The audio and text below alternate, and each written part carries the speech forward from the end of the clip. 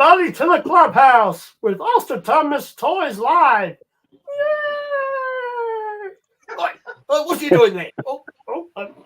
I better exit stage left. What's going on there? I got my seat. Cheeky little frog. Here, put the old frogmonger back in the old dungeon cell there. You've been a naughty little frog. What's going on, everybody? Fresh off of Brick Something News, here we are at the clubhouse. I am still having my smoke phase and brewing some coffee. Ed has not rejoined us yet, but you know what? We wanted to keep it as close to 10 o'clock as possible, as that seems to be our normal starting time anyway. Because this old man has to go to bed in half an hour, so you know. That's true. We gotta, while we have him here, we gotta utilize it the best. What do you got there? What are you playing around with, Payne? This is the head that Travis printed for me. It's the mandrill head, and I'm playing with my AWOC with it on it. So I'm definitely going to be painting that at some point soon. Very cool. Very cool. I like that mandrill head. As we just saw a very simian reveal from the new Ox Crew 2 wave, which just a lot of really good parts there, both new and reused parts that all looked amazing. It was great. So let's go around the table here. We got Aaron Payne's Toy Samples with us. My buddy's Customs Outdoors here. Not Kermit the Frog, as you were all seeing earlier. I'll deal with him later. It's okay. He gave us a very nice intro, and I loved it. Absolutely. I'll be easy on him then. Yeah. Take it a little easy on the frog. And then, of course, Cobweb Collector joining us. What is going on, brother? Last minute. Hey, man, you're always welcome to join us here at the clubhouse. We love having you. So thank you. Brick was still going when I checked a minute ago. It seemed Brick was still live. His recording still going. He finally ended that last half hour is Brick and his wife having a conversation. No. He's like, we got to retreat to the behind the scenes there, I think. That's not quite it. So as we were all leaving, Brick was in a hurry to get out and do some family things. So him and Ed backed out of stream real quick and left it running. So Joe and myself were still sitting live on stream without Brick, and that was just fun and interesting. Yeah, I saw 10 people watching when I looked too. There's nothing going on. 10 people staring at an empty screen, probably just like, hey, Brick's live, what's going on, what are we waiting for? I did reach out to Brick, and he did finally end the stream. Is this thing live? Yes, yes, we are live. You're not Memorex tonight. Damn. What's happening, brothers? It's good to see you, man. Good to see you again. Yeah, been a long time, Oz. Been a long time. Travis's mandrill head on the AWOC figure. Oh, wait, I got to see that. Hold on. Yep. Pulling them up here. Oh, nice. Look at that, right? That looks really good on there. Really good painted up. Yeah. Especially on that gold body, the gold armored body. That thing is awesome. Yeah. And we were just showing Aaron as we went live. He was pulling up and looking at the new Ox Crew 2. Highly in Dread asking if he can join at some point. Dude, absolutely. You're more than welcome to join. John, you're welcome to join us as well, and so is Dave. Actually, you know what? As a matter of fact, why don't we just start making our way through the chat here? Let me go ahead and start a few more of these comments I can pull up. And then we'll get started and get further in the way. We'll talk about some of that awesome stuff that we had just seen over on the news and with that new reveal from Ishkan. And then we'll get into, I got a lot to unbox tonight. So that's cool. But I think that works. He's a little fuzzy, but Oh, Bud, hold on. Let me bring him up here real quick. I got it. Oh, you got it? I got him. Yeah. Oh, I like that. Trim that back piece. Yeah, I did. But I'm going to have to take the handle off the shell, which I was planning on doing anyways, because none of my turtles are going to be holding these as shields, because that's just dumb. Well, yeah, putting it out there like it is. That's just stupid. Yeah, I mean, take their shells off. It gave me the idea for the coming out of their shells cloth goods, which I love. but no, they're not. Like Slaker, I could see because he's a robot, but yeah, no. Yeah, for sure. Him being a robot, definitely. It's fitting, right? It's fitting. Okay, all right. Gonna run through the chat here real quick as everybody's piling in. First in tonight, we had all about the villains. Yo, yo, yo, what's going on? We have Hylian Dread in the house. Highly articulated, letting us know he's got a big package too. You know what? We can confirm that. We'll get Amanda on here to let us know. Yes, we've got a lot of baggage. That's harsh. Oh, We'll just pull the wife into this. it's okay. Me and Jacob responded to that. I told him it's a little too early in the show for that conversation. I was going to say, I started that comment to bring it up here. Yeah, I'll just take your word for it, Adam. I need to prove it live. All right. We've got. I wanted to prove it live. I can also be the judge, so like just. I got that bone. Your boner coming in. Yeah, got the boner coming in. I got 2 boners in yesterday. Dalton and Bison coming in. Oh, nice. Gotta love the Jada toys. Gotta love them. All right, we've got Fat Red Foo in the house. Nolan here, making sure we are officially Toy Tube. Dave's Dimension joining us. Justin Booth. Todd C is here as well. The Collecting Brothers John's probably in the house. We have Radnom with us, the Random Diorama, making some awesome stuff last night. I was tuning in on it, so collect and chill. After Let's Go Off-World, before jumping on a bit of Punk's Pit. I was all over the place last night. I didn't realize he was having a Punk's Pit, but yeah. Right. He did. It was Ken's first appearance in a Punk's Pit. How late did he go last night? I logged off at like 4 something, and it was still going. I bounced at midnight, and then I jumped on to Radnoms. I could have jumped back in afterwards. Yeah, he was still going. It was like 4 something. You could tell he was tired, but Pop Lender and Down South, all the guys, they were still chatting and stuff, and he was just kind of, letting them go for the most part and chiming in. But at a certain point, even I had to call it a night because I knew I had to wake up early today, so I wasn't getting too much sleep. Well, I got it off, kind of. Uh-oh. Snapped it in half. Well, it's one way to do it, right? Well, it's it's kind of a shield anyway. Any other way, might as well. well. Yeah. Well, there was the first shell I was able to pull it off, so I could plug the part in and out if I wanted. But then doing it on every other shell, they all broke. They just broke. Damn. Maybe if you heated them up a little bit, they might. Is it like a separate piece or is it molded? So it's a pegged piece. It pegs here and pegs here, and then there's a bar for the handle. Gotcha. I pulled it until it either pried off or broke, and it broke. So whatever. You're pulling the teeth there, Bud, sir. Shell's fixed. Well, speaking of that, we got Black Cat 91 saying, Bud. That is my friend Cat. Good to have you here, Cat. Thank you for joining us. Wait, but Bud, you have friends beyond us? Okay. Yeah, don't give her anything sharp and don't give her bricks. Good to know. Can't miss the industry. Yeah. Brick's wife may have something to say about that. Keep her away from Brick. In our last D&D game we played together, she bludgeoned a dwarf to death because he was sleeping and she was trying to wake him up with a brick to the face. Well, He never woke. Hopefully you guys I'm going on in there. Just picturing somebody picking up brick and beating a dwarf with them. Cat totally would.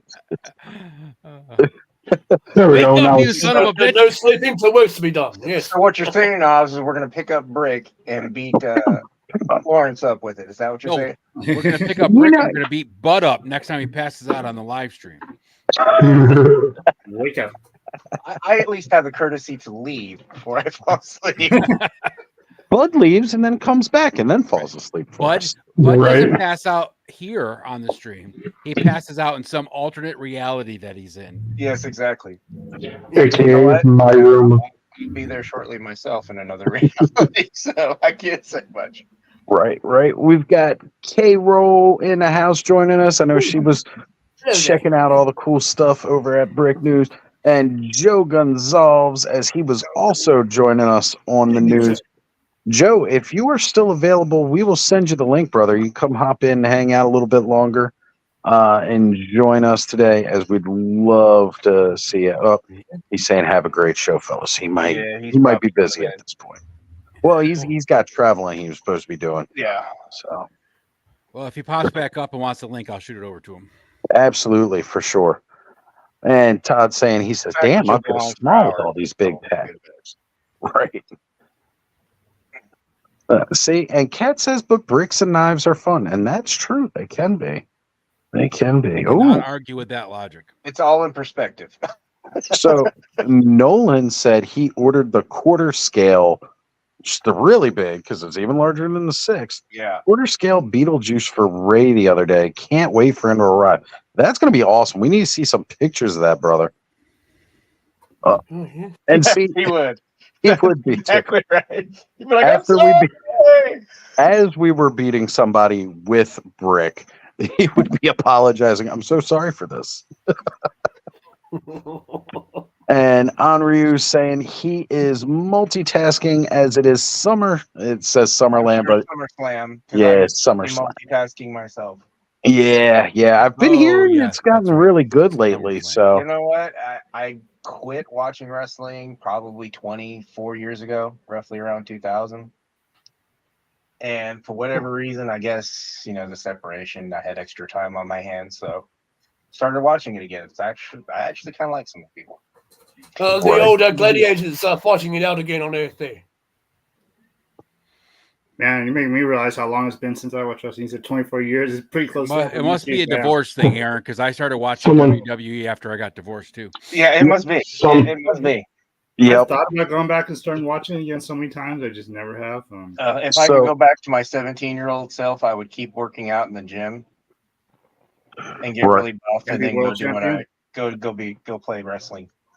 So, like 90s, early 2000s, I was all about it, Yeah, same. And then kind of honestly, that's the best time. Let's call it what it is. It was right. Attitude Era was the best. Real competition. I like to think of it as a larger term for the era, like from all the way back into the late 70s, going through the 80s was amazing. Then it evolved and changed coming into the 90s, making it even better. And then rolling into those getting rid of all of the cheap, weird gimmicks for the most part. But keeping the ones that were really good. Right. Keeping the ones that were good. Yeah. I grew up in all those cheap 80s gimmicks, and I love them.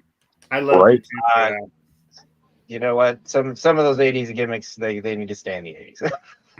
Well, they don't belong here now, but they were good in the 80s. Yeah.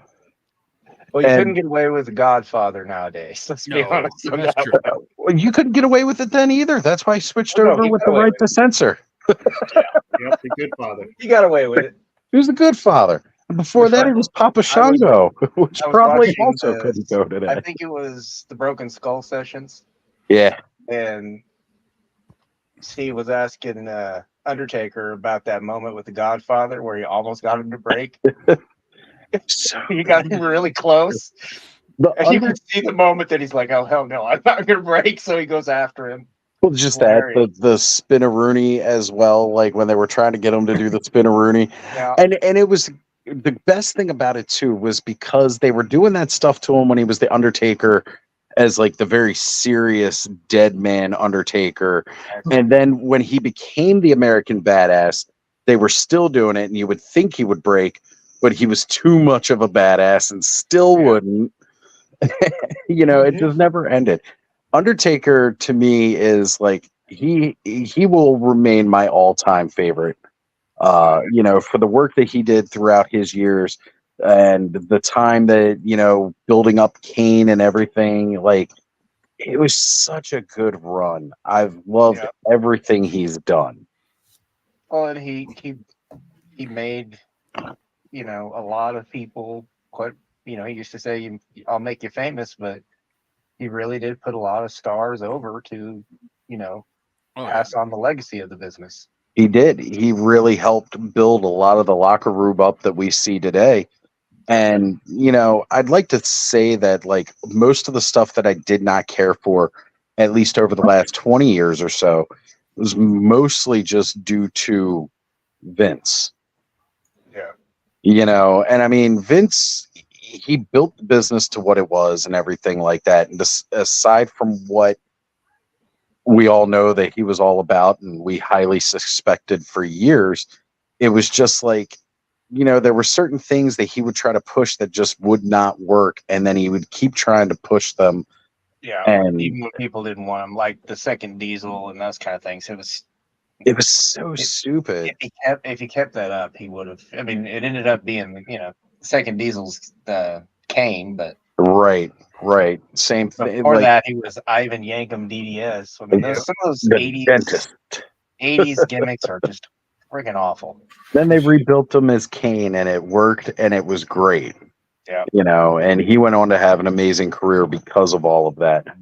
But like, really giving the talent aspect of everything to Triple H and having him start running that more, I definitely started to see that return of, because Triple H has always been all about the business, and he does a lot better choices with that. And I really like to see it, because there are certain superstars, like people like Bray Wyatt, who they needed to be given the space to do what they wanted to with their characters, to have them go the route. And then the problem is they build up this really great thing like The Fiend, but then had no idea what to do with him. Oh. And that was the rough part. Craziest thing about Kane, whole story. Do you remember when they had like the second Kane come in? Kane already was unmasked, and then they had Kane come. Yeah, they had him come in with the mask. Yeah, and then that storyline just died off. Like nothing ever happened with it. The story was behind it. Kane was going, like, Glenn Jacobs was going to retire or want to leave, and they wanted to keep the character as Kane. And so what they were going to do is say that Kane that came with the mask was actually the real Kane the whole time, and Glenn Jacobs was a psychopath. Yeah, just impersonating him the whole time. I was like, there's no way that would ever work, because everybody loved him. Like, nobody was going to accept another Kane and say, oh, this was the real Kane the whole time. Yeah. So, Dave, we definitely got room, brother. You are more than welcome to join. All About the Villain says, hey, the fun house with the puppets was pretty entertaining. No, like, I don't disagree with that at all. Yeah, I thought that was one of the best. You know, again, everything they did with Bray Wyatt, with the starting, like doing the cult leader thing, and the Wyatt family, all the way up to the fun house. They're currently doing the Wyatt 6. I've seen, but I haven't gotten into it. I know that's his brother's Uncle Howdy. Yeah. So. And that's, he didn't have complete creative freedom because they were still doing the ones booking the matches. He was able to do a lot with his own story, but it still had to be against the people that they wanted him to go against. And because of that, it limited a lot. For him is fantastic. Yeah. Yeah. You know, I didn't watch wrestling when he was in the ring, but that documentary is just fascinating because of his dad and his uncle. Right. The whole Rotunda family, and they were great. Yeah. So again, just, you know, he was the best thing about wrestling, I think, in the past 20 years, really. His story and everything that he was trying to do. And it's a shame that we lost him. And like I said, I would have liked to have seen them explore more with the Fiend, but they just jobbed him out to whoever he was going up against, which cheapens. The Fiend is supposed to be this intimidating, dominating force, and he would keep losing, and he wasn't as scary or impressive after a while. And that's what killed me about it, because I wanted to see him really, really run amok and just be that force to be reckoned with. What's going on, Dave? Good to see you, brother. What's up, man? You guys were talking wrestling. Hello there. We talk a little bit of everything We on. talk a little bit of everything, but because I'm part of that group where I kind of like faded off of wrestling probably about maybe 10 years ago or so. Yeah. You know? Yeah, it got stale for a while. But like I grew up with, you know, because I'm 45, so I grew up watching Junkyard Dog, Act and Smash and Demolition, you know, just, I mean, that was wrestling we grew up with. But then, of course, Attitude came through. And I mean, hell, I remember the first time I saw Undertaker was in a movie. Right? Yeah. You guys know what movie I'm talking about. Urban Commando?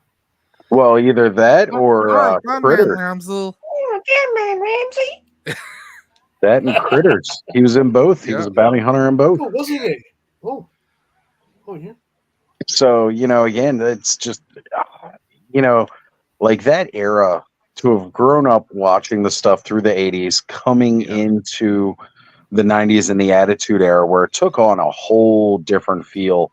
The Monday Night Wars was definitely one of the best things to ever, you know, I think that's really one of the Generation X, I mean.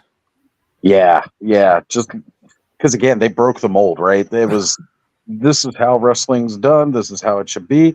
And then here comes along Shawn Michaels and Triple H getting them together to go do what they want to do when they want to do it. Yeah. And letting them do that, it was like, no, this is what we needed to really refresh it. And thank God for Vince letting them do it, because they were losing hard to WCW at the time. Yeah, I mean, Monday night was it Monday Night Nitro? I think it was called. I mean, that was it was starting to pick up a lot of steam, but then, I mean, well, they were taking all the big names. All the big names in WWE at the time were switching over.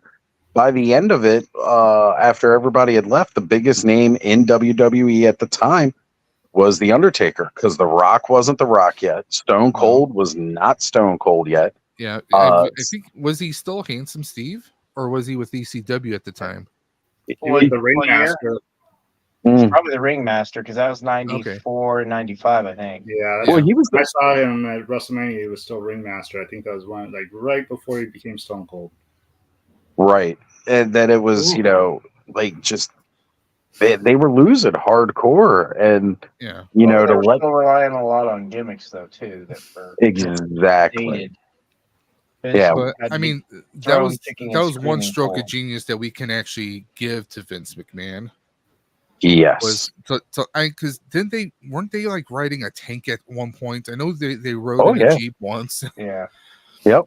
They did the Jeep riding up to the doors. It was a stationary tank. I don't think they were riding in it. I think they were like sitting on it. Yeah, but they definitely rode the Jeep. The Jeep, right up to the doors of WCW, and that was great. I really I remember seeing that. Like, oh my gosh. You know, and it's fun to think back of what would have happened if WCW let them in and they opened the doors. How that would have went. Well, I mean, do you think we could possibly see something like this happen again? Because I forgot where I saw it, but it could be just rumors. But I saw a story about Shane trying to buy or acquire AEW. I don't know about acquiring, but maybe being a part of it. He's supposed to be joining it. He's not supposed to be acquiring it. I was going to say, Hylian brings it up here, saying about Shane McMahon was meeting with Tony Khan. So, I mean, it might be very similar to what we saw when, Vince started, he was kind of always over top of like ECW in a way. I mean, didn't Triple H just recently have like he's been letting people from like other companies just come over and make appearances on the big pay-per-views? So I mean, because it helps. It really does help. You know, it helps grow the business as a whole, not just the brand. Like Vince was all about building his brand, whereas now I think they see with the change in the way media is that you can't just be worried about yourself. The business has to grow as a whole. Kind of like how we do the clubhouse here. It's an idea where all of us, different content creators get together, hang out, and just have fun together, growing the entire community together. And that's what they really need to see happen. That was one of the cool things about back in the days of the territories, where you'd have a champion from one territory travel to another territory kind of thing. Oh, yes. That's how Ric Flair was so big. Hell, back in the 80s, I think, or 80s, maybe early 90s, comic book companies did that. We had DC characters crossing over with Marvel. Yeah. We would have stuff like that. And I think, like you said, it is good for the industries themselves, because it's like, wait a minute, you're someone from this company's coming over to here just for like the one night. Oh, this should be interesting. People are going to let me go check it. Yeah, it's a no-brainer.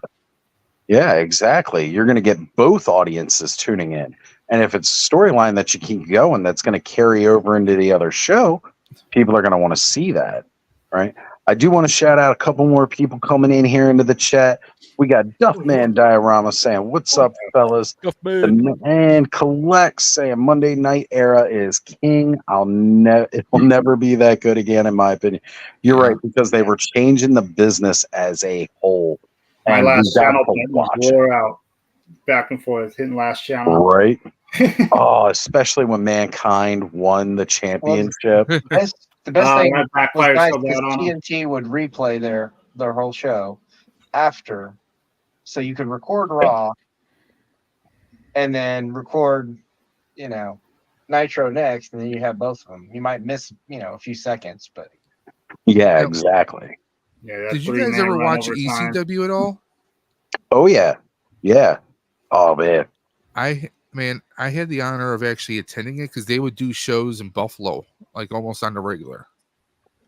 We had Erie Community College. We had the Burt Flickinger Center, and that's where they used to. And that was an experience unlike any other. Like, going to WWE shows is one thing, but ECW, you're a part of the show. You're handing them your chairs and just letting them go at it. Sabu, Tommy Dreamer, just it's you can't even describe it and give it justice. Well, again, even just Paul Heyman, Paul E. Dangerous, he's one of the most amazing things to ever come into the wrestling business, in my opinion. And he knows the business well. He definitely sees what works, what doesn't work. And I'll be a Paul Heyman guy until I die because of that. Yeah. We got Viper Scout joining us. Hey y'all, what's up, Viper Scout? Glad to see you here. Closest I've been out is seeing JCW live. Okay. Yeah. It's pretty ECW-ish. Yeah, we got some pretty good local stuff here. MCW, which is pretty well known. They put a lot of people up. Like when Ring of Honor was going around, a lot of talent went to Ring of Honor and stuff. Even people that you see now in bigger shows like AEW, like Adam Cole, he went up through that.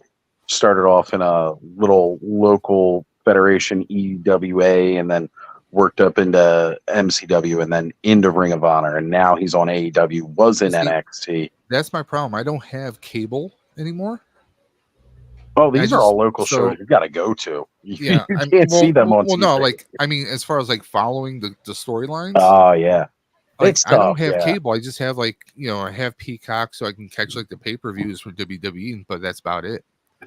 So I have to rely on. Do they even actually do the WWE Network anymore? No, it's integrated into Peacock. Yeah, it's all on Peacock now. Man, but of course, another year or two, it's going isn't Raw going to Netflix? It's just Raw No, it's next year. It's not next year. Okay. Yeah.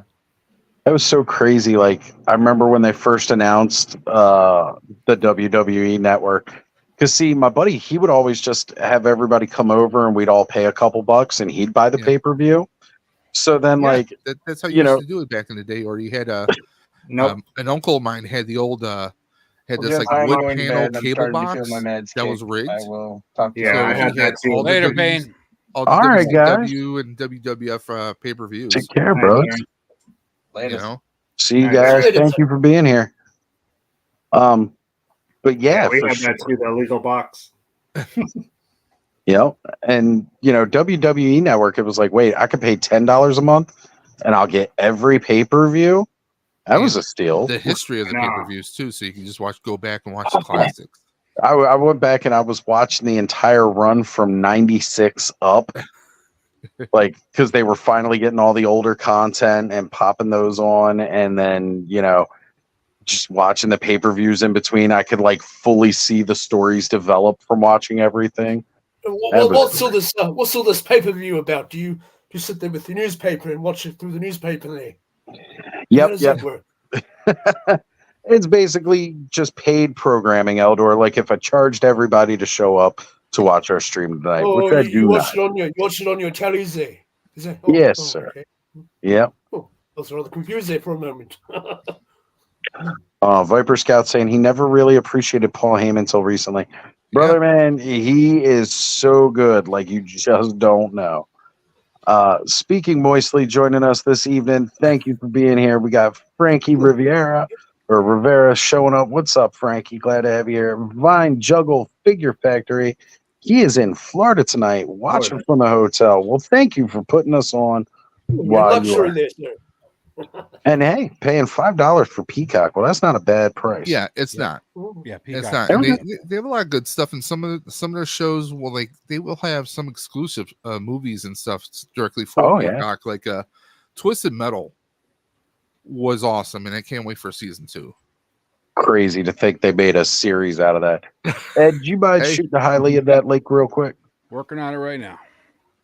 I appreciate it, brother. You are on top of it. I love it. So, guys, I'm going to finish up the cigarette, then I'm going to head inside, grab my coffee. We're going to bring up some pictures of some of these the most recent Ox Crew 2 release, some of the greatness that is coming out of that if you guys weren't watching the news. Some really good stuff. I think I've seen the next figure that Cobb's going to buy from the Four Horsemen. What I saw today. That's the only one that really caught my eye real quick. I haven't seen them all, but I saw that one. Yeah, so good. I'm fearing. Oh my god, that's a definite one for me. I'm fearing this because I've never bought a Four Horsemen figure. I've had Dre gifted me a couple, but it's like I'm going to Fan Expo in Toronto later on this month, and I'm afraid I'm going to see some stuff there that I might just have to scoop up. But I'm hoping not.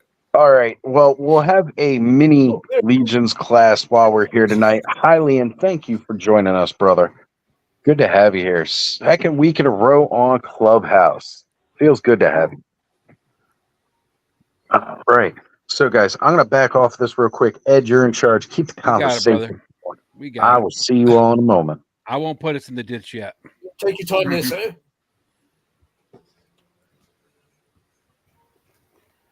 I've been behind on being able to do videos. I think I'm going to open him up tonight. Ooh. Wait, hold on. Let's bring Well, Cobb. Let me make it big, Cobb. Splinter. Oh, yeah. He looks good. Yeah. I was going to do. I've had him for like, I don't know how long now. A week, I mean, who doesn't love good Splinter, right? I'm having such a hard time recording anything, working nights now. I'm like, I'm just going to open live. He's been out too long. Well, what parts of Roboto does he come with? The chest piece and I think his back shell, it looks like. Oh, all right. So I'll actually be able to start attaching stuff together. I got all the pieces here because got legs and arms and everything, but nothing to attach it to in the head. Well, that's the big thing, isn't it? Always trying to find the other fellow so you can gather up all the other parts and what have you. Can be a bit of a mission. I understand it. Yeah, I think all we need now is the two Bobsteady comes with the two Bobsteady. Yeah. All right. What were you showing off there, Dave? Well, I just unboxed 30 MDLX Prime. Oh, nice. Cool. Well, the older one, but he's new to me. Transform and roll out. That's right. Even though these don't transform, I mean, the detail on them are just insane on the back. Yeah, I mean, they look really good. I had a Bumblebee, and he poses like there's no tomorrow. Oh, yeah. He poses perfectly. I love. I'm getting Jazz when he comes out next year. Yeah, I was thinking of pre-ordering Jazz because he really does. He looks really awesome. He looks amazing. So, post-breakup Splinter. And to answer your question, Vine Jungle, I think they'll end up not Splinter's one. Where is it? this one, skeleton builder question. Sorry. I'm sure they'll end up somewhere at more shows and stuff, but they're going to be something that probably the Four Horsemen sells at the shows or directly on their site when they have an in-stock sale. You won't see them in other stores. Not that version of it anyway. I accidentally, they put up those 2 Origins. I'm finally getting those 2 Snake Men. I've been waiting to get the Big Bad Toy Store put up, Lord Grasp and Terror. Yeah, I pre-ordered those so I fast. went over there, put it in my cart, and press ship, and I didn't realize I had Scourge in my cart too because I was looking at him one time. So I did that the other day. I about 2 weeks ago I did that. I ordered something from Big Bad that was exclusive to them, and didn't realize I had something else in my cart. And all of a sudden I'm like, where did the extra $25 come from? Yeah, I was like, where did $73 just pop up Yeah. from? I was like, holy crap! And I was like, well, shit, I did want him, and I wasn't gonna go back and try and cancel it or anything. Yeah. I was like, you know what, just let it go through. That's what I was doing. I was like, do I go back and cancel it, or do I just I really didn't want to spend $73, but yeah, shit, just let it ride, I guess. Yes, I heard somewhere that the exclusives like your Walmart and Target, they might have a certain time or a run. Yeah, I had heard that, but I was getting kind of then they move on to the fan channel. So I'm hoping they might do that with old Modulock there. Have been an Amazon exclusive, but yes, you never know. Oh yeah, he's Amazon. Don't they have a Amazon Eternia, Eldor? They have like Amazon Canada and South America. We're not all caught up. You see. Oh, okay. Just your township markets and what have you. See what they get. That's why Bezos is investing so much into the space program so he can get out there. So hopefully one of your fellows out there will be able to bridge the gap there, as it were. Bezos is trying to launch himself into space so that we can't get to him for Him and Musk are Bond villains, I swear. They are 100%. All right, good to be back here. All right, I'm gonna fill up my coffee cup, and I'll be right back. We'll see you shortly, brother. We're talking about wrestling, and now you guys are tag teaming. That's what we do here. That's what we do. In the family-friendly meaning of the term. The family-friendly version of it. This is a family-friendly show. Well, okay, maybe. So I better get into opening something up, I think. Definitely. Get in there. Open some stuff, guys. Open some stuff. While that's going on, I'm going to bring up Four Horsemen here. Because, again, just a lot of the stuff they showed off tonight was great. And we've got Gaz joining in the chat. What is up, brother Gaz? Good to have you here. Hello, sir. All right. See if I can still remember how to do all this stuff. Let's go share screen. Did you say there was a pay-per-view tonight or a wrestling event? There is. It is SummerSlam tonight. Oh. Well, I'm going to open up a tab since I have 2 monitors. Sounds painful. All right. I'm trying to remember if that's a 1-night event or is it 2 nights? I couldn't tell you anymore because it seems they're doing more 2-night stuff these days. Oh. All right. So this right here is Hylor Kryn. And Hylor is one of the first reveals we had of Ox Crew 2. What's going on, Lawrence? Good to have you here, brother. Oh, Lawrence, sir. Good evening. Good to see you. So is that Cosmic Legions or is this something different? This is Cosmic Legions. Ox Crew was one of their Cosmic Legions waves. So he here is a former Tusk empiricist. But they gave him this full, kind of, I'm loving this desert wasteland theme they're going for the Ox Crew stuff here. Like you fully see it in the whole outfit. Desert Helldivers vibe going on. Yeah, he's got his whole little mace here, which is very similar to a mace that we saw previously, except this time it's got blunted tips as opposed to sharp, pointy, spiky ones. So this is their first announcement. I'm loving this alternate head sculpt here, the paint apps to that. Loving the soft goods on this guy overall. Just outstanding. This is everything that comes in package. So you got your standard rifle, standard pistol, the little mace, the shield. This right here is the skull of Escapeback, which we had previously seen. Then we've got next up Jabari Key. So she's got some really cool soft goods. Again, another outstanding face sculpt. A really interesting kind of like taser style weapon here that I like. I love the colors on this one. Really do. Another former Tusk empiricist, because Tusk are like the big bads of Cosmic Legions. They're like the big evil corporate entity. So the rebreather or the oxygen mask thing is a separate piece from the face sculpt. So you get both of that. Plus this head sculpt would look really good if you picked up the Gods of Egypt 2-pack from Figure Obscura. That face would definitely look good on that body too. The soft goods would lend themselves to those figures also, I think. Agreed. The soft goods are one of the best parts of this. So here we find ourselves with the Ox Crew Mechanic. This is Cog. So very monkey, very simian inspired with the face sculpt. Really, really cool. He's got like this big power suit that all the Ox Crew people had.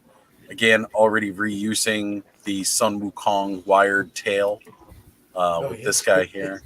And even though he's got like these short, stubby legs, one thing they were doing was they were showing comparison images.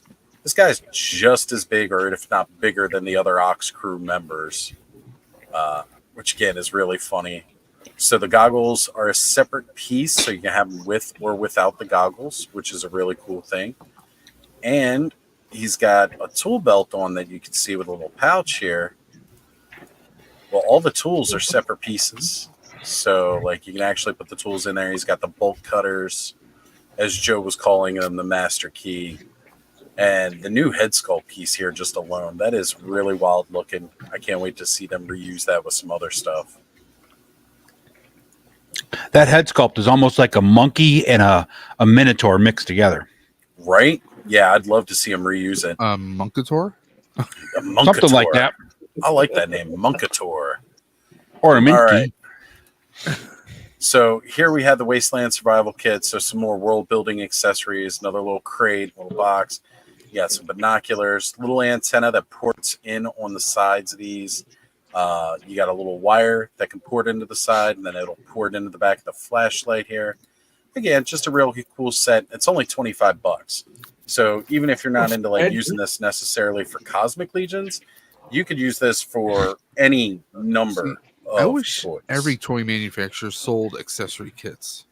Well, that's one thing we were definitely praising them on tonight, because they did this as well for the first Ox Crew wave as well, where you got a really cool like accessory set. And again, at $25 is super cheap, and you could use it with tons and tons of stuff. All right, Thanos Copter in the house joining us tonight. I'm just seeing him popping in. Brother, I'm glad you're watching us, even if you're not here on screen tonight. Thank you for being here, brother. So here is their Buzz Off homage figure. The figure and Anthopheles is the Buzz Off homage, and it's based exactly off of a custom figure that was made by one of the community, David Williams. Oh, yes. He's worked with them a lot on art, different pins that they've done. He's a big customizer in the community. He built this custom figure when they first had the Sphexians come out with the wings, the clawed hands, tusk legs, and they basically took the entire design and just remade it. You know, now this is the official release from the Four Horsemen. They threw in the Sphexian head as well, which just really, really pushes this thing over. It's a great figure. And again, this is Cosmic Legions, even though he's got some medieval type weapons. You got a pole axe here and a short barbarian axe. This is a must-have for me out of this wave, because he's just great. And it's Motu as well. You can't beat it. But the Motu homage is just incredible. I love that they keep doing them, considering where the Four Horsemen have come from. This is a really, really great figure. So then we've got our Thraxian Hunter. So we had the Thraxian Scout in the first wave. Now we're getting one of their hunters. So they've colored in the armor bits, so now they look more like bone, which is really nice touch. Again, the soft goods. C. Jessam is doing all their soft goods for the Four Horsemen now, and they are just incredible. They look great. Here's the alternate head. So he's got like a bone helmet in this one, kind of an armored head, and then non-bone helmet. I love that like reptilian style body. I love that we're getting it in brown, not just in green. Kind of reminds me of like the little knoll lizards. When they're cold, they're a little brown, and then when they're warm, they're green. So it's really cool seeing this. I love his little war club. You know, just that bone. This staff, I could definitely see using it on Mythic Legions as well. You know, little swig action running around with a giant staff like that would be great.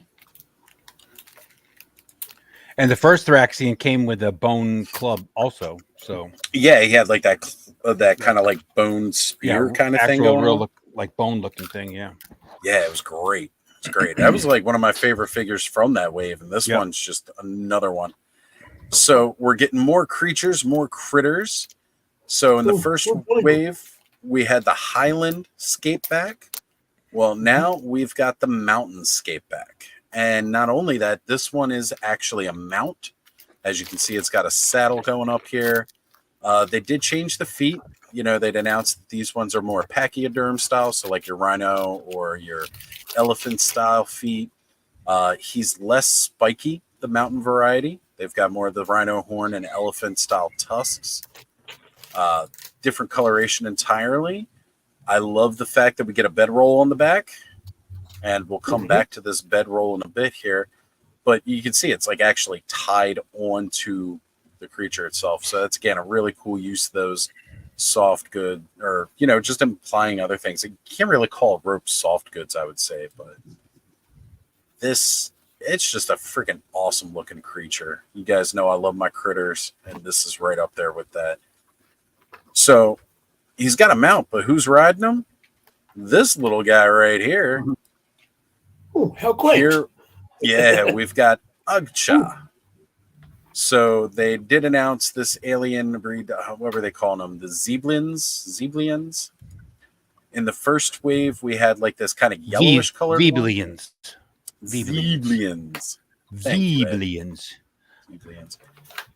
So an amazing poncho, really, really great soft goods.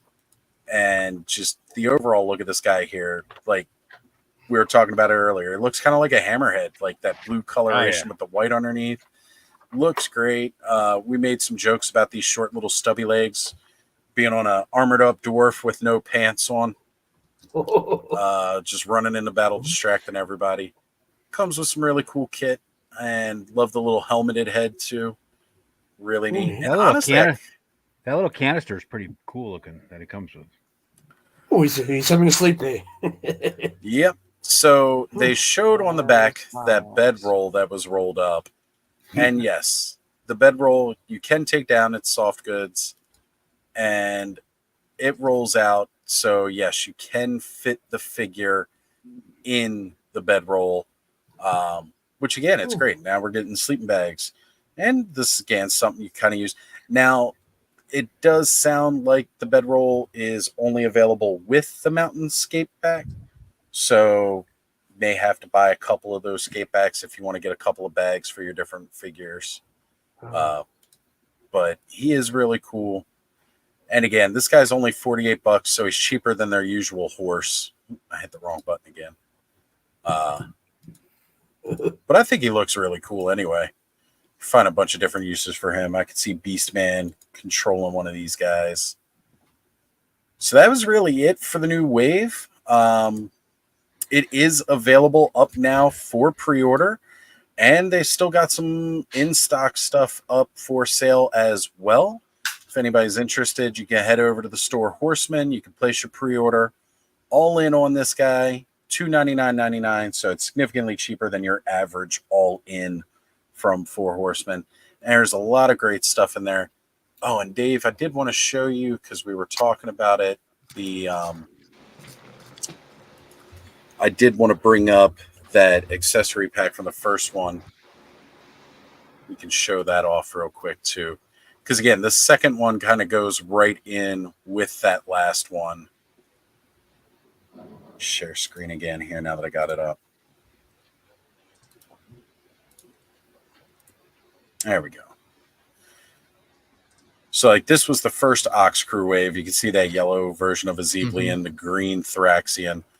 But here they called it the Campsite Collection. But, you know, like a bunch of like retro sci-fi styled just parts. You got like a generator here, different packs. You can open this up so you can store all your stuff in it. But I mean, yeah, that would fit in any like NECA figures you might have. Maybe like doing like an Aliens Xenomorph. Right, type thing. exactly. Marvel Legends that could be used for just it anything. can fit in anything. We were talking about that, Dave, for sure. That you could use it for any type of display you wanted to put it in. Exactly. So it's just something really cool that you can get. These were pretty cheap. Again, it was only like $25 for this as well. You can still pre-order these through the retailers. These are no longer available through the store Horseman.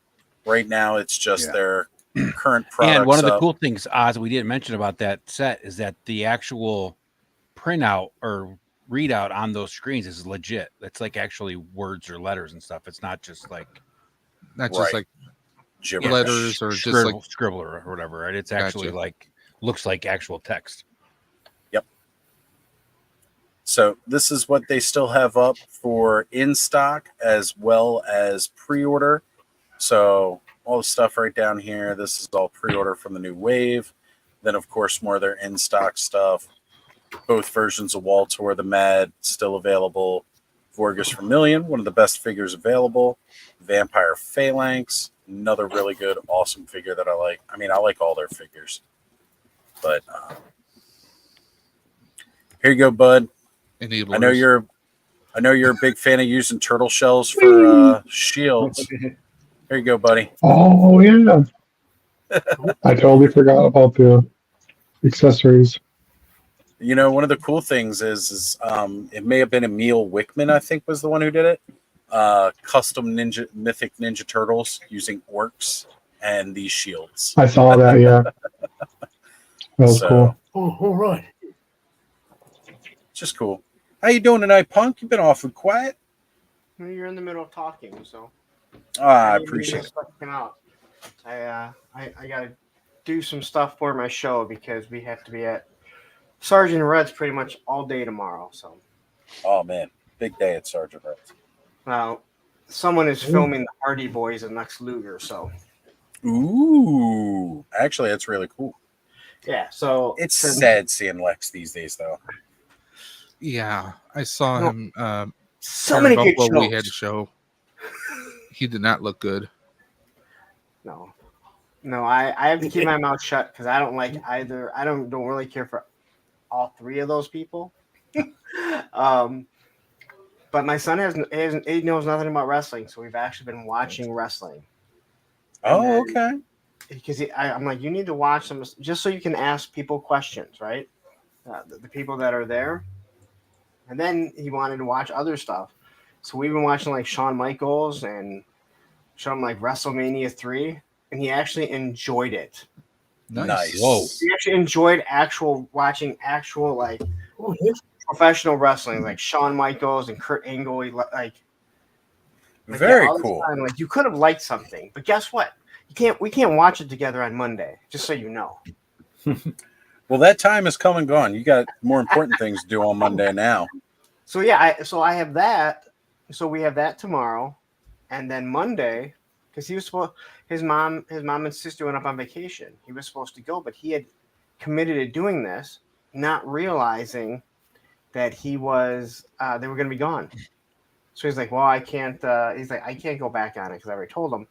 I was like, if I can take the day off Monday, I will drive you up there. So it's 4 hours away. So basically, I'm driving 4 hours, having lunch with I'll probably have lunch with him, Olivia, and my ex, and then I'll drive home. and hopefully have my show ready, because I don't really want to be trying to figure out my show on the fly again. Well, if you want to talk about some Legion stuff, there you go. You just got the brief rundown. I'm glad because I will be putting all that in my slides while I sit here on. Because tomorrow I'm going to be at Hella Dope Toys too. So. Well, I'm glad I could help you out there, brother. What are you doing on Hella Dope Toys? What was that? I said, what are you doing on Hella Dope Toys? Oh, they wanted someone to make fun of or something. Oh, that's my job to make fun of you. Okay. Oh, okay. Well, that all makes sense now. Guys, it's going to be a weekend making fun of Larry. So, definitely chime in on Hella Dope Toys tomorrow night and check that out. Larry's known to bite back, though, a little bit. So careful. Poke it your own way. After Sunday, I have to get online on Facebook and tell everyone how many things that I've done in the past 7 days. Man, that's a long list, Larry. I know. But that's what other people do. It's true. People post things on Facebook. If I used Facebook, I might see that from time to time. I basically... You roll your eyes. I jump on Facebook and I check out the cabal, and that's really about it. All right, I did want to shout out here. We got some people coming in from Punk's chat. We've got Gun Bunny Customs. What's going on? Good to see you. NorCal Voodoo is here. I know Gaz jumped over into your chat, and just kind of keeping up with things here, seeing who else we got coming in. Good to have you all watching tonight. Thank you for being here. And go ahead. Oh, so I thought I noticed this last time that I simulcast, but I just tested it to make sure. So I posted in the StreamYard chat saying hi to the guys on mine. It only goes out to mine. It doesn't go out to everyone else's, because I'm myself right now. Like they can't even make it so that goes out to everyone. So if somebody, it's weird. I used to post in the StreamYard and it would go to everybody's chat. Now when I do it, it only goes to my chat. Yeah. But other people, when they post in the StreamYard chat, it'll go out to everybody's. Like when Allison does it. That's because she's not simulcasting. If you're simulcasting, it only goes out. At least is what it looks like. Yeah, it looks like it's only going to the one that you're actually which is stupid. Yeah, which is absolutely. It's already stupid enough that like people on mine posting can't be seen on all of them, but we can still see them. So you would think that if I post in our, on StreamYard, it would go out to everyone. Well, see, that would make sense. Yeah, so if someone says something to me on Oz's channel, I have to switch over to Oz's to reply. Yeah. It just it's frustrating. It's for first world problems, yeah, but like, come on, you can't figure that out. Like you can't just figure. Well, that should be another Facebook post if you just bitching about how StreamYard can't fucking work with YouTube. After all the stuff you've done in the last 7 days, you have to deal with that.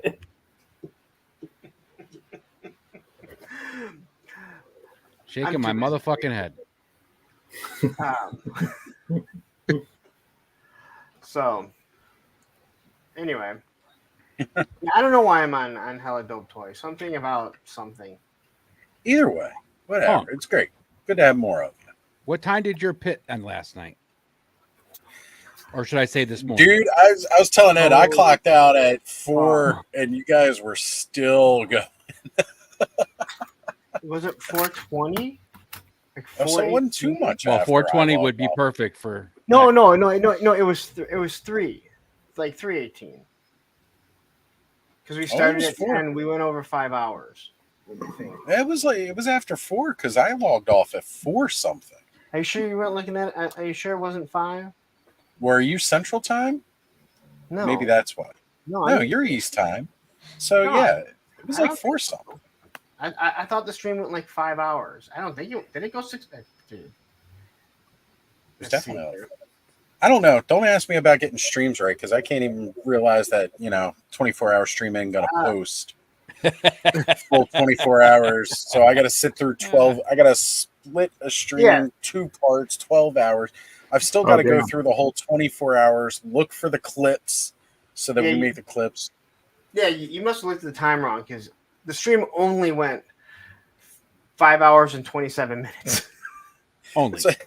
And I was like this. I'm like, and someone finally, I think Pop finally said something. I'm like, dude, if Matthew, you want to do it, I don't care. But there were a couple times last night where I thought you were going to fall asleep, man. But Pop Blender, you and me both. Bless his heart, man. He was going.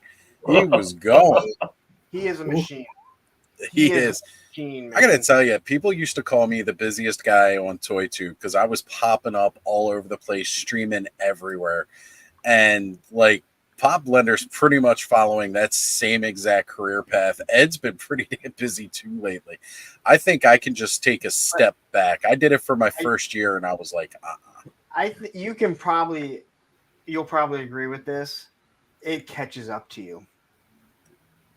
Because I told you personally, man. I'm like, you're going on too much stuff, and then what happens is no one has a reason to tune into your show because they're like, I've already heard this guy like 4 times this week. Yep. Yeah, if you're just having the same conversation on every stream you go to, there's really no like if you've watched me 6 times this week have the same conversation, maybe it was different people, but a lot of the people you would still see here tonight. So there would be no reason to tune in. And it does get to be a lot because it consumes everything. I've still got people now who tell me I still stream a lot because I'll do this all Saturday night. And I'm like, yeah, why are you judging this? This is how I spend my Saturday night. This is what I like to do. I enjoy this. I enjoy hanging out with my friends talking about toys. I think people see it as like, well, you're not going out, but it's like, well, we're all hanging out. I think I'm socializing in a much better, comfortable way to me.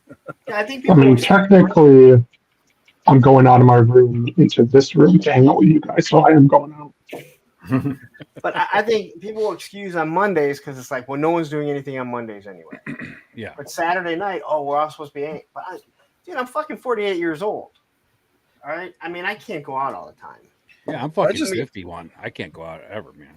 What am I going to do? Like every now and then. Yeah. I mean, I don't go out to the bars and drink. I've been sober. And what am I going to do? Go out to an all-you-can-eat buffet? I'm already fat. I'm not going to go out to an all-you-can-eat buffet and hang out all day. But, stay You're home. not Save fat, money, Ozzer. You're plushy. Squishy. Oh, thank you. And look, Fat Red Foo is saying, honestly, Larry really made me feel welcome last week on the Clubhouse. Aww. Made me not so nervous. Because that's right. Last week with the 24-hour stream, we had a lot of people coming online to the Clubhouse for the first time. Fat Red Foo, it was great having you here with us, brother. Thank you. Finally getting to put a face to the name. It's not going to stop Larry from calling you Fatrid, though. I get a bad rap. Although yesterday I earned that.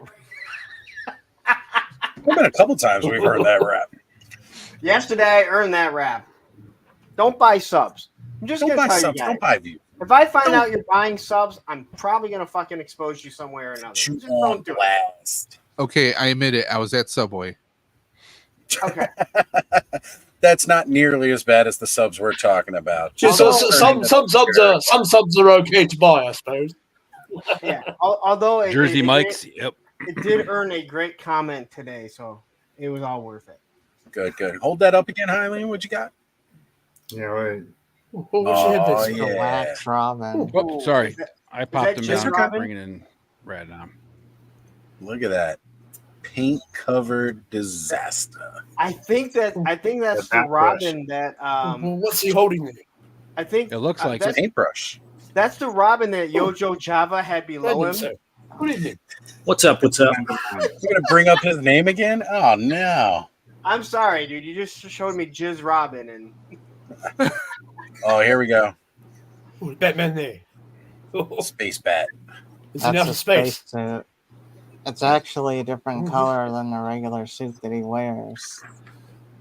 It's more of like a blue, and then he's got like the purple cowl and boots.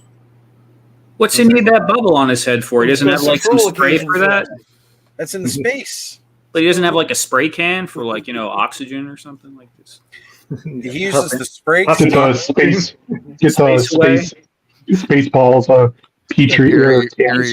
Instant Petri air cans, yeah. Yeah. So Carol's saying, wait, I missed Fat Red Fruit Lots. That's what I said too. I was like, I'll have to go back and watch. You can't. I must have passed out during that. Streams. Here's the Disco Robin. That Nightwing is so good. Disco Nightwing, I mean. Nah, Disco Robin works. Same thing. Saturday Look night. at those bell bottoms. And then he's smartly dressed there. here's Bookworm. And the crazy thing is his coat, like his jacket and his hat, are like a soft rubber material. Okay, so you can still have some articulation with it. Yeah. The coat does come down pretty far down the waist. Nice. I'm pretty sure that was Eldor when he was younger. Was Here's the Before the last beard one. came in. Here's the last one in the wave. It's Alfred. Nice. I gotta love the Alfred Fancy figures. feather duster. He comes with this phone too. He comes with the red phone. That's right. That phone. Gotta have it. All right. So Nolan is asking you here, Hylian, are you getting the new 7-inch Adam West Batman? Yes, I have it pre-ordered from GameStop of all places. You know, whatever works, as long as it eventually shows up. I was talking about that last night. My last pre-order from GameStop never came in. That was Ratlore and Cobra Khan. It sold out everywhere, that Adam West figure did. And GameStop, of all places, was the only one left. Like I said, that's what happened with me with Ratlore and Cobra Khan. The only place that had them for pre-order was GameStop, so I pre-ordered them there. I'm still waiting. You can't get them anywhere else. Not well. Now probably. Because now this was before like Big Bad Toy Store got like their restock and stuff. I've already got the figures since then. I think it's funny. I still have them on pre-order at GameStop, and they haven't come in yet. And it's like 2.5 years later. Okay. I know he's been seen already, but man, I love him. This is awesome. Well, I haven't figure. seen him yet. I don't. Again, I'm not collecting that stuff, but I need steroid splinters. Dude, he's freaking dope. I love him. He looks so. I'm liking the feet.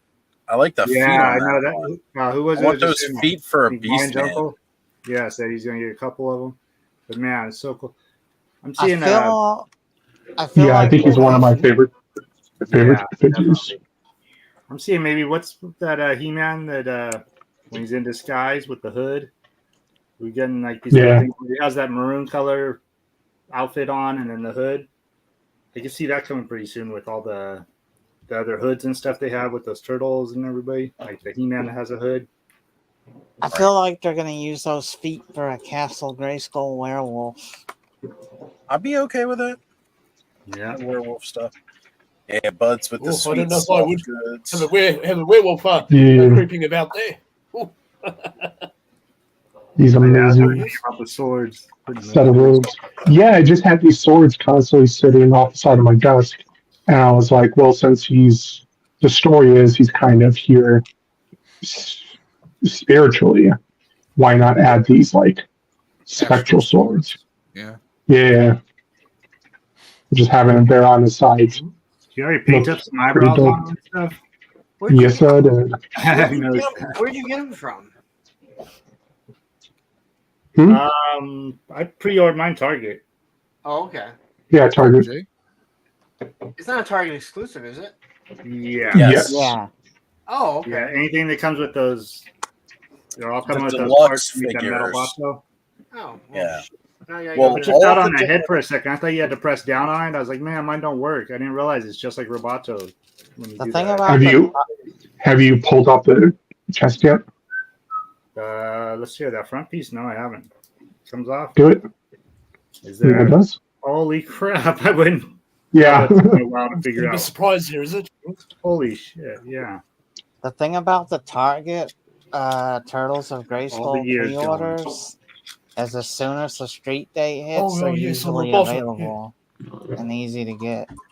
So when did Dude, they? Yeah, actually, chest piece. I could never pre-order Splinter because he was always constantly sold out. And I was sitting here on the stream a couple weeks ago, and as soon as I knew it hit midnight LA time, I just quickly checked Target, and boom, it was there available, and I got it. Yeah. Nice. So now, So that's all I have to do with the two-band. What is that, Oz? That's the Jada one, right? Jada Toys. Oh, you got Count Chocula. Chocula. Go with Yeah, my Boo Blueberry. Still mad about that. Well, look, if you got a Ross by you guys, Ross, $10.99. Try to go find them. That's a Ross find. Still gonna have to hunt down a Frankenberry or just break down and pre-order it. This is the only one I don't have yet, and hopefully we'll eventually get a Fruit Brute Yummy Mummy. There's a new one, Carmella Creep. Gotta love my cereal monsters. Some of my favorites. Mm-hmm. Yeah, it looks like an earthworm. Now, he's not as cool as Blueberry because he doesn't glow in the dark. But Count Chocula was always the best one. Count Chocula tasted the best and had the best tasting milk. Yep. Period. Hey, what you got on there, bud? What's the arm from? Just the standard row bottle along with the feet. Oh wait, you got it on the other. I was looking at the. So is that supposed to be other Metalhead? arm. Is that supposed to be like Metalhead and Motu? It's the mashup of Roboto and Metalhead. Metalhead. Yeah. Cool. Yeah, I should And I just painted them up a bit. That's why I was like, wait a minute, where'd you get the other arm? Then as I was cannibalizing Masterverse figures, sorry, my dog's playing with a toy. I nabbed this off of my Masterverse Anja? Man at Arms.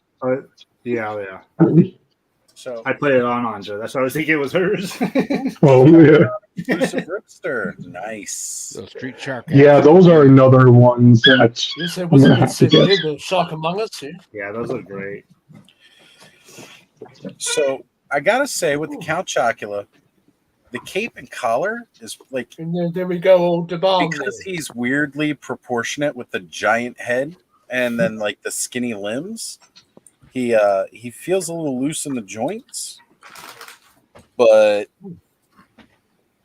the actual articulation of him is really awesome. I dig it. He's got two different head sculpts. So he's got the classic head, of course, with the droopy eyes because he looks like he's stoned, eating his own cereal. And simple ball joint. I can pop that off. Sorry if you hear all plastic crinkle, but it's really vacuum thrown into the damn package. They have no tie on this or nothing. He's just really wedged in there. So I don't know why they tie these things in half the time. You get a lot of paper just pulling them out of the clamshell as it is. Yeah. Hold on, I'm going to mute so you guys don't have to hear all that. Eldor, is that a new band figure? What do you call it? Yes, Duban there with his a little bird. Yeah, but there. did you just get him? This fellow got him on the Four Horsemen. What was it? Mystery box. Sale there. He had a few that he didn't want, so I ended up buying those off him. So there's a number one unbox there of Duban. Nice soft goods cloak. Oh yeah, he's a great there. figure. Yeah. Great figure. And lovely detail on the bird, of course. What's up, crusty old crow? What's happening, Thor? Hey, Thor.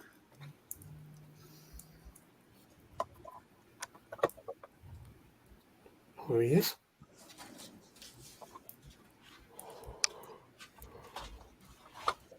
So I got about 5 of those figures off that fellow, and still got one coming, of course. But yes, I got my swigger there finally. Also, how many mystery boxes? So I'm also swigging up there, you might say. All right. Well, there's 1,000 swigs, so you got to get. I think he got about 3 or so. After Count Chocula got finished being stoned throughout the 70s, he took some Adderall in the 90s, and he looked like this afterwards. Yeah. Yes, he's looking happy there. That's when they added more sugar to his cereal marshmallows. I mean, that could be X. It could be. It's hard to tell because his whole eye is black, so you can't really tell. Well, if it was the 80s, it was definitely cocaine because that was the drug of the 80s. Different cocoa. And just like Blueberry, he comes with his box. The old sugar. Cereal. The old. Yeah. Is that supposed to be the old cutout mask that you could cut out and tie around your face? Yep. That is awesome. And Blueberry came with his too. I had Blueberry sitting up here for a while because again it was glow in the dark. So I just feel like every time I go down the cereal aisle, I just expect to see those freaking eyes they used to have that follow you. You remember those boxes? Yeah, it was on every box, for the kids' cereal.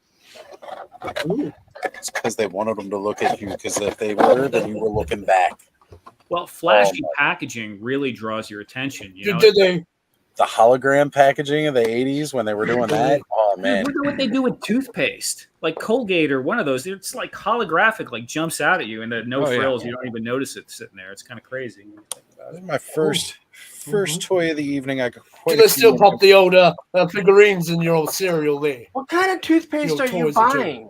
No, they don't put anything in your cereal anymore. Let me make you big myself. Go look at the toothpaste aisle one day, Larry.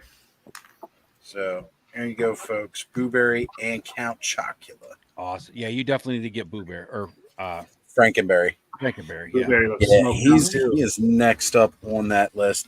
So last night, while I was on Let's Go Off World, I opened up my new boner. Was playing with him on screen last night. Totally get the Harryhausen vibes. Only with the spear and the shield, like perfect.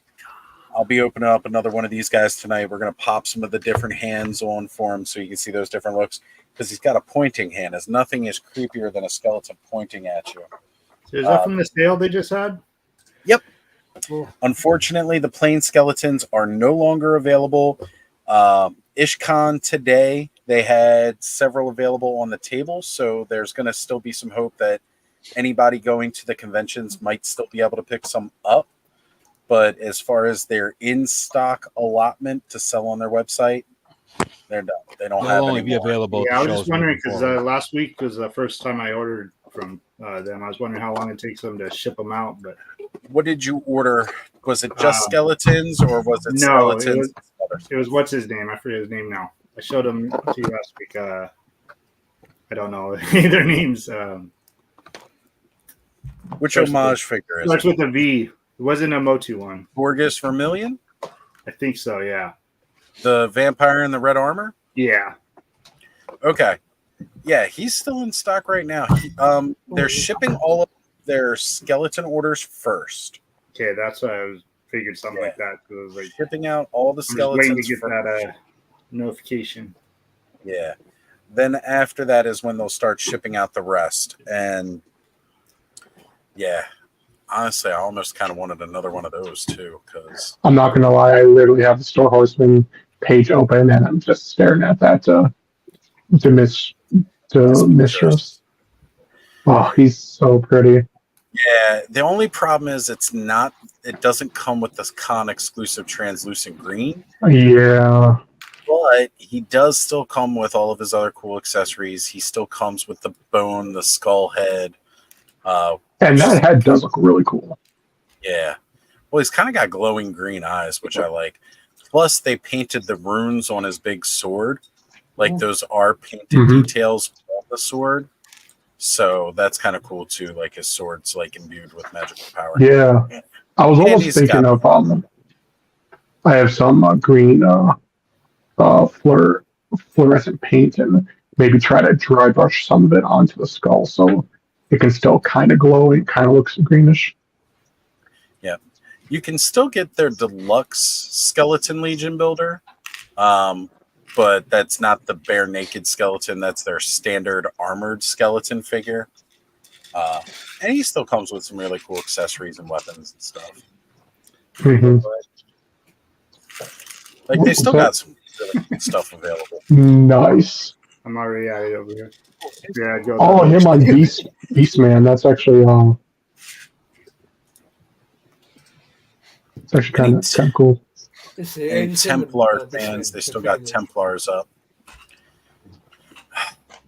Kind of want Phobos and freaking Boreas because they have both of them. And again, it's the $10 flat rate shipping, which is always nice.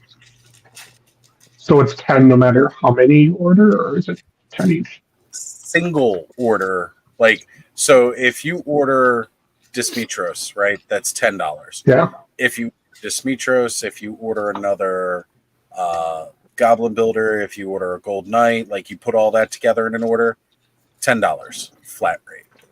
Nice. Okay. So no matter how much you put in that order, as long as it's going in one box, I mean, naturally, if you were to get several things that might take more than one box, they might charge you more because they'd have to break it down like 2 orders. But yeah, I don't think I'll be getting anything that's big box Allegiance. I wish, but woo. I mean, you could totally get an All-Star 6 all in still. They got that up. Yeah, I see that. Reinforcements all in. Well, the reinforcements all in is nice, but if you get the All-Star 6 all in, you get the head pack. Oh, there it is. Yeah, So I get Duban. I get another Swig.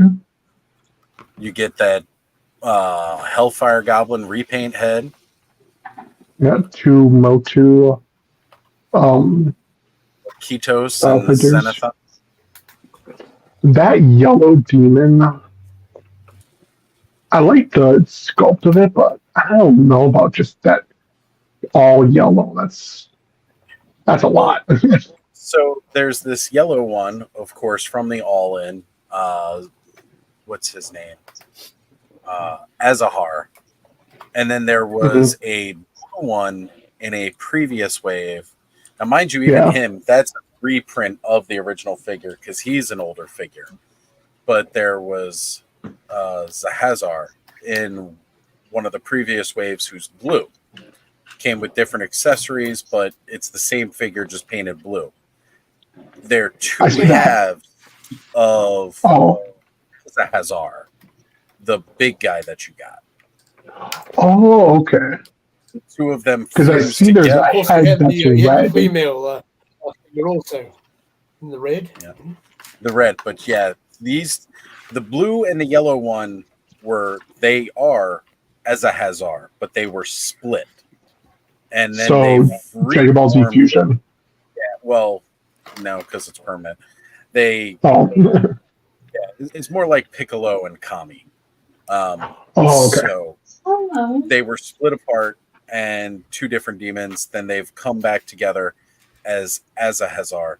And it's funny when they announced originally Azar and Zazar, like I forget whose kid it was. I think it might have been Eric Treadaway's kid. They were asking him what his favorite character was, and this was at Allegiance Con, and they were told, they asked him like, "What's your favorite figure is?" And he's like, "The big green demon." Well, the big green demon wasn't announced till years later. Like he was just announced for Poxus. It was like 3 years after the fact, so he totally spoiled it. Ted, what's going on, brother? Quickly, can you make sure you do not invite Aaron the Toy Enhancer because we don't have enough time for him to try and get his computer working with his VHS. Yeah, with his 180p. We love you, Aaron. Just don't try and join because you have the worst internet ever.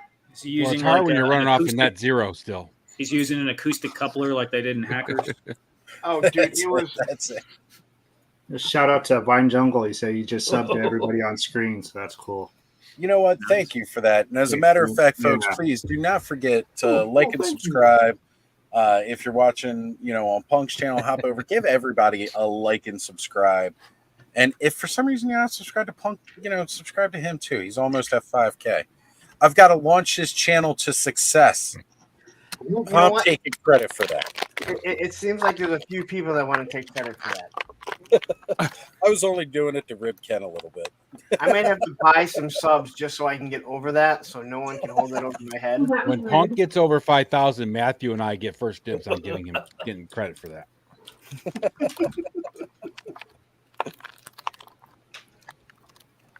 All right, so big shout out. 5K Punk with toys. Just call him 5K Punk. Period. Larry 5K.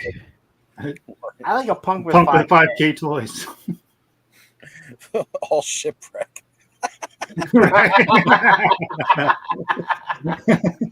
Well, he's already got the holy grail of G.I. Joe collection. Right? All right, so I want to give a big He's shout got to have out. all the sailors, I suppose. You know what is funny about the whole flag story? That no one else. I'm sure someone else. I've never heard anyone have a similar story. That's like, true. There must have been other people that their parents bought them the flag and was like, "Oh, hey, look at this sailor! I got to buy 10 of them or whatever." Well, but I've never heard anyone have a similar story. Admiral flag came with it. Well, right? I saw a photo there the other day. A couple of young lads back in the 80s there. They had their flag out in the ocean somewhere, all floating on the sea there. Steve took his to Joe Fest and had a pool party with it. That's nuts. I still can't believe that, but I There love was it. a promotion. There was a promotional picture from the 80s that they have, like, I think eight shipwrecks on it, like the same as I had, because people have pointed it out to me. Right, so, Larry, they steal your family photo.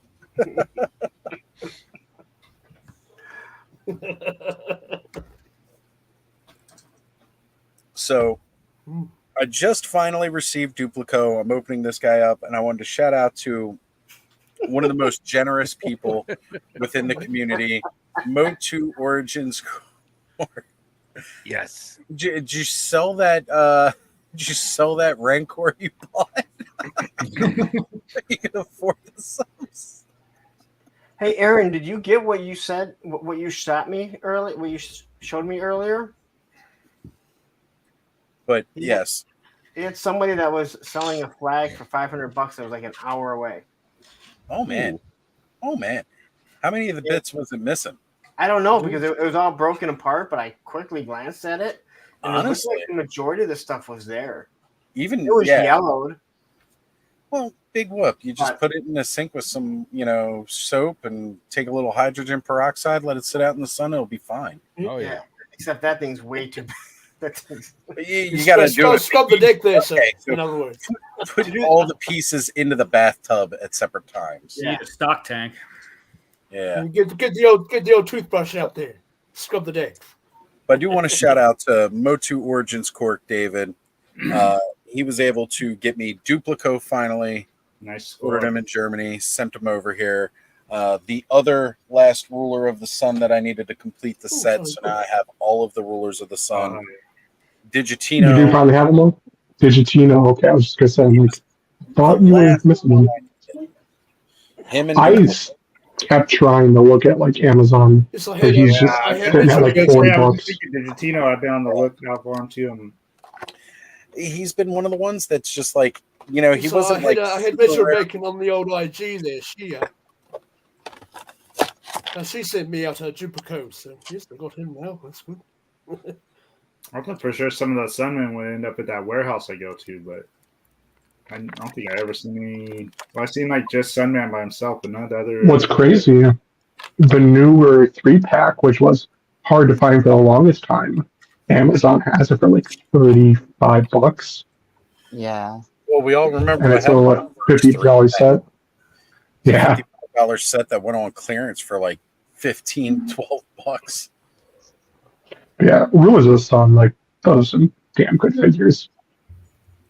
I think I enjoyed them. The problem with that first 3-pack was the fact that they gave you Pighead and Sunman, and then they gave you Space Sumo, right? And like yeah, Space Sumo should have been like a little like different.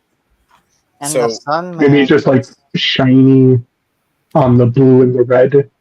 The Sunman just had the same head sculpt as Space Sumo and Kikto. Right, but here's the thing, though, right? Like they released this 3-pack with 2 figures that were already released in a wave, so you could buy those, and they were slightly different. Well, at least the pig head was, and then there was Space Sumo, who was never single carded release. So like people were trying to get it just so they can get Space Sumo. If they didn't get the other 2 already, they could at least get those 2. But then they released Space Sumo on Mattel Creations as a single card. Yeah, weirdest freaking creation. I wanted that just for the comic. I thought Space Sumo actually came before the 3-pack. No, he was never a single card figure. It was after. No. There was Slamurai that came out after. No, I'm pretty sure that he was single carded first. No. Nope. That was like November, but that 3-pack came out like September. It was shortly after the full wave came out that had Pighead and Sun. Well, Pighead and Sunman were 2 separate waves. Like Pighead came out the wave with Mantenna. I know Pighead came out 2000X, Skeletor. If anyone needs a Pighead, I can start running to my local Meijer and buy them. You still got him hanging around, huh? He's been sitting there almost as long as Lando's been on the pegs. I've already got 2. I don't need another one. Yeah, I was sad. I lost Space Sumo's sword. So on one of my old turtles I had, I stole Leo's swords and just tossed them on his back. Gave him a little painty paint. Oh, yes. Yeah, they're just kind of like shorter swords. But like to put him on his own as a Mattel Creations single card figure was I don't get what they were doing with that. That was weird. It's even weirder they didn't change anything. Yeah. Like there wasn't. Just got a really cool comic. Yeah, the paint wasn't changed or nothing. Nope, exactly the same figure. Alterations, no gloss finish or anything like that. At least the pig head that came in the 3-pack had a more metallic finish than the standard release, right? Did the Sunman not have any difference? Sunman had a little bit of a metallic finish too. Okay, I thought so, yeah. Chest piece and all. Yeah, so I still have them in package. I just took the Space Sumo out and left the other 2. Sunman is slightly different. Pighead has a different pigment, I think, of his turquoise, right?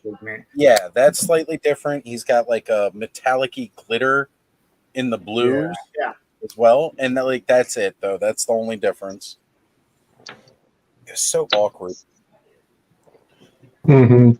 The 3-pack that came out later this past year, that was a good way to do it. Get all of them. Not even as a single card, all of them together. That was a good 3-pack. Just that first one was really awkward and weird. So this is my first Turtles of Grayskull. I'm opening up the Mossy Man. Oh, you got Mossy Man nice. Also from Dave. Thank you. It feels like it's been so long since I've opened any like Motu figures. Yeah, it has been a while. I've just been opening up Mythic Legions for the most part lately. Yeah. Legions, Delta 17. I'm not complaining. Outdoors, that's Monster Force. Oh, it is there. I'll be opening Monster Force a little bit later. Okay, so the Moss Man doesn't come with a comic; it's a card, kind of like the. Yeah, that's kind of annoying. The Splinter one is actually cool, but it's just a card too. But I like the. Oh dear. I'll go with my other cards from the Sunman stuff. Sunman 3-packs. And see, that's even weird too, right? Because now I got Digitino and Duplico as single releases, right? Everything else came in the 3-pack, so all the other ones have cards because they came in the 3-packs. But Digitino and Duplico, you don't get a card. You get comics. Man, the release of Duplico though was so horrible. So weird. Oh, it was stuff like that made me stop collecting the Masters of the Universe stuff because I was just not. It wasn't fun anymore. I wasn't. It was like they hot potato Duplico between retailers. So, did anyone find Duplico in Walmart? I couldn't even find them in this country. I walked in and there it was. That's insane. I was like, I think Creations. I was surprised. I think Emerald Knight found one. I think that's the one that he sent me. Yeah, I walked in and despite his name, he's been fairly hard to find, I think. And I thought hopefully they'd learn to knock it off with that retail exclusive. Why aren't you duplicating this, sir? Instead, they like tripled down on it. So, yeah. All right, I gotta say, his feet seem bigger than the Demigorgon's feet. They are sadly the exact same feet. Okay, yeah, now that I get them together, they are. Yeah, I think I'm going to take Mossman's armor and put him on the Demogorgon. Yeah, that's what I actually did the exact same thing. Yeah, he looks freaking awesome. Now I got like this going on. I just switched both their armors, I think. Yeah. With all his little plant accessories, though, he kind of reminds me more of Swamp. Like did, yeah. I'm surprised. I'm surprised no one's made a 3D base for those piranha plant accessories. I like it. I think it's really cool. Honestly, like now that I have them, I think I might just use this head accessory, like the secondary head. I think I might use that on him instead of the regular head, and have him and the Demogorgon be like a team. Do that head on Cringer, like a demi-cat. Demi-cat, yeah. I was actually wanting to get a couple of them. One of Orko's spells gone wrong there. Right. Yeah. What were you wanting to get, bud? I was saying when they if they ever go on clearance, Adam and Panther, or not Panther, Cringer 2-packs. Get a few of them, so I can make demi dogs. Yes, that would be awesome. But if you get around to doing that, let me know, brother. Yeah. All right. So yeah, I'm taking the armor off, putting it on the Demogorgon. I'm gonna put the giant plant head on Swamp Thing here, Moss Man. If I find another one, I may just pick up another one of these Moss Men to keep as a regular because I do like him. But what's weird is I have the armor that comes with the Moss Man just sitting off on the side. I don't have it on any particular figure. I like it. It's with the wings. It's very wide and can't really find a spot for it. Right. All right. So I got to add this neck joint. Now I feel like I'm doing Mythic Legion shit. Yeah, there's a lot to come. And actually, what's kind of cool is I took the Venus flytrap and I stuck it into the vine hole on Snake Mountain. It kind of saw that. Yeah, you panned over it like last week. Oh yes, which is cool. That would actually be good for the pit, the acid pit, the pegging. Yeah. Only problem is it's like I don't think it would peg just right into the acid pit though. All right. Yes, I see. The acid pit came with a spear, a pair of purple stones there. So I'm planning on using that on my my waterfall, lava falls rather, for my first Snake Mountain playset. Of course, I got the second one to build the Green Goddess Jungle Mountain playset. There was never one that Mattel released back in the days. Of course, it got changed into Snake Mountain. So I thought I might use those little purple rocks there to I had them poking up, at the base of the lava falls there, and so forth. Yeah, once I find my glue gun, I'm going to attempt to make a lava fall. Yeah, hot glue is awesome for all that. Yes, I'm using thermoplastic there, Bud, sir. It's kind of you get in little wee pellets from a warbler called Warbler Deco Art, and you can get it in white or different colors. But I've got the clear pellets. It's heated up in water, and then you can mold it to whatever shape, and also you can dye it different colors if you mix it with oil paint. It's just not too much, mind you, and just a just a little drop. Then you knead it in with your hands after you've heated the thermoplastic up, and then that's how you can color your plastics. I'll be doing different shades of orange or red and yellow and what have you in that project. So, yes, it's another material you can use. When I used to have my Fang tooth caps, I used to use thermoplastic to mold the plate to the teeth. Oh, yes. Of course, they do the warbler in the big sheets of plastic too that you can cut up, and you heat that up, and of course, any scraps left over, you can reconstitute it into a little ball of a warbler and then flatten out and reuse it for something else. All right, so the more gold armor that came with the Demogorgon actually looks pretty good with the green and red. Yeah, it does. So that actually worked out well. Just swap their armors. I dig it. Funny, I noticed Ripster has gripping hands.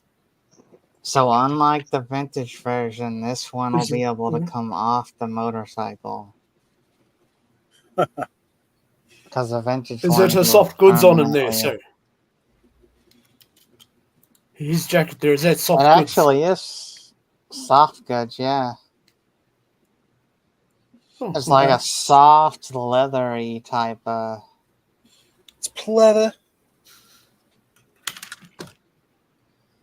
I do with the chest piece. Well, a good day.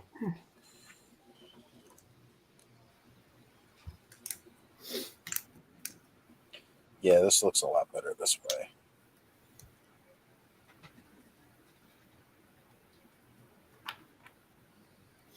I'm going to say goodbye to my custom He-Man that I built the other day. I think it was last week I was on here. Why are you saying goodbye to him? Because I'm going to do some other part swapping now. Oh, okay. My usual while I'm on here. But really That makes the way sense. That Beastman armor is really cool. Though. You could swap that out with a bunch of figures. Make some cool, like Barbarian. Nice. So I'm sorry, Ed's not here. He disappeared on us here. I'm going to get back to the chat here in a moment as I was opening up some toys. Oh, he has too. He's probably restocking his coffee there. He's got to. We were just on a stream. Yeah, All right. keep him going there. So we got Lone Dragon in the chat here. It says, and Lone Dragon works at the bank. Ladies call me Long Dragon. Oh. Let's see. Yep, Nolan, he was holding up Swig earlier. We got Kiwi G.I. Joe Customs and Collections. Right. April O'Neil's wings need to go on Sunman. He got ripped in the wing department. Well, it's because they went for that old 80s vintage design for it. You know, I appreciate what they did, but you're right. The other wings look much better. All right, so let's see here. Is this the post-SummerSlam discussion? Well, we didn't watch it, so it wouldn't be much of a discussion. We were all too busy streaming. Well, I never saw it either. We did have a lot of wrestling talk earlier in the stream, Travis, but you were too busy watching SummerSlam. How can you be talking SummerSlam when pay-per-views are on Sundays? That's the way it used to be. Now they do them all Saturdays. Well, that's wrong, so I don't watch it. Yeah, we're out the loop. We join you in protest, punk. We will stream on Saturdays instead. I gotta get another second Beastman. Just like even those bracers, they're so cool to put on. There you go. Badass even without it. For sure.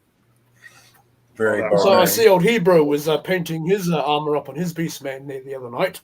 Oh, painting it? A bit of custom paint job. Yeah, yes.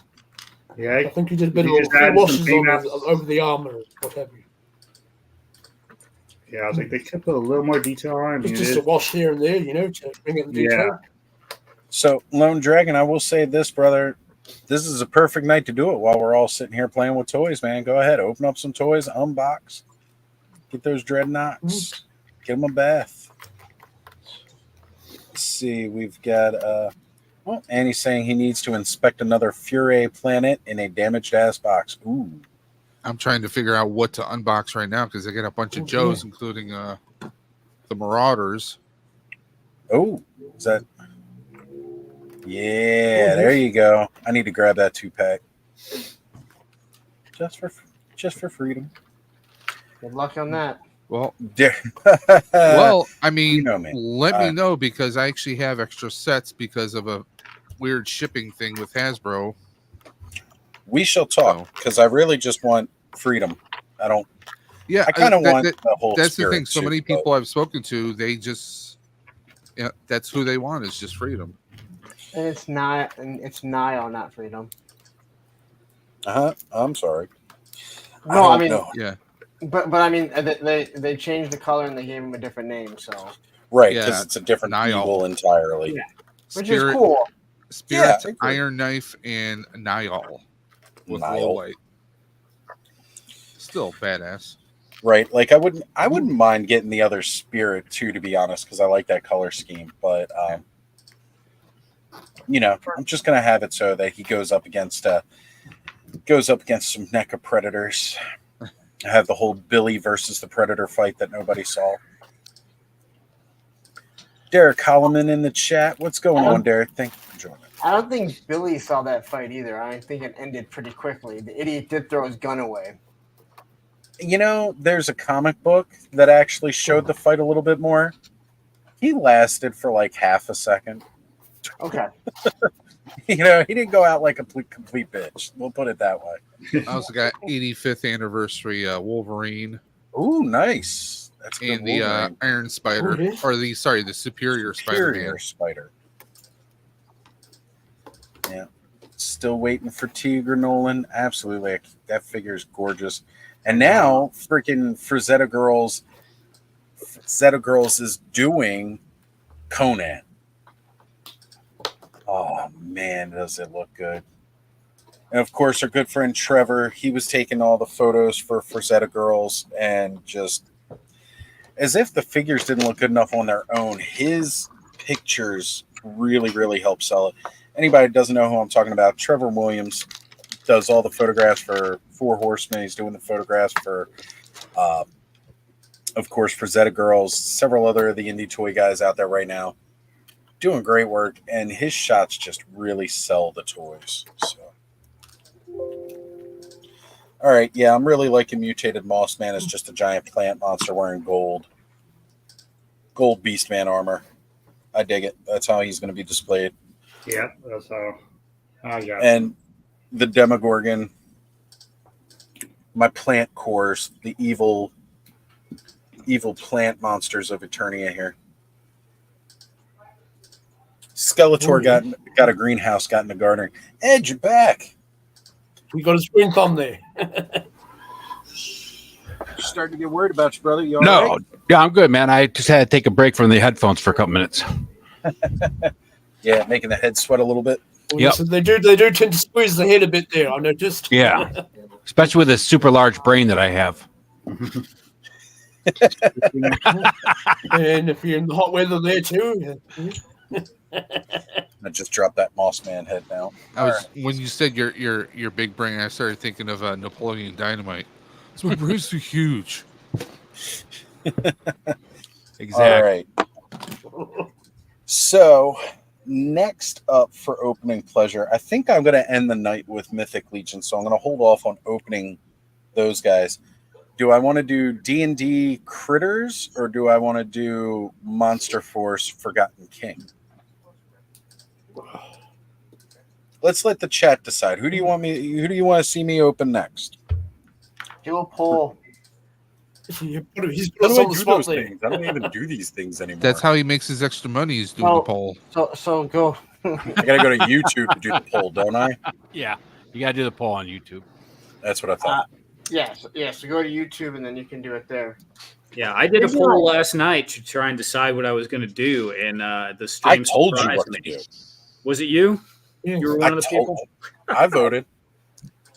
I was like, oh, they're going to want to see this figure. No, random shit. I should have known it was going to be random shit. It's my stream. I told you exactly what to build and what you were going to build. I told him what I wanted to see. I gave him a whole plan. Did you see the end of that, Oz? Probably not. No, I didn't end up seeing the end of it because I did hop out and then jumped onto Punk's There's pit. a table saw that I ended up building. Nice. Do you have any boxes that you're making or anything? I don't have any here. I might. Are you kidding me? Ship all the Helidope boxes out.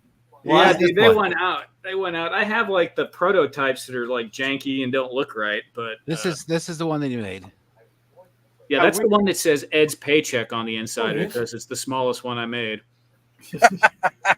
What about will you be making any gun crates? Probably. That's to be disclosed later, but I think that'll happen. So, are you going to make up? Can you make us? Can you make us a vehicle for the Ox Crew? I don't even know what that is. Well, you saw earlier the accessory kits. Oh. We need something to carry those accessories, those sci-fi accessories. You know, like a Malp from Stargate would be pretty cool for that. Yeah, definitely. Oh, that's an idea. Yeah. So, but I was thinking something along the lines of like a bed that we could put on like a trailer or something. So, real question for you: did your mom really say that? Yes. yes, she did. At first, she was happy when she was seeing it. She's like, "Oh, you know, talking about you," kind of thing. And then she was like, she got up to went to the bathroom and was like, "That guy just keeps rambling." Yeah. I was like, "This is a short video, actually." I thought I condensed it pretty well. You did for you, but you know, she's never had the pure version before, so. Well, you need to just 9 o'clock. Turn on Monday 9 o'clock. Just turn it on and be like. The poor woman will be scarred for the rest of her life. We should have deal with him as a son, so I think she'll be okay. Him and I just talked about that last week. What? How bad he was? About blessing his mother's heart for having to deal with him for his whole life.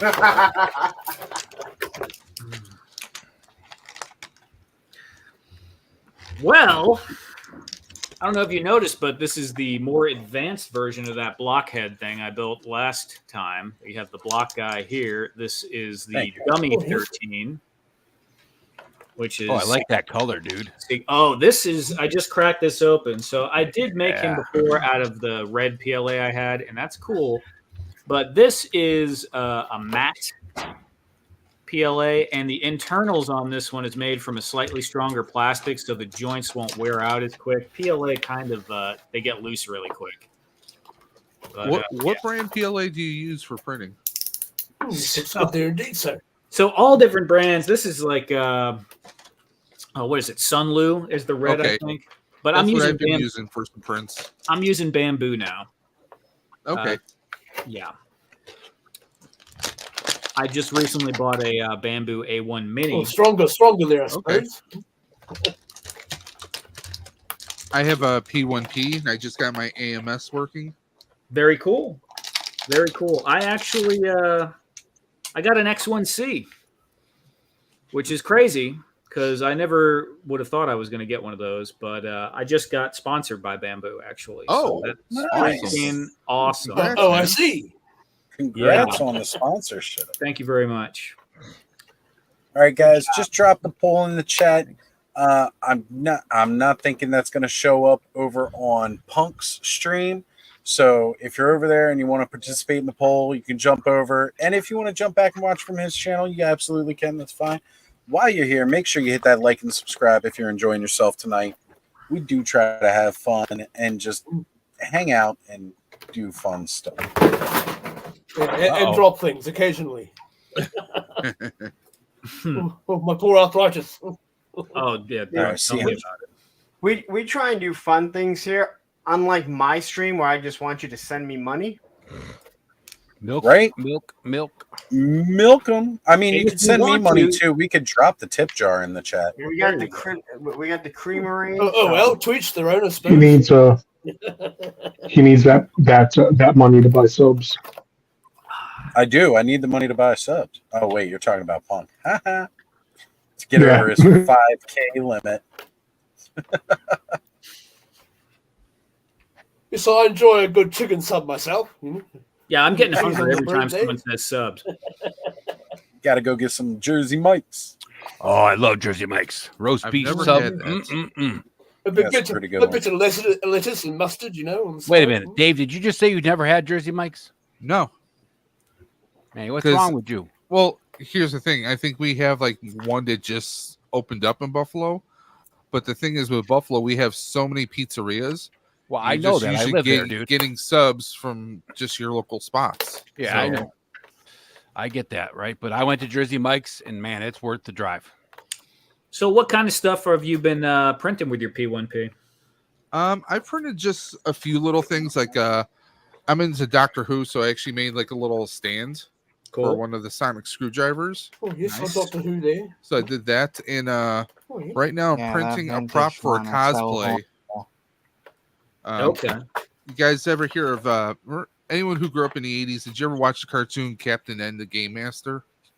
Yes, I did. Oh. So I'm printing out the belt buckle, actually. Oh, is that the one with the Nintendo buckle? The gamepad and the zapper. Gotcha. So I'm actually doing the gamepad right now. I seem to remember just waiting and waiting for the Zelda segment of that show to pop up. Well, it was like they did like a whole. Yeah, so this is pretty much what I'm printing right now. Very cool. Yeah, that's sweet. Cool. I dig it. And what I love with the AMS, I could just have 4 different colors in there, and it'll just take care of it. I bought that mini, and I was just so impressed with it because I've had some Ender 3s for about 6-7 years now, and they're great, for what they were. Yeah. But when I got that A1 mini, I felt like I was coming out of the Stone Age, all the stuff that it could do, and I freaked out, and I just wrote them. And I couldn't level to save my life on because I had an Ender 3 Max. Yeah. And I just couldn't get it to level properly. So I wound up selling it. Yeah. And my wife's coworker has the P1P and he's got a couple other printers. He was like, listen, because he printed some mini puffs because I'm into Ghostbusters. So he printed some mini puffs for my wife. And he said, hey, if your husband ever wants to get a printer, this is what I'm using right now. And, this, and this. So she was like, yeah, you should really think about getting this printer. So she talked me into it. She's like, listen, I'll even give you the money for the AMS. Wow. Like, okay. So I've been printing my own mini puffs. Nice. Oh yeah, I've seen that. So I'm like, I'm loving it. I just like we were having trouble for months trying to get the AMS to work. Really? They sent me parts because it just wouldn't power up. Turns out when I opened it up, guess what? There was a loose wire. Makes sense. Yeah, mine went right. I mean, I got it and it was running in one day because I was like geeking out over it. But I love it. I mean, it's very like you don't have to worry about leveling. Everything seems to be just very user friendly. I mean, for the most part. So much more than the Ender. Now, I will say I know a lot of stuff on how to repair things from dealing with the Ender 3 for all those years. I mean, every part on it I pretty much had to replace. Yeah, I mean, the nozzle, I mean, just everything practically. But I'm going to let the poll go for a minute. I think I'm going to refresh my coffee, take a brief step outside, and then we'll come back in and we'll see where the poll ends at and go from there on what to open next. I will be right back, folks. Very cool. Very cool. Oh, yes. Oh. Yeah, it's kind of funny because I'm actually in my Instagram and all my short series I'm doing right now. I'm building a little. Let me get it. I can make you. I'll make you big, Radnam. Hold on. Let me put this. Radnam, can I ask you a question? Oh wow! Okay. It's a miniature 3D printer. A little, yeah. Very similar to the Ender 3, but it's all wood and foam. So yeah, I'm looking. I'm like, yeah, they look like the Ender right there. It looks exactly like the Ender 3. So kind of an homage because it's probably going in the garage and never coming back now. So, Random, how did you get a sponsorship? Do you mind me asking? Do you reach out to them? Or? Yeah, I reached out to them because I was extremely excited about the A1 Mini, and I figured maybe I'd get some filament or something, but they went and they looked at my page, and they kind of surprised me. Like it said, "Hey, we'll send you the X1C and a bunch of supplies." So it was a lot of stuff. I got like 15 rolls of filament coming, and nice. So, can I ask, like, what's the agreement with, like, with it? Like, do you have to like say like this is sponsored by it, or do you just have to mention it? They want me to have it in my being used, and I told them I planned on using my A1 for any projects in the immediate future going forward. They mainly wanted about 10 short form pieces of content at least within the next 3 months, and it doesn't have to be like all about that, but they want us want it to be used in it, and it's going to happen anyway because I'm going in that direction right now, dabbling with a 3D printer. I was gearing up to do it because I just bought the new printer, and now I have like the freaking Billy Badass prints carbon fiber. I don't even know what the hell I'm going to do with that, but nice. I've already used it for a few things. It's just basic plastics, and it's like amazing. Any other question? I don't mind. You make some armor up there for so you're ready for the apocalypse, sir. Yeah. No, I was just wondering, like, how, like, because I've never tried to do a brand deal or anything, and I was just wondering how you came about it. Right. Well, I mean, how'd you get your stuff right now? How'd you get your stuff for Entertainment Earth? Well, Entertainment Earth would just hand out they just hand out because they have the affiliate program. But you had it, so they just have the affiliate program. Same as like Amazon but I just didn't know like if there was like, because I mean I've watched more than enough YouTubers that talk about getting brand deals, and you usually have to reach out to them. But I've never like talked to anyone about like a physical product. Right. So it's usually easier to get product than it is to get money.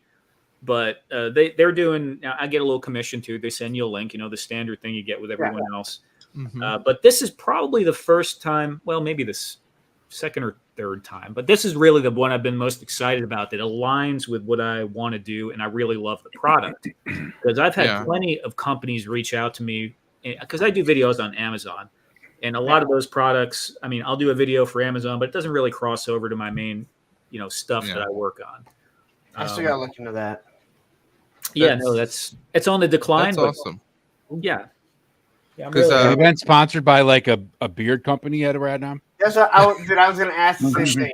Manscaped gives them out to anyone, so I know Manscaped does, but I was talking like that beard, the beard conditioner and all wash. that stuff. Detroit Beard Company. Yeah, Larry, as we talked about on your stream, that's why I'm going to try them out there. Yeah. What's if you don't mind? What's the biggest thing you've actually printed through that printer so far?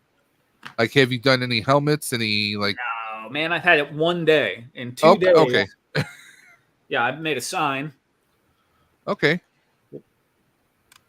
And it looks just so much sharper.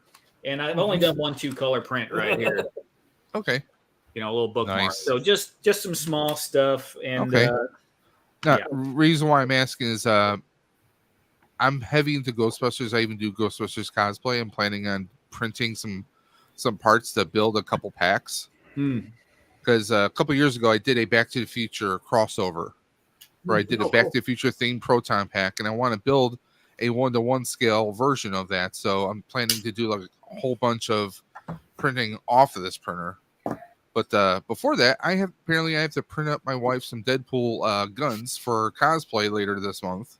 Better get your priorities. You got to get things in order. I ordered the gold filament from Bamboo because she wants a special gold that has almost like a gold flake in it to give it kind of like a sparkle kind of a thing. It's something she wants. So I ordered that from Bamboo, I think the other night. And so looking forward to doing that, but printing out her some custom Deadpool Desert Eagles. You better keep the wife happy, Dave. It's cold out in Buffalo this time of year coming up. It sounds like he's trying. Definitely. Yeah, have you used anything but Bamboo in the? Oh yeah, I've been. Well, her coworker gave me a list of different brands to use, but I've been pretty much sticking with Sunlu. And I'm like really happy with it. So. Yeah, I mean, I do know that it tends to be a little bit more affordable too. It is. I've been using, like I said, the Sunlu on the Bamboo Mini. It seems to come out pretty good. I will say that maybe it's a little bit crisper with the bamboo filament because the settings are dialed in a little bit better, but it's already so nice that it doesn't even matter. Yeah, I haven't really had to do anything except maybe tweak the infill just a little bit. Yeah, it's so nuts in comparison to what I've done before with 3D printers. It just does everything on its own. Now, do you have the app on your phone too? Yes. I freaking love that because I could be anywhere and just monitoring it. So I'm like, it's crazy. I went to a job interview because I'm looking for a better job than what I have, and I get out and I see there's a notification. Printer basically there's a clog in the front. The front of the extruder just came right off the covering. Yeah, the tool head. So it stopped itself, and it sent me the alert. I got home, just took the clog out of it, put the cover back on. Yeah, the cover is just held by a little magnet. So yeah, I mean that's great though. That one little thing and it senses it, stops it. You don't. My fear was like, oh great, the print's gone. I'm gonna have to start all over again. No, it picked right up, and I love that. Yeah. Dude, it has a LiDAR on it. Yeah. Like what the heck? I mean, I love that. I love there's the light, there's the built-in camera, there's just everything. It for someone who's like you could be a complete novice, order that printer and you're good to go. I did print a little waste bin for the back of it though. Oh yeah. For the shoot because I got an empty ramen noodle bowl back there right now. We have cats, so I bought bought some little mini magnets. Because someone had a little of course there's tons of different designs out there, so I just downloaded the one and it was made where it actually prints holes so you can put the right size magnets in there, and it's perfect. I freaking love it because we have cats here and I don't need the cats chewing on plastic and getting sick.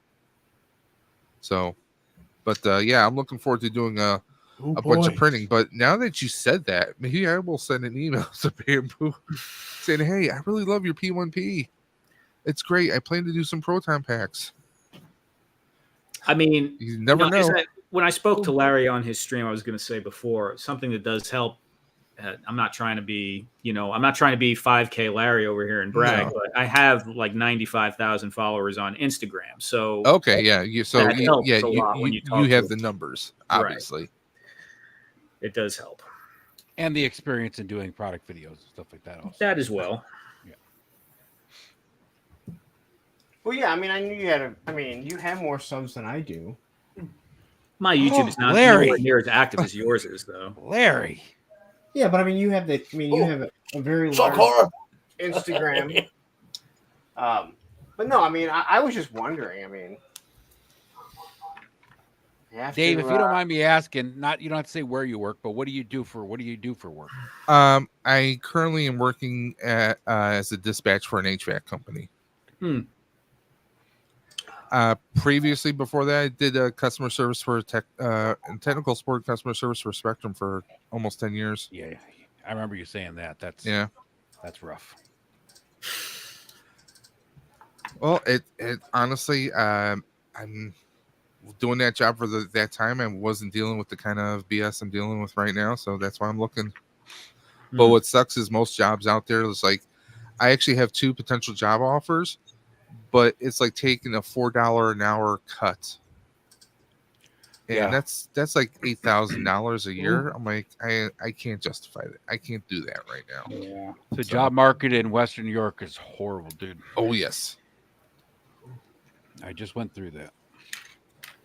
So it is what it is. It's just got to keep digging and keep going at it till something happens. I hear the job market in Columbus, Ohio, is even worse. Those fuckers don't even pay. Why do you think I'm still in Buffalo? Boy. You're right. They don't pay. Them fuckers in Ohio. Wow. Oh man. It seems rather complicated on planet Earth there. Yeah. Yep. So Radnom, what's that? Is that does that green ink have a color Let me just spit that out real fast. Yeah, this is dark green matte finish, and that's Bamboo's. Yeah. PLA dark green. I Because like I mean, obviously Dave knows, but I don't know if you guys know. There's like different types of plastics you can use in 3D printing. Yeah. PLA Plus. Have you used that yet? I haven't used the Plus. No, I use PET G. I'm curious. I've only used just regular PLA, but I'm curious about how much of a difference Plus plays, and I've never even used the PET G. I haven't never used that before. PLA Plus I'm is still a little bit stronger. Yeah, and you do notice the difference. I mean, it is a little bit stronger. I've definitely noticed with the stuff that I've printed.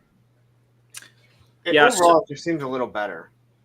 Yeah, so the PET G has more. It's not necessarily like PLA is actually pretty strong, but it gets brittle and it doesn't deal with heat well. So PET G will maintain its shape. Like if it's the ball in a ball joint, it'll maintain its shape over time, moving around, and it won't get as loose and sloppy. Okay. So, but if you could do ABS, which you probably can with your printer, I'm assuming, is it enclosed? No, it's not.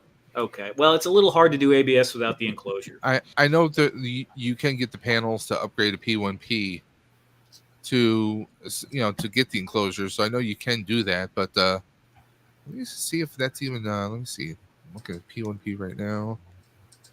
But yeah, because you can customize it. I'm checking to see if it says if it can do ABS. I want to say it should be able to. Yeah, I haven't done it yet, but I know it stinks. You need the enclosure. It needs to stay at a higher temperature, and you want to probably pipe it out a window. But the PET G works good for that as well. It's just a little bit easier to deal with. Yeah, it takes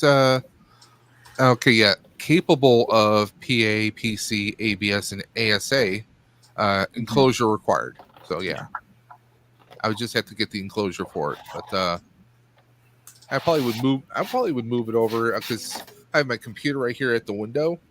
Yeah, and I probably would have to do something where I have to move the desk a little bit, and because I just have it in the back corner right here. But I mean, unless you're doing something that's going to take stress and be functional, PLA is totally cool. I mean, you don't need it, but I love how people have been able to customize their enclosures, like they'll 3D print their own enclosures. Yeah, and there's a lot of fun stuff to do with them. Like I don't know if I want to do that per se because I like that it kind of has open, that it's open as it is, Yeah. In case anything gets stuck or if I need to take it apart or whatever. Did you do any customization with your Ender 3? Because I had all kinds of parts bolted onto that thing. I tried to get I forgot what it was called. Because with the leveling, I was trying to get the forgot what the sensor was called, like Blue Touch or One Touch or something. It was something Touch, BL Touch. Yeah.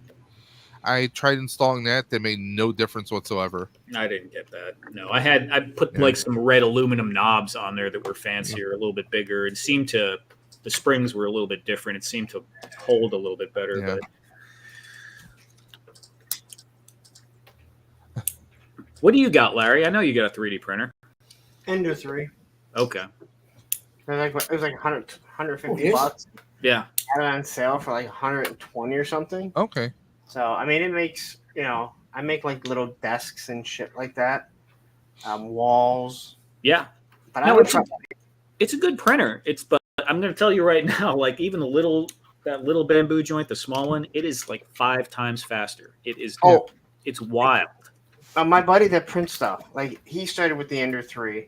Mm-hmm. And then he went hog wild. He has like 5 or 6. And I think he only uses 1. Right. Okay. He bought a bamboo when it was it a Kickstarter for the bamboo lab? Yes. So he bought that where it has like multiple, it has like 4 different colors that you can have. Yep. He has the AMS. What? The AMS. I'm not sure. Yeah, that's the multiple color thing. That's what it's called. It was like $1,000, I think. And that was a Kickstarter. For both of them. That sounds about right when they first launched. When they first launched. And that was the Kickstarter, so he got it cheaper. And then he has a resin printer, but he's had issues figuring that out. I hate it. I have one too. I got a Anycubic Mono 6K, but he didn't have room to work on at his old house. Now that he's moved, he has a whole workspace. Yeah. So he's 3D printed a whale, but he still struggles doing clear prints. So the whale doesn't have any of the windows or anything. So really, now what he has? What kind of bamboo? He's got a X1 carbon, and it can't do a clear print. That seems. I don't know what he has. Okay. It has 4 colors on it. Is it silver or black? I think it's silver. Yeah, man, that thing should rock it. He has an issue trying to figure it out. Okay. So I don't know. That sounds like the X1 carbon. Mm-hmm. I don't know if he's just getting the wrong filament or whatever, but he's struggled every time he's tried getting it. I mean, he's spent a lot of money on obviously. Oh, it's easy to do. Well, yeah, he goes down that road. Right now, he's building this big truck. He's like, what color? He's like, what colors do you think I should do? I said, you should look at what the Thunder Machine is and go with that, because I think they're going to come out with the Thunder Machine. So you might as well have it, looking the same. Oz, I think you're getting some wind noise there, buddy. I might be. I got my fan on out here because it's a little hot. He's in the old grader. Is it too windy? I can mute my mic. Maybe for a little bit. Actually, I probably just turned down the fan a little. It's not too hot out here. I literally thought Radnom said he's hearing some wood noise. And I was like, what the hell is Oz doing outside in the dark? Just handling my big package. He brought the boner out there with him. Yeah, brought the boner out to play with. I was checking back up in the chat here. I see. Did we go over the SCS Dogs comment? It's not sure how everyone feels about IP rights. Yeah. Does anybody know what this is? I'm not familiar with it. I think I know what that is. Yes, that's Joe. What the hell is it called? That's the Skyhawk. So they did the Skyhawk. They put lights on it and everything for G.I. Joe, and now it's gone. And so people think that they got a cease and desist. Well, considering Ramen got a cease and desist at Joe Fest for their tanks, which, let's be honest, other than the Not Wolverine, there's no reason that they can cease and desist anything. There is no way that they're getting by. Now, how they get by with Transformers, I don't know. They ignore the cease and desist and just do it. Yeah, but why would they pull? Why would they pull the? Sometimes they change their company names around as well. Yeah. No, they still do stuff for Transformers, but at G.I. Joe, because it's solely owned by Hasbro, I think that's how they got hit. Because Ramen went through their whole thing with their mask stuff. Yep. Right, they had to change the packaging design and all. Yeah. So, I mean, I understand. I mean, how can you blame Hasbro? Whether they've done it or not, I think they're going to do a Skyhawk. It's right for what they're doing right now. It's $100. It's going to be $100 vehicle. So it's right in the house of what they're doing. Yeah. It would make sense too. Yeah, but again, I mean, even I heard Bobby Vella a year ago talking about stuff, and he said if someone stole my IP, I would go after them too, which I find ironic, but that's a whole other story. I was gonna say, that's real funny coming from him, but technically he went the legal route. He went the legal route, though. That's right. That's right. He did go the legal route. They had that lapse. He bought it and doesn't produce an actual Action Force figure with it. Not the original Action Force anyway, but he's doing his thing and he's doing all right. Yeah.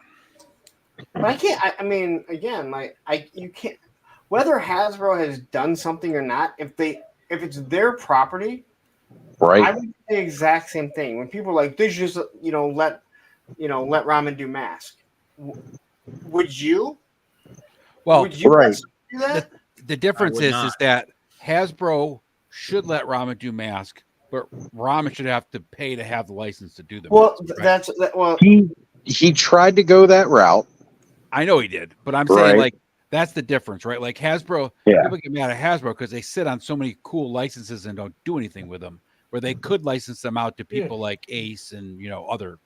Right, where at least they could earn some money off of it. Right, exactly. But what Ace was explaining is that the cost of licensing, for sure, right, for a smaller company like him, essentially makes obtaining the licensing, well, it makes it unobtainable. Oh yeah, for sure. Essentially, but not only that, and I mean, I'm just assuming. I'm taking a guess here. Hasbro looked at it, and they're a petty company. Let's be honest. You didn't even bother to ask. You didn't even bother to ask us how much the licensing right would be. You just went and did it. Yeah. They probably made it difficult if you wanted. Where Super 7, I mean, you know how I feel about Super 7. They go to Hasbro because they're not stupid enough to make that decision, or make that right. Mm-hmm. Yeah, it's like, hey, you know what? We're just gonna do this and see what happens. Yeah, you don't know, like if you're an actual legit toy company, you went to Hasbro on the upside and said, hey, I'd like to produce this. What would it cost for me to get the rights to do it for this size figure, this range of figures, whatever it is, and then talk the right way. When you've already pissed them off, they're going to be like, They're like, well, this is how much you're going to have to pay to get it legally now. Yeah, exactly. So, shout out to Tony's Figs and Delta 17, guys. Thank you for joining in tonight. That's right.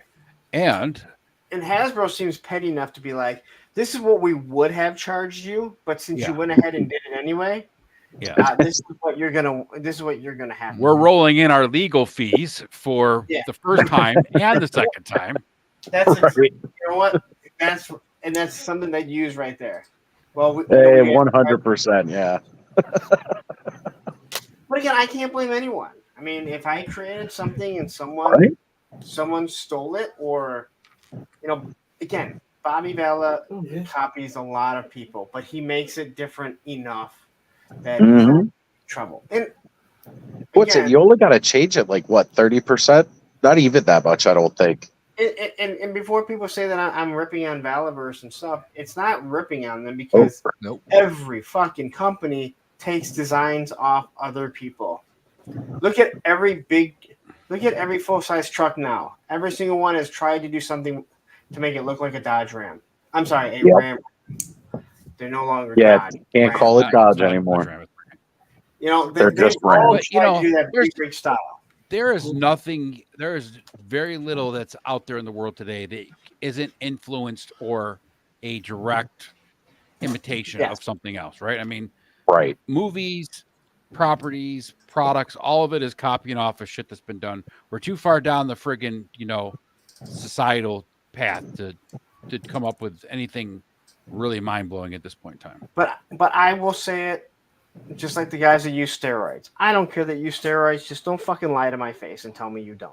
Because 6 months ago you were asking me for help for lifting, and now you have back knee and you're 4 times my size. Yep. And you're going to try to say that you did that natty. Exactly. So, I mean, if you are, if your figures are based off someone else, or you're taking design cues, don't lie about it. Just say, yeah, I really like this figure, and I wanted to do my own version of it. Right, yeah. I mean, there's nothing wrong with taking influence from what other people have done and putting that into your work. We see it all the time. We wouldn't have Thanos. Yeah, just I do wonder, though, if publicly admitting that leaves you more susceptible to liability issues, because then you're on record saying that. Depending on what it does and how much you changed it, yes. That's very true there. Because one thing that... Yes, sir. I noticed that those that watch... Go ahead, Eldor. No, carry on, Eldor. Those of you that watch Doctor Who, like Dave there in the chat in the live tonight, you notice the new Cybermen that came out not too long ago bore a similar resemblance to, of course, Iron Man. So the light on the chest and some armor pieces looked fairly similar. For sure. They always kind of looked a little like Iron Man, at least like that original version 1 suit, right? Clunky, kind of bulky one piece with a giant light in the middle of it. But, it's just the way it is. Yeah, and like I said, there's nothing wrong with it. I mean, no. That's when people get mad when you say something like that. But it's just like, hey, there's nothing wrong with doing it. Just don't lie to me about it. Say, yep, you know what? I took some inspiration from this figure. I really liked it. I liked Roadblock, and I wanted to have my own version of Roadblock. Yep. So, and again, it goes back to, like I've said it before on multiple streams, when we tag companies like Mattel or like Hasbro, say like some custom, some fan comes up with a design for something that works with that line, you tag them and they see it. Now, if they make a similar product to that, they have to give credit or pay the person who designed it. Yeah. Legally, they have to, which is why they can't say that they've seen that. For 100% they had seen Joe Amato's Copycat, which was the Duplicat long before we actually had Duplicat, right? Now, they changed it so it didn't look as Terminator-esque as his design. They changed the name because they basically have to, unless they want to pay Joe, which that's a sore subject with Joe, they have to completely ignore the fact that they knew of its existence. But you 100% know they've seen it. But they have to ignore it. Otherwise, if they do, they've got to admit to it and pay them. So tell me the story about that then. All right. So Joe Amato is a customizer who actually had drawn up and did some designs for Mattel back in the day. And basically, like, he would go onto the fan sites like He-Man.org and stuff like that. He would put up his customs. He would show those designs and everything. Copycat was one of his designs that he made. And that's something that he was very, very well known for. And again, for a fact, people within Mattel, they were on He-Man.org. They've seen it. They know about it. But they have to act like they have not seen it and do not know about it if they want to put it in production, unless they wanted to reach out and just say, hey, Joe, we'd like to partner with you and use this design, which is one route they could have done. Okay, but big companies don't like doing that. So this is where I'm confused on that. How can you be mad when you took their design and then you modified it a little bit to be your design? Like, you took Battle Cat and made a copycat, right? Then you changed the colors and stuff. It's just like that Skyhawk. It's the same. They just made it slightly different. Well, again, for him, it's the fact that he knows they've seen it, and they went and they did it anyway, and they didn't talk, they didn't like reach out or say anything, because probably even if they said it was influence, and I guess tonight would be a good night to discuss that kind of thing, since we just had David Williams, one of the customizers well known within the Cabal, has worked with the Horsemen. He created, when the Sphexian toys came out, we were talking about this when you joined us, Punk, they did that Buzz-Off homage figure, and it's 100% the recipe that David Williams used when he made his custom figure. I just ordered him. It is my order in. 100%. If you remember the interview that Pixel Dan did with a few of the fellows at Mattel, they did bring up they're talking about the faker Battle Cat thingy, Duplicate, yes. They're talking about that, and the fellows there went over a few of the names that they were going along with, and they said we thought a copycat, but we thought, oh no, we can't use that, so we decided on Duplicate. So it's interesting. The copycat name did come up in that interview with that Pixel Dan there. And they very politically side-skirted it and wrote around it so that they didn't have to touch that. And Dan knew what he was doing when he was asking that question too.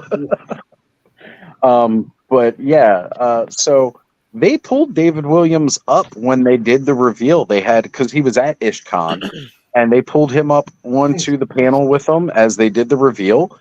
But see, that's the difference with the Four Horsemen. They really embrace the community. They don't mind giving that. And as a fan of the Four Horsemen, the fact that they took one of their own, one of your custom recipes and they used it for a figure, they were very, it's kind of a badge of honor. It's like, wow, this is really cool. Or like when they do a tribute figure to people within the community, like the head sculpt for the Lee Elven Guardian, Elven Guard that came out on the last retailer wave. That head sculpt is based off of somebody within the community. Now that person didn't want to be known, and they didn't put that name out there for everybody to know who it was, but that is a head sculpt based off of somebody within the community.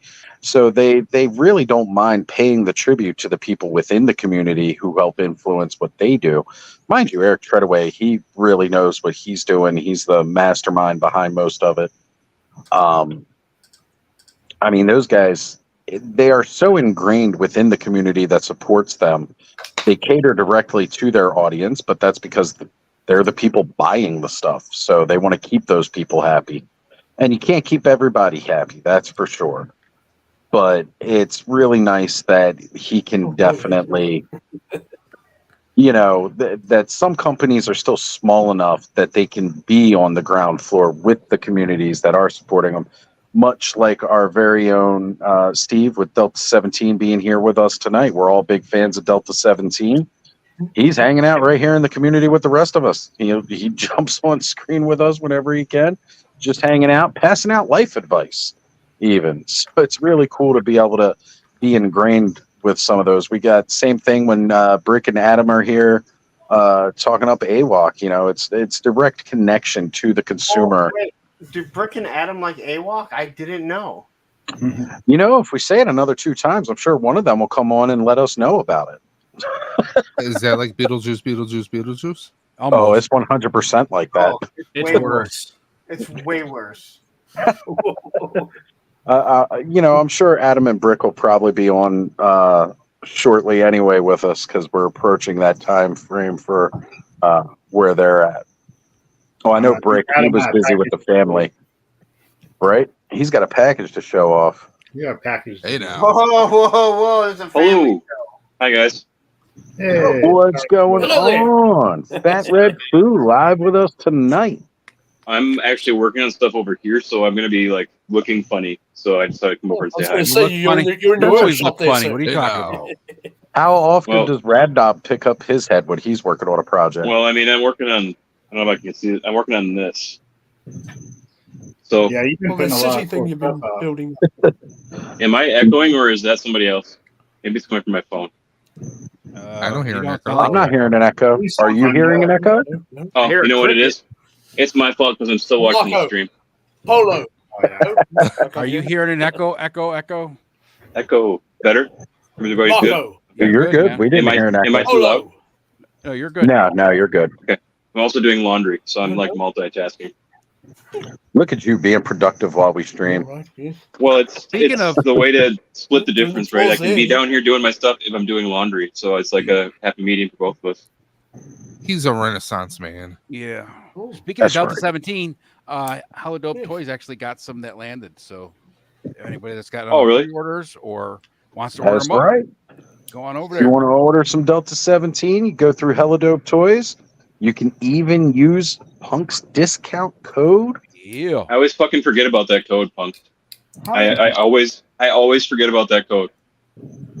There's a code? Make it your background on your up, phone. Down, left, right, BA. Are you serious, right now? I didn't think so. A secret code there. I was going to say, you've been around too long to not know that. That's a rookie. I mean, mistake. I think one of my texts is in the commercial for that. So yeah, it's true. Yeah. Actually, I'm I'm pretty excited for the sure it's reveal on the tomorrow. inside of those crates. Over on Hello Dope. I'm excited for that review You want tomorrow. to see the Or- most awesome top of a crate? Let me show you this. Well, I mean, I've seen the crate because I saw it immediately. As soon as I saw it and it had the logo on it on Hello Dope last week, I was like, I want one of them. You haven't seen this one. Well, I don't know if you were supposed to be showing off stuff. Ooh. I can't get it to focus. It's out of focus a little bit. It says Ed's paycheck on it, and it's that's awesome. That's the tiny package. Big that box. That looks like that looks like an 8.5 or 118 is what it looks like. It would I be like about that. 118 scale. Oh yeah. Bone Dragon. Everybody go run up Lawrence's bill. That's right, folks. I do have to kind of keep it quiet too because like the lady's mom is right above me sleeping right now, and she's old. Well, that didn't come out right. I mean, I don't know, man. I'm just Nothing saying. come out right on this stream. Chloroform goes a long way. What? Oh my god. Oh my god. Spoken like That's a true amazing. Buffalonian, Dave. Trying to get my sponsorship taken away on the second day, I see. He's trying to work it. Oh, that's okay. Your sponsors aren't watching this stream. You're right. I'm definitely not multi-streaming this show. That's for damn sure. Not to be trusted. So everybody's been having a good night. Hi, Random. Nice to actually talk to you, kind of, sort of. Wait, are you on this side? Yep, I can now poke Random. What? Code. Can I get Eldor up here? This is like freaking the Brady Bunch right now. Yeah. That's how we roll. More dysfunctional version. Yeah. Punk's code yes. Hello Dope Toys is APWT. A punk with toys. APWT. If you use it at hellodopetoys.com, you can get 10% off your order. And Punk's got to pay that extra 10% to Hello Dope Toys. We bill Punk once a month for his 10% off. Every order. I'm actually looking at the website right now. Yeah, their website's come a long way. They did a really good job with it. So, Dave, if you order something, living in Buffalo, it'll ship out the next business day, and you'll have it in 2 days. Nice. And I order on Monday, I get it by Wednesday. If you swab your packages, you'll get Ted's DNA. That's right. And you can make Ted clones. Yep. Are you guys going to want to use that video I sent, Ed? I have the full that clip that I sent out. Are you guys going to want to use that at all or no? That's Aaron's department. Oh, really? I thought it was Ted's. Okay. No, Or Ted maybe, licks you're and right. That's Ted's packages. department. I'm sorry, not Aaron's. I'm really tired, Foo. I've been up since 4 o'clock this morning, and I've been streaming since 7. And I had about 8 beers Since dinner. last month, Ed. Hey, it's still not as bad. Burnout's as the real last thing, week. Ed. It was mostly the 8 beers with dinner. That's Oh, well, that'll do it, especially when you're old. Watch your mouth there, young man. Hey, I'm 43. I'll be 44 this year. I'm not a young guy. I look like it, but I get You're carded young. still, but I'm not. You're young. You're young to me, son. Oh God, here we go. Well, you're damn sight younger than I am, sir. So that's something. Okay, so nobody answered my question, and I mean this with all 100% respect. Who has the bigger beard? Is it Random over here, or is it Elder up here? Who's got the longer beard? I mean, I think they're both very impressive. I just was curious. Oh, I think you win, Elder. We're gonna have to give it to Eldor. I Yeah. actually have to trim mine because I wear it all the time. Yeah. It would be in my belt I buckle. trimmed mine not too long ago. You ever watch that Beard Wars they used to have on Netflix? They had that Beard Wars where like they were doing all like the fancy beards and like they were the German guys that had like the whole scene that was built out of like their beard. They like styled it and shit. You guys ever I've see that? seen that, but I haven't seen the show. Yeah. I've seen that done though. I watched it because I was really bored. I didn't even You know know, it was a thing. Yeah. The show. There we go. I'm going Hey, to pop Punk. that up on screen for everybody. APWT at Hello Dope Toys. 10% off. I mean, serious like question. that World And Poker you Tour. would know. What- Do I not say the code enough on?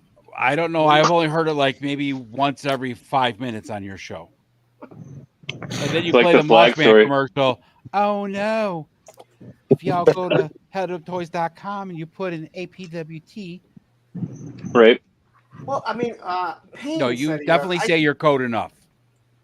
Payne said it. He keeps forgetting, and I'm not even It's saying not. like, It's not that people don't know it. It's that people don't remember to use it. I keep forgetting. I'm in there looking at the toys, and I'm not thinking punk. I'm thinking like, ooh, this guy looks good. That guy looks good. Ooh, I'll have to see about that one when it comes up. It's 10% off. So like the fact that like also every time you check out, there's the thing that says discount code put here, right? I mean, it seems like every time you go to check out somewhere else and you see that code, you're like, why don't I have a code? Yeah, exactly. Doesn't someone have a code for something? Yeah. High Ties TV gone and said, "Where's the discount code for website, whatever it is?" Right? I Google that shit all the time. I need to save 10% on this damn TV or whatever it is. I thought the discount code was "I hate Ohio." No, it's "I hate this fucking city." Hey, don't try Morse code. That doesn't work either. Right. $1.10. Right. $1.10 works everywhere. If you have a special holiday code, it definitely needs to be "I hate Ohio." If there's like a we should do that definitely. Like a 15%. Yeah. I have the perfect thing. It for works that. in Ohio. You got to pay 15% more. Everybody's 15% discount comes off outside of Ohio, and the Ohioans have to pay it. It just comes off Ed's paycheck. 15% of nothing is, Now, I'm glad I'm not the only one that says Ohio sucks. I mean, Who else? Carol. I would Drew Carey. I love Ohio because Cleveland rocks.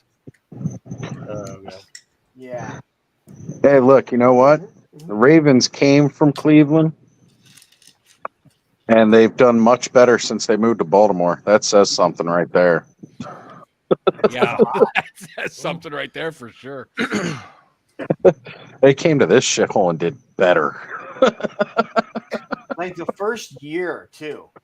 Oh, yeah. There was significant improvement. Like, what was it? Within our first 4 years, we were already playoffs, Super Bowl bound.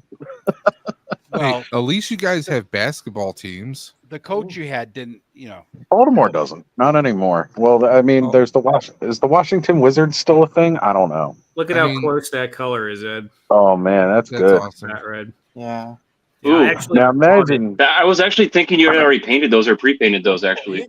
Nope, that's just that matte PLA. I love that Now figure, imagine. dude. I wish that was so badly. I wish that was 118 so that I could customize it and just make like a fleet of them, like I Am Robot style. Just make a fleet of them and have them invade Numa City. I would just love to do that. It'd be kind of fun. Your Chappie robot with all the antenna poking out and what have you. I agree with K-Roll 100%. Aaron, the exception of Aaron and Ted, the people are even crappy, right? And Aaron and Ted live in the worst city of them all, Columbus. Helidope Toys, the best part of Ohio. I would agree with that 100%. I gotta hop out and go have lunch, so I'll probably catch. All right, Cobb. Peace out, Cobb. Take care, Cobb. Proceed a bit. Good night. Have a good journey there, sir. Lunch? Where the heck is he? He works like late night or something. Oh, Yeah, he's working nights now. It's like, wow. Well, night shift then, I suppose. So Justin Booth says he just saw the first 2 episodes of the new Batman Cape Crusader. We're not going to go down that rabbit hole. That started a very interesting conversation. I actually watched the whole season. There's only a couple of episodes where I was like, nah. I watched the first episode, and this is what I'm going to say about it. We all talked about how changing the Penguin. There's a few things that they changed that they just shouldn't, right? They could have just made another character, and it would have been fine. No one, you cannot look at the Penguin and see a female Penguin. It is too iconic to the Batman lore. There's no reason to change it. Just create a new character the same way they created Harley Quinn years ago. Yep. They wanted a female Joker. They created Harley Quinn as that counterpart, his Joker's Robin, and it worked. Yeah, Penguin having a sister would make perfect sense. They could have done something like that. But I mean, create a new character. But you made the Penguin a girl. You made Commissioner Gordon and Barbara Gordon black. Like, you went all in on changing stuff. Now, I haven't watched any of the other episodes, and I didn't think the episode was bad. It's just like, why? Why not create new characters? This is what, like, people... This is what the people, like, when they get mad, that's what they keep saying. Just create new characters that people will love, rather than change existing characters. It's because, I mean, obviously I could see you're saying the same thing. I get the inclusion, but it's being lazy is what it really is. Alfred's fat. Alfred's fucking huge. Yeah. Well, the Alfred, the first version of him that they ever had was heavyset. Yeah, but I don't care about the first version. But you know what? I think amnesia. I think part of it is it's people who think they have an idea of what inclusion is supposed to be, but they don't. Right. And two, let's be honest. When it comes to this kind of stuff, the more people are talking about it, the more people are tuning into it. The more attention it gets, the more money. And that's what it is, because they always say, there's no such thing as bad press, right? I disagree with that, because isn't The Acolyte like the lowest rated Star Wars show? I actually haven't watched it. All right, well, neither have I. I haven't watched it either, so. But I heard Batman shows up in the final episode. For me, the only episodes where I was like, nah, this doesn't work at all was episode 1 and episode 5. Well, I don't know. I haven't watched it yet. I do intend to give it a watch, but I'm going to use one of those special pirating sites, so it doesn't count. He's going to LimeWire if that's still around. I'm getting it on the Bear Share. I'm loading up my Netscape right now. Loading up Netscape. It'll be ready by next year. Or what was it? Pirate Bay? You know what, though? So it's just one of these things where I kind of agree. Like, I'd rather see new and original characters. I like new and original stories. We don't always need to retread the same thing. It gets old, but again, we were just talking about there's nothing new under the sun, and it's right, there isn't. It's hard to make that, but it's also just one of these things where there's a lot of lazy storytelling these days, and that's where one of the biggest problems comes. A lot of it is because it's in the old media. So the old style media it's bloated. There's, built-in costs, there's unions for everything, so there's like set limits on, you have to spend $1 million to even get a bathroom put in, all this kind of stuff. So when you see all the new and exciting ideas and fresh ideas, it's on YouTube, it's on social media, it's kids these channels, these influencers traveling around the world. I mean, it's kind of crazy. It's not the same thing, but that's where the fresh ideas kind of are. We're just old and don't look at it that way. It's true. I mean, I've thought of YouTube is like back to the unregulated airwaves of the FCC days at this point, right? Like, there are certain guidelines that you have to adhere to. But for the most part, like, one of the things that I talked about it ages ago, and when I started getting into and making contacts, is I actually wanted to start a toy line. Tales of Arterra. I wrote up a couple of original concepts and like ideas for small play sets and stuff like that. But my idea of launching it was to the idea of like the old school, having accompanying media, where if I could find people within an animation studio, instead of doing something like a comic, but doing an animated series of short videos that could be pre-produced, put on YouTube as a cartoon, like your, after school slot, and do a cartoon, and then just have one of the tales play out. And that's a figure wave right there. One episode, whatever figures, whatever characters were in that episode, boom, figure wave. And since it's tales, it's kind of anthology. And I'm not sure I'm going to be able to pronounce that word. Yeah, very anthology-like, Anthology, Yeah, it's going to be like a singular episode, and there's waves, then do another episode, and then there's like a wave of characters. They don't necessarily have to coincide with one another, but then as you build it up and you get more and more, then you can start crossing and merging those stories, right? Because one of the ideas is there's no toy lines out there really right now with like pirates. So I wanted to do episodes containing pirates. And friggin' that would be great, but that would be a very different look from, say, like and again, this was more of a fantasy style toy line. Yeah. So like we're talking like, pirates may not exactly interact with people on this side of the world, so it's a completely different design. And then I started getting into Mythic Legions and realized they're kind of already doing that, minus the whole episodes thing. Like they do their blog posts and stuff and character bios. But I mean, what kind of pirates? I'm sorry, what'd you say? Yeah, I want to do a toy line with some pirates in it. What kind of pirates though? Like, are we talking like the Caribbean type pirates? Or are we talking? Oh, we're talking golden age of piracy. We're not talking Somali. I've been thinking space pirates for some time now, but space pirates was another thing that was on the block too. Or steampunk pirates with like the floating balloons and pirate ships and shit would be kind of cool. Yep, airships. That was going to be a thing. Like the dirigibles. Yeah. Yeah, exactly. Yeah. But Oz, you said we talked about it saying no one's doing original products, right? No one's doing original ideas, but no one ever said you can't do original ideas. Yep. People are allowed to do it. They're just scared to take the chance, and it's like, well, stop saying that. Like, hey, there's no original ideas. Just people are choosing not to.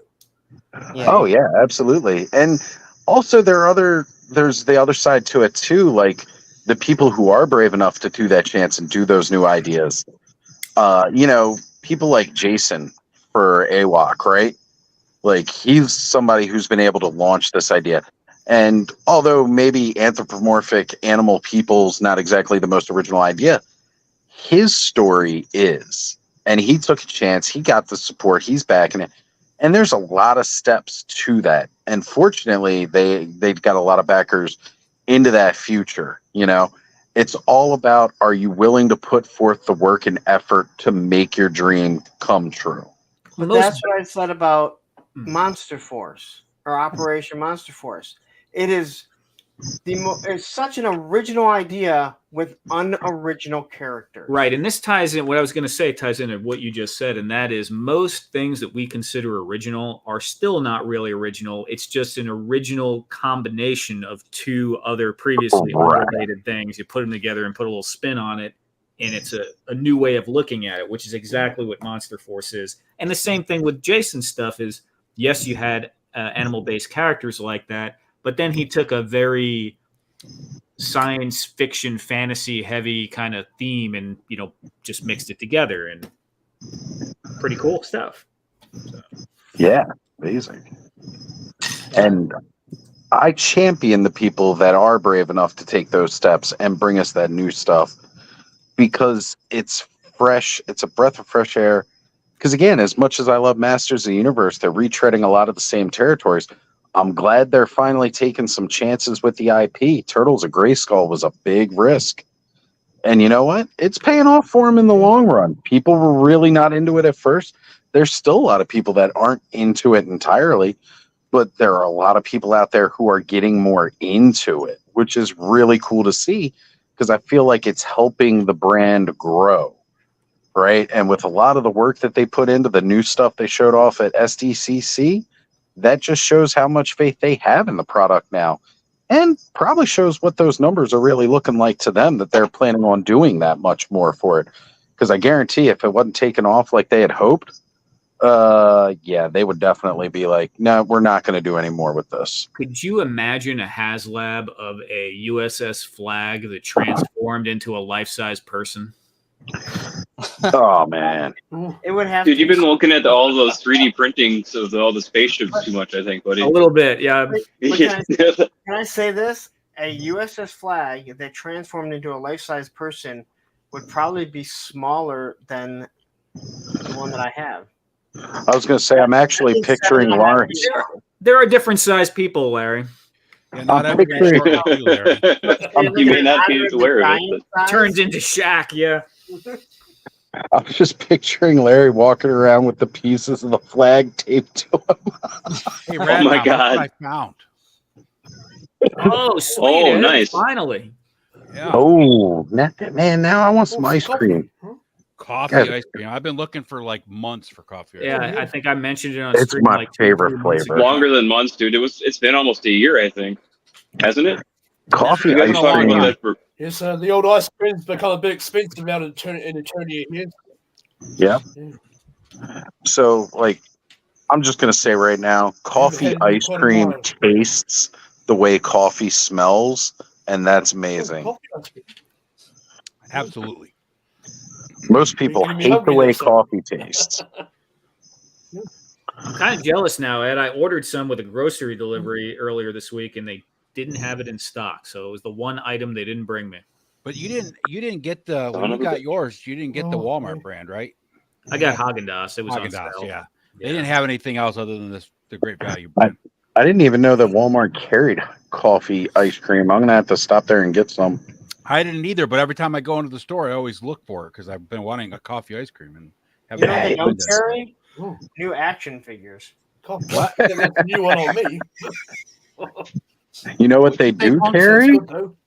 All of last year's Jurassic Park, and they've still got some of those last year's Rise and of the the year Beasts, before that Jurassic Park. Transformers. They got all that stuff still.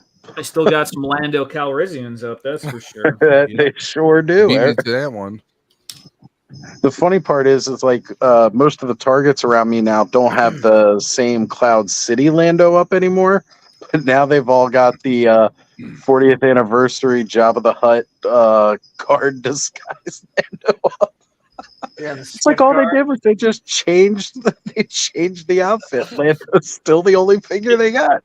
The Walmart near me still has the same 5 Landos from when I started back my Instagram in 2021. Yep. Yeah. Well, like I was laughing hysterically. Like everybody else is always showing pictures. They got like the new Motu stuff in. I go walk into my Targets and my Walmarts, and I'm still looking at Jitsu and Sorceress and everything else. Like 6 waves have come out, and I go in, and I'm still seeing those same waves. They haven't had Motu up here in a long time, man. Well, that was the thing. They finally just got rid of it all. They shipped it off to whatever stores that it was selling at, and they have it, but none of the ones by me have anything anymore. And then I found out what they did with all those Ric Flairs. They finally just shipped them all to Ollie's. Like an entire aisle of Ric Flairs with more Ric Flair boxes sitting up top. Like, yep. I think they did have some $5 Landos at Ollie's last year. Yeah. Okay, so got to check out the new Joe Rogan comedy special. Every once in a while, on my Netflix notifications, but I didn't get a chance to look at it. You want to hear something funny? My son goes, why would someone give Joe Rogan a comedy special? And I go, because he's a comedian. He goes, what? I go, yeah. Like he goes, way back. He goes, I just know him that he has a podcast. I'm like, no, he was a comedian before that. And he was like, well, it's like I didn't know. everybody knows him from working with Dana White and UFC. Everybody knows him from doing the podcast now. And it's like, yep, we remember the comedian days. We remember Fear Factor. Fear Factor, yeah. Fear Factor. Making everybody eat cows' anuses and everything else. Obviously, fear is not a factor for you.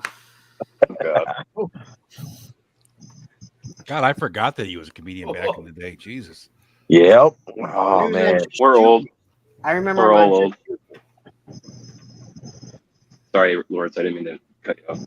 No, I just remember on Just Shoot Me. That's how I know who he is. Yep. That's when he kind of had hair in his head. Well, it's like I still remember him on Fear Factor. He started with hair, and by the time he was done with it, he had lost it. I think it was all the stress. You ever see that guy kick a heavy bag? Mm-hmm. I think it's funny that the longer he stayed working with Dana White, the more he just looks like Dana White. Like everybody else noticed that too, right? You're not wrong.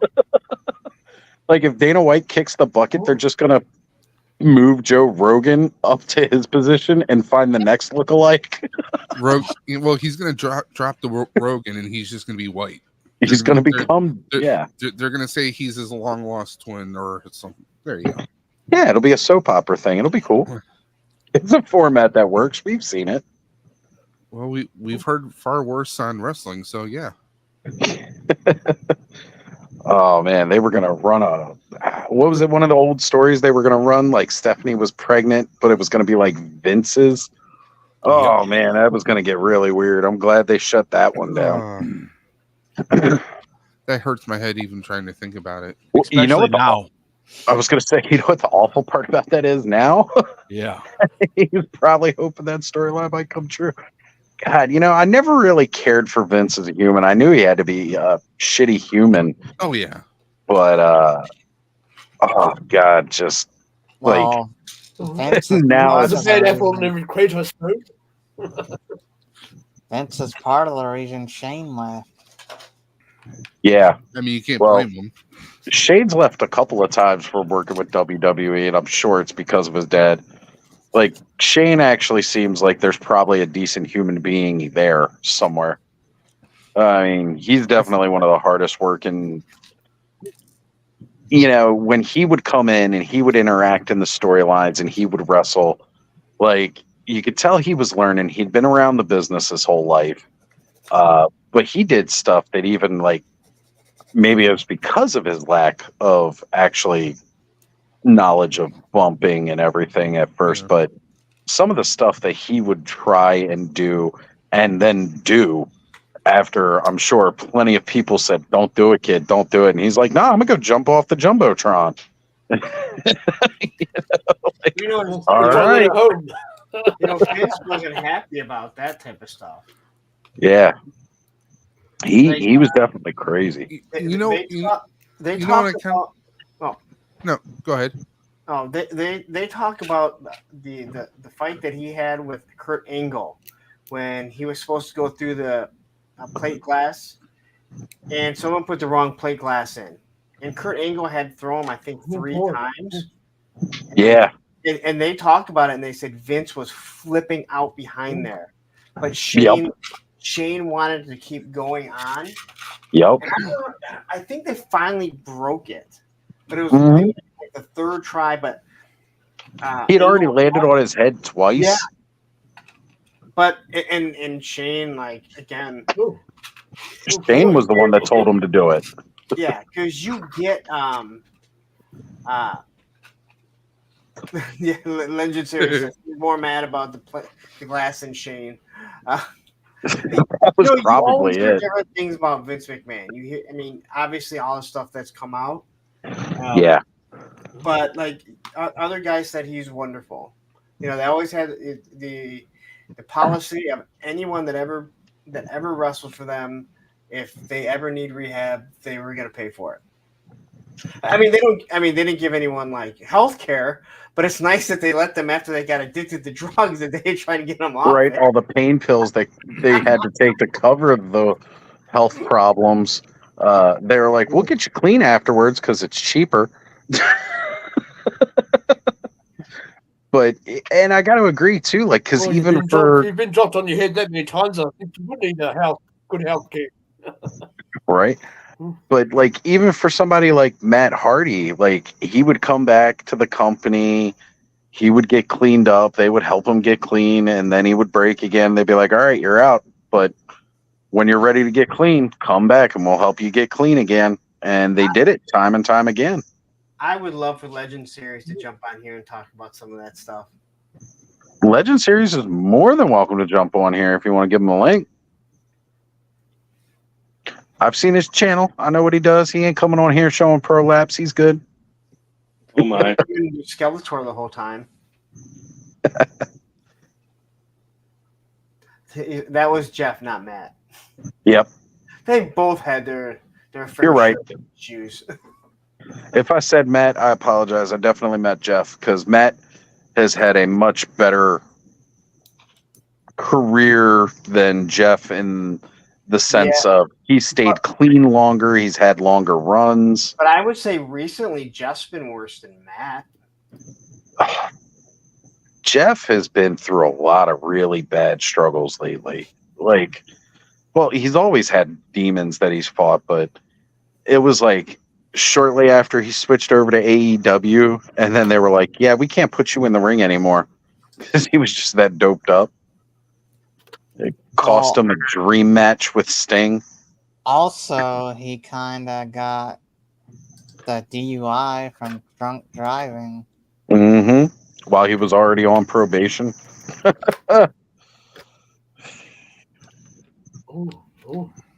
Hey, Legend, Tony, if you're listening, I'm gonna send you a link if you want to jump on here.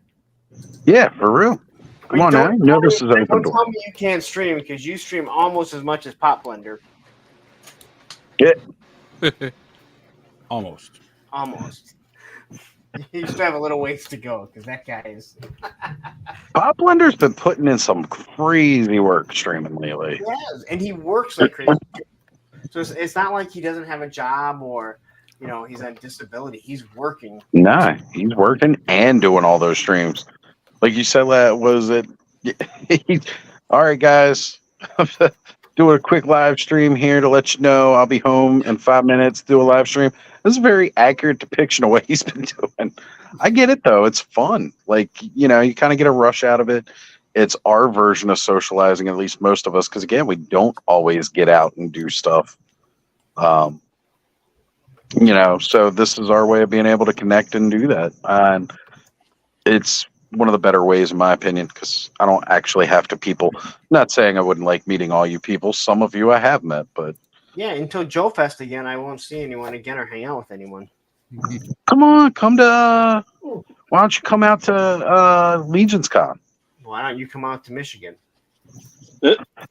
Maybe I'll make the road trip after Legion's Con. I mean, depending where you are, Michigan's only for me, it's only a 4-hour drive. Yeah, well, we cut through Canada. Yeah, because my wife's originally from Michigan. Yeah, it's significantly further. You can get through Canada. If you can't, then you have to go all the way around. Well, it sucks for all those guys then. I'm not allowed in Canada, so I have to drive all the way around. I'm probably allowed in Canada. What'd you do, Ed? They don't know who I am, but I'm not allowed to call Canada. Well, at least I'm not allowed to call Quebec Canada anymore. Oh, like all of Quebec said you cannot call anymore? Well, at least somebody who said they were the Quebec police told me I couldn't. Oh. I just assumed they'd extradite me by sending the Mounties down to get me. That was probably Ken drunk. It was probably this was years before I knew Ken. You're gonna Also, be he doesn't transported by moose. they rope me up, carry me up there. Just buy the Mounties some Tim Hortons coffee, and you're good. They'll let you through. I see. That's why I do need to go to Canada, because I want to see if Tim Hortons is as good as Dunkin' Donuts. The problem is I can get into Canada. States. I just can't get back to the States after I get out of Canada. Oh, you never answered the question, Ed. What'd you do? Well, that's not a discussion I'm willing to have right now. Okay, understood, sir. Just thought you brought it up, so I thought I'd ask questions. According to Cobb here, it is something to do with a moose. I had not picked up the Ultimate Tatsu figure, but I'm glad they made him. I don't collect NECA turtles. The only NECA stuff I do is Alien and Predator still. And even that I don't do. Like, I've got boxes of it downstairs, but... Speaking of NECA... Yes, I do have a set of the NECA movie turtles, but just the smaller figures. San Diego Comic-Con, not one new gargoyle. Yeah, I was wondering about that. They didn't show anything new for Gargoyles. I know it's kind of a limited series, but there's still a lot of characters they can do. There's a lot of characters, and everyone sells them like crazy. Yeah. I mean, there's still plenty of characters and variants of the already existing characters that they can still do. So I mean, there's got to be another version of Goliath they can do. It looks to me like NECA is resetting what they've been doing for a while, though. Like they're just. It does, because a lot of their releases have slowed up quite a bit. They're either going to release a whole bunch of new stuff, or they're going to just take everything they've done in the past and re-release it with new paint and new Well, it's not the first time they've done that, right? I know, Because, that's what I'm saying. you know, they had the original way they did the figures, and then they started doing their ultimate versions with better articulation. Yeah, and it looks like there's another version of Ash coming out from from Evil Dead. Yeah. Really? And it looks like it's it's the same figure, maybe a different head sculpt. It has more blood on it, and it looks like it's a 2-pack. Well, NECA has been loving those bloody variants lately, that's for sure. So in one line, he tells us, "Oh, okay, hold on a sec. Sorry, I saw the 2 L's and didn't read the rest of the names." Lone Dragon says he'll jump on if Lawrence sends him the link. He'll even put on pants. Pants are optional, just as long as we don't see below the waist. Hey, it's not my stream. Well, actually, it is. Let me go take off mine. I don't care if Oz wants. I don't.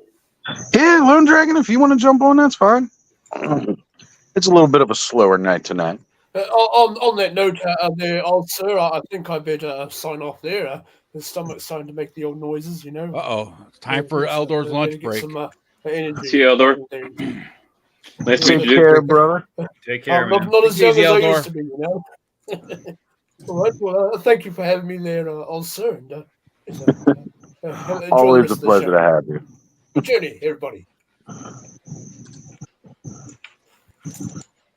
Hey, you know what? If they want to do a Cobra Sylvester Stallone, I'd be down. Oh, yeah. Oh, but Tony and I were just talking about.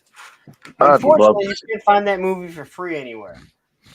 I really wish that we could get like, and I know Gaz would be in for this too, like an 80s action hero line.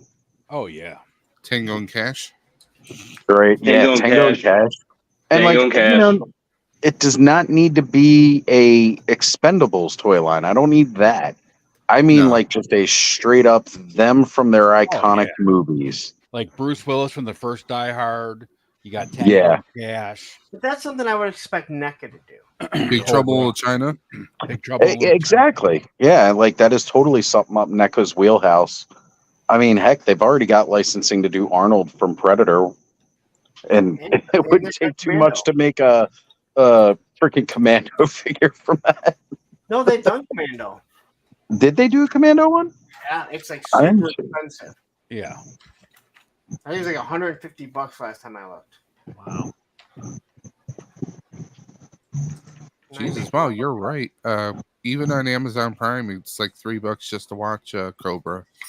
Yeah, it's crazy. Because for years that was something you could find on just about any free streaming service. I look at some of I these used to old have it on movies. VHS. Look at some of these old Like it- movies. I'm like, like I'm it not is- paying $3 to watch that movie. Yeah, we've been tricked with the streaming thing. I got rid of my VHSs a long time ago. I wish I would have kept them all. You still have your VCR ad now? Nah, I got rid of it at the same time. Okay, because 3D I print one. thrift all the time, so I check the VHSs for Johnny Mnemonic. If I ever find it, I was going to send it to you. I do miss For real. having that, but I don't have a VCR. Oh, okay. Well, if I ever find it I have my own copy, but if I ever get another copy on DVD, I'll send it to you. Okay, I'm not gonna lie. I thought You can about. get it for like $32 on eBay. What is? Yeah, Commando. You get them for like $32. I think I'm gonna order them. Order them up. Are You you getting know- the Sergeant Rock from McFarlane Punk? Yes. Which one, the Got regular that on version it. or the green version? Oh, I want the regular one. I don't want the Army Man one. No. I'm surprised NECA hasn't done a Sylvester Stallone from Over the Top. Right? Right? Baseball Well, cap that spins you gotta around. have the ball cap that goes and switches around. Yep. Hey, can we get a cliffhanger toy line just so I can get a John Lithgow figure? Well, I mean, you could get John Lithgow or what? Raising Cane. Get him from Dexter. Ricochet. John Lithgow, the serial killer. Yeah. Harriet the Hendersons. Right? There you go. That's a toy line I'd really love to have. Oh, hell yeah. What was that show? It was around the same time where they were like out of time and the family had like gold in the closet. Like they were their house was a castle, but in the future or modern time, it was not a castle, but they were somehow. Anyone? Am I nothing? Blanking on that. It sounds familiar, but I can't think around of in it. the 80s. Yeah, it was in the 80s or maybe really early 90s, and the family needed money, and the father was like, "Oh, is this stuff worth anything?" And he had like bricks of gold stacked in the God, that sounds familiar, but I couldn't tell you what it is. Yeah, it What is it? It's like it was like they traveled, the whole family and the whole thing like traveled through time or something, and it became a house instead of a castle. I don't know exactly, but it's just a vague memory. Is it the movie that's kind of like Jumanji, except it's not? No, I think that's the one that they travel through space in the house. Is that what you're talking about? Ian? It was like a sequel to Jumanji because it was another board game. Jumanji spinoff, yeah. So I like But how Jack Lone Shepherd Dragon as an comes on just to be. Was that Richard Simmons? Wow, could have done without that. Simmons, Steve Irwin. Oh, he's got the Dead collection there. Oh, it is. Can we make them bigger? Yeah, give him a full screen. I got him.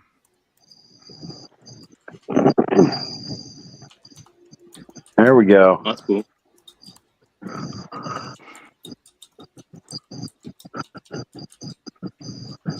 Gotta have the desk toys.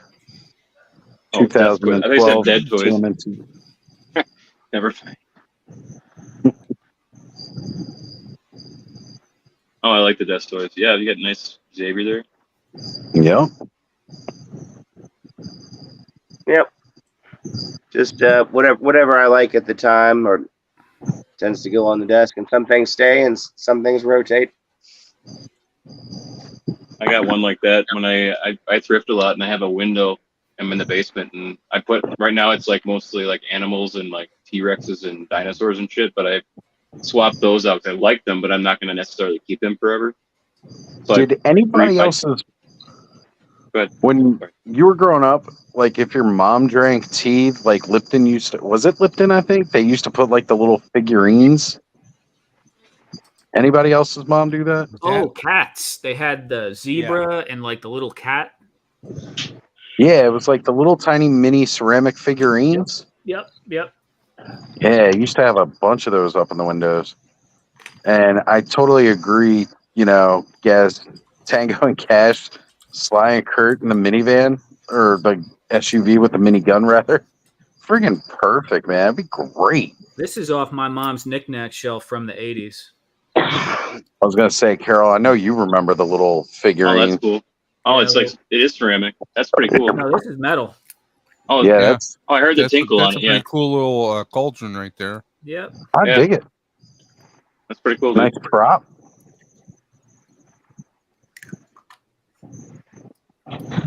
You know, that kind of stuff was fun. Yeah, the knickknack shelf. You got toys with everything back in the day. Your cereal, your tea. Nothing like it. Now they're like, nope, these idiot kids, they'll eat it. Yeah, I imagine something like that. If you were to put like toys and Pop-Tarts or something, that would probably, you know, get some interest up. But it's just got to be such a long slog to get the attention. Yeah. So that's the shelf that I was talking about. Nice. I didn't see that. So it's like, this is all Goodwill finds or different thrift stores. That's except really for good. The speeder. But yeah, so it's like my non-work area, so I get to decorate it with whatever. You should build a simple diorama in there, just like a floor and 2 walls. Dude, I am so done with trees. Let me tell you how done with trees I am. Trees are a beast. I don't like making trees. Actually, I tell you what, Emerald Knight makes some pretty good trees. The way he does them. Oh, what was it? I forget his method. We'll have to have him come on and talk about it. But he made a bunch of trees to put in like the backgrounds of his shots. He does it the same way that Eldor does with the masking tape twisted up. Yeah, yeah. I did mine with wire and Mod Podge and paper. You know what? I can't believe I forgot to show the balcony. Mm-hmm. Oh, nice. Very nice. Hey, Punk, Man, I there wish we I are. had that set. What? It was a Hey, fantastic. go back to that, Lone Dragon. So, can you go back to the balcony? Yeah. Oh, we got. That's awesome. He heckles us while we're live, and we can never tell. We got Dan Sheehan saying hello from upstate New York, and then saying goodnight from upstate New York. And Gaz is tapping out as well, saying good night, everyone. Good night, Gaz. Have a good night, brother. Later, guys.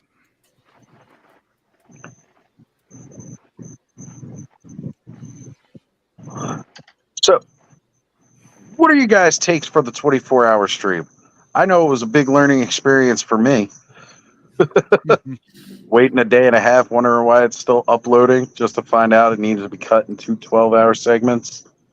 Oh. So what did you guys like about it? Because we're trying to make plans. We're going to do it as a yearly thing for San Diego Comic-Con. Because it just works, but we're going to change up a couple of things for next year. But anything that you guys would like to see more of? Anything you think we could do better? Besides not bitch about the snake layer for like 4 hours. Well, I mean, I bet you're going to be monetized by then, Oz. So you might be able to throw a menu up for like special things, like light a toy on fire for $40 or something like that. Mm-hmm. I don't think I'd ever do those kind of light a toy on fire. Crimes against plastic. The days of strapping firecrackers Throw like to a really G.I. Joes. throw a lousy figure into like a blender or If it's something. a pop There you go. toy, it might be worth. Ooh, actually, I'd be down with like Kill a Pop. I can go buy some pops at Ross or something like that and send them to people and have them burn them up or blow them up or whatever because those things suck. No Yeah, offense no, to most anybody of that us likes are them. not Okay, I don't mean to offend anybody. I just don't like them. Most of us are not pop fans. Not really. I think the best thing coming out of Funko right now is Mondo. And they were doing pretty damn good before Funko bought them. Mm-hmm. I prefer soda instead of pop. It's pop. Well, they got those too. They got the pops, and then they got the sodas, the ones that come in the little cans.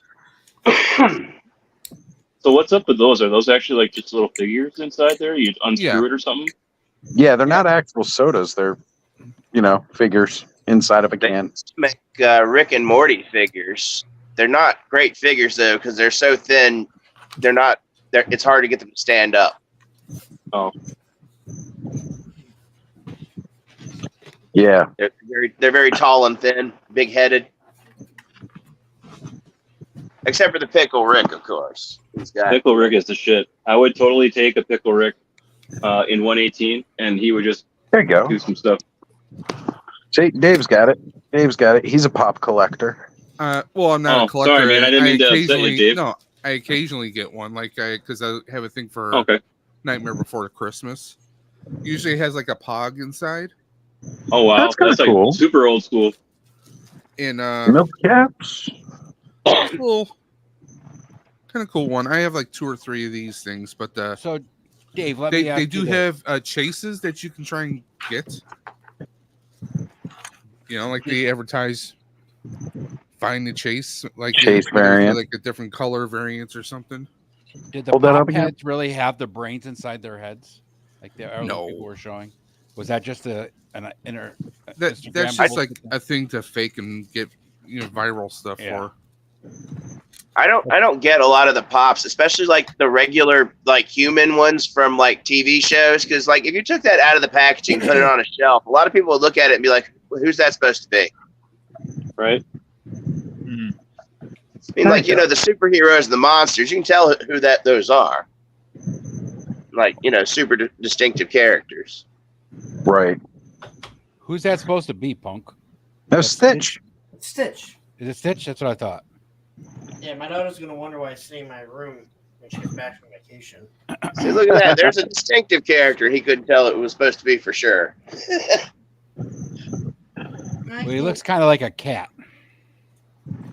But knowing that I know that Punk's daughter likes Stitch. Love Stitch. Hey man, Stitch is an easy thing to love. I love Stitch. Yeah, I mean, come on, he destroys everything. Larry, when do you have any dates laid out yet for when you're doing your? I have no dates. Okay. I would love to date someone. Do you have someone in mind? Oh my god. Yeah. I mean, Ed. No. Oh my god. Toy stream. How the fuck did I get brought into this? Oh no, you're an ass. I figured you just get roped in somewhere. Wow. October 25th and 26th. Okay. Those are the dates. All right. That's your 24-hour for charity, Punk? 36. 36. Plus. When did that happen? He's got to show me up. He's got to do. It was Couple all. hours. Yeah, he's got to. Yeah, okay, I get it. It's the Punk 36-hour stream. It's not going to be 36 hours consecutively, right? It's actually going to end up being 34.5 hours, give or take. Keep it a little. Yeah, if he gets on a roll and starts talking about Ohio, we'll be there for maybe even 48. We don't know. Actually, it's probably going to be more than 36 because Oh. because we have to break it up, and I figure probably 11.5-hour blocks. But That works. Within that last block, which would be the fourth one, I don't know how long I'll make it, but since it's going to be part of the clubhouse, I will just leave it because Ed will have control of it. So if it goes till 5 and there's more super chats, then great. That would be, all that Sunday would be added to it also. I like that. That'll work. You just We'll have run over Larry sleeping in a dog bed, like Roman's bed, with a sign on it, like please. There's a good chance you might just see that. I told Larry to do that. I told him just leave the camera on Roman for an hour, take a nap. That'd work. But I'm still trying to put it together right now, and get the people on, have the shows that I want on it. So, right, we'll go from there, and there'll be there'll be a lot of having people come on. But again, I want to have shows on it. The actual shows. You asked Travis to come on and talk about wrestling. He'll be on for 17 hours talking about wrestling. Well, that's why I asked at 1 a.m. for them to come on. Yeah, and that's kind of like we're adapting that idea for in the clubhouse chat. Like Haynes had brought doing that up for the next 24-hour stream for us too. Like having blocks and segments specifically for like doing Star Wars, like kind of like doing shows like that, like having the Star Wars experts and stuff come in for that. It's too much to have for 36 hours, just have people flow in and flow out, especially when you guys had San Diego Comic-Con, so you had specific stuff to discuss. Yeah, we had the snake lair. That took up at least half the stream. Oh my god. Like that took up most of the morning. We had Oz raging without his nicotine. Yeah, I was waiting for smokes. That's more or less what it was. It's like it's truly like it was only a mild irritation, like the naysaying of the snake lair, but it was more so I needed more nicotine. Well, you even said it. You're like, I'm trying to get this out before I can go smoke. It's like, whoa, that is the part where I've most raged ever on the stream. Because I'm not that kind of guy. You could tell it was the lack of nicotine got to me, and I was like, I need a smoke, and I've been trying to say this for 20 minutes. Yeah, we'd also started at 5:45 in the morning, and it was like noon or something like that. Yeah, I would be hungry. I'd be getting low blood sugar trying to do that without eating. I'd have to eat all the time. It was earlier. Yeah, earlier. Yeah. What I should have done was I should have went out and specifically bought supplies before the stream started. Yeah. But I was so worried about making sure I was getting everything going with the stream. Like I could have just walked down to 7-Eleven earlier in the morning, grabbed like some smokes, grabbed some, all your grabbed a couple of energy drinks and stuff like that, and had done that early. Wish I had, and then I wouldn't have even had that little thing. I would just come out here and been like, I'm gonna go smoke. Keep yucking my yum, people. Snake layer, freaking awesome looking. I don't care what anybody says. He's got like emergency little emergency box on the wall with Nicorette gum in it. Yeah, just in case he can't get away. You see Osprey when he's got 8 patches on his arms. Yeah. bucket underneath his. Doing good, man. Doing good. You know, bucket under his desk so he doesn't have to get up and use the bathroom. Hey. No, I'm Shit never bucket. getting that serious about it. I'm sorry. We used to joke about the shit bucket when I used to game all the time. You got a shit bucket, and you're not a gamer. I love how Briscoe says you can do it 48 hours every week. Yeah. I have faith in you guys. No, I don't think What up, so. Briscoe? Hey, Briscoe was there when we started on Saturday morning. It was there when we ended on Sunday morning. Yeah, so. Briscoe That's was true, hanging he for a was. long stream, but Briscoe will definitely always promote you torturing the crap out of yourself on a stream. Yeah, he's got a devious mind, that one. Yeah. Well, I can But say that's why we that- like him. Yeah, right? I mean, Him and I are always going back and forth. you know, on Monday I went 4 hours by myself. Yes, you Aw. did. But last night I realized that I'm going to hit the wall about 3 a.m. Yeah. When I was done. I'm like, Pop, shut the fuck up. When we'd gotten to a certain point in the conversation, it was like right before I popped off. You had seemed to get like the second wind. I guess it was kind of short lived though. It was good for a while, and then it was just like, I can't do it anymore. Well, I mean, at that point, it was pretty much just Pop talking, and it was like, all right, keep going. I've gotten to this point on my streams where like somebody else just wants to take over the conversation. Go for it. I'm done. Yep. No, yeah, again, that's why, I mean, I already know that there's going to be, there'll be times that I'll have to let Ed or Matthew take over. But I'll stay up as long as I can. I mean, I took Monday off, so it's not like I have to worry about, because there's no way that I'm recuperating to go to work on Monday. Yeah. I wonder if you could convince could convince Ted to do a segment on that live stream that's just Mossman. Like you don't see Ted, and it's just Mossman talking, and it's Mossman for an hour. I'm gonna be I would tune in for that. I'm gonna be asking Ted to do something short for me anyway. So An hour is a bit much for Mossman. I think maybe 15 minutes might be more in the scope, but Put some liquor in him, he'll be fine. I tell you what, though, I do want to have next time we do the 24-hour stream for San Diego Comic-Con, I want to have commercial breaks. And I want to do it like when I say commercial breaks, like I want to have stuff like promoting Helidope toys, have stuff promoting Delta 17, have stuff promoting AWOC, like, the friends that we've made amongst the community. We'll have stuff promoting ACES stuff or whatever, like little commercials we can pop up in between. Just because I think it'd be a little fun thing to do. And again, trying to help promote our friends and stuff like that along their journey. I think it would be good. No, that's definitely cool. Definitely cool. Yeah, you guys can record little videos and just upload it to StreamYard. Yeah, definitely. Like, I think, stuff like that would be the way to go. Even if it's like a little segment just promoting somebody's channel. Like, you know how YouTube has you do like that intro video thing to tell people what your channel's about? Record a little something like that and we'll pop it up during the stream. Let's just go. Yeah, I'll do one for you. I don't care. Sounds great. Pump up the Toy Network community and pump up all of our friends. See, look, Steve's on board. Steve, I'll run commercials for Delta 17, brother. I do not mind. If it's something that I'm passionate about, I enjoy, and I support, I'm going to. Like, that's what I want to do. Hey, can I ask a random question? Unrelated?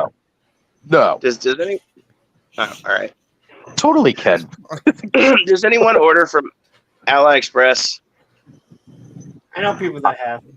I have in the past.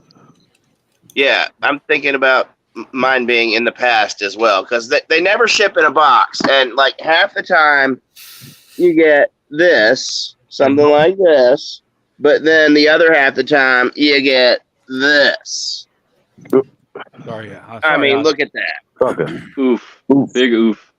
Was it delivered by Ace Ventura? I guess. Was your It's pet not only gone that. when you got it? You what? Was your pet gone when you received it? They dropped it off, made you sign for it, and all of a sudden your dog was gone. No. You not in Ace Ventura? Just this guy here, Starvin Marvin. Say hello, Starvin Marvin. Meow. I know. That's right. Oh, awesome. On cue. What's the treat? So give me a nuzzle. Give me a nuzzle. Oh. Come here, give me a nuzzle. You want a treat? Give me a nuzzle. Give me a nuzzle. There's a good kitty. No dogs. So I've ordered from AliExpress back in the day, but I'm pretty sure what I got was knockoffs. Give me not actuals. Yeah, that's why I don't order from them. Yeah, I'm worried that gotten some knockoffs from there, but usually you know that it's going to be a knockoff. Mm-hmm. Like says in the description, like the Ninja, this set, they're knockoffs. Yeah. Not that Raphael. This Raphael from that set. So, like, I do know that some of those NECA ones that I got, and they are NECA, supposedly. I'm pretty sure some of them are knockoffs. Like, I got a couple of drones and a couple of runners. Because, again, I was going to build a hive, but since it was going to be like a static diorama display of the hive, I didn't really care if they were knockoffs because I wasn't going to be playing with them. Yeah. Right. But, I mean, sometimes you get that everywhere. I've gotten knockoffs from Amazon before, and I had to get my money refunded, and they refunded it right away because the vendor had already been removed from Amazon when I complained. Yeah. Legend Series will definitely pull you in for the next 24 hours for sure. Do you think that AliExpress has knockoff Landau Calrissians? That's a bad business decision if they do. They're just sitting there like, how come no one will buy these? Oh, they didn't realize in the States that that's the only figure that all the Targets and Walmarts both have. Right.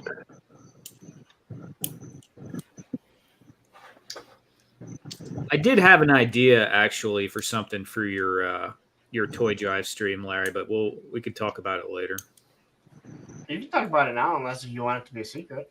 Go for it. Talk about it. I mean, no. I mean, if you want it, if you don't want to, that's fine. I don't. Yeah. What? Maybe later. That's cool. We can talk. I mean, I like shooting people down on air in front of everyone more. No, you won't. It won't I'll do it in private. It won't happen. You got to watch out for Larry. He'll blast you in private and put it all over public.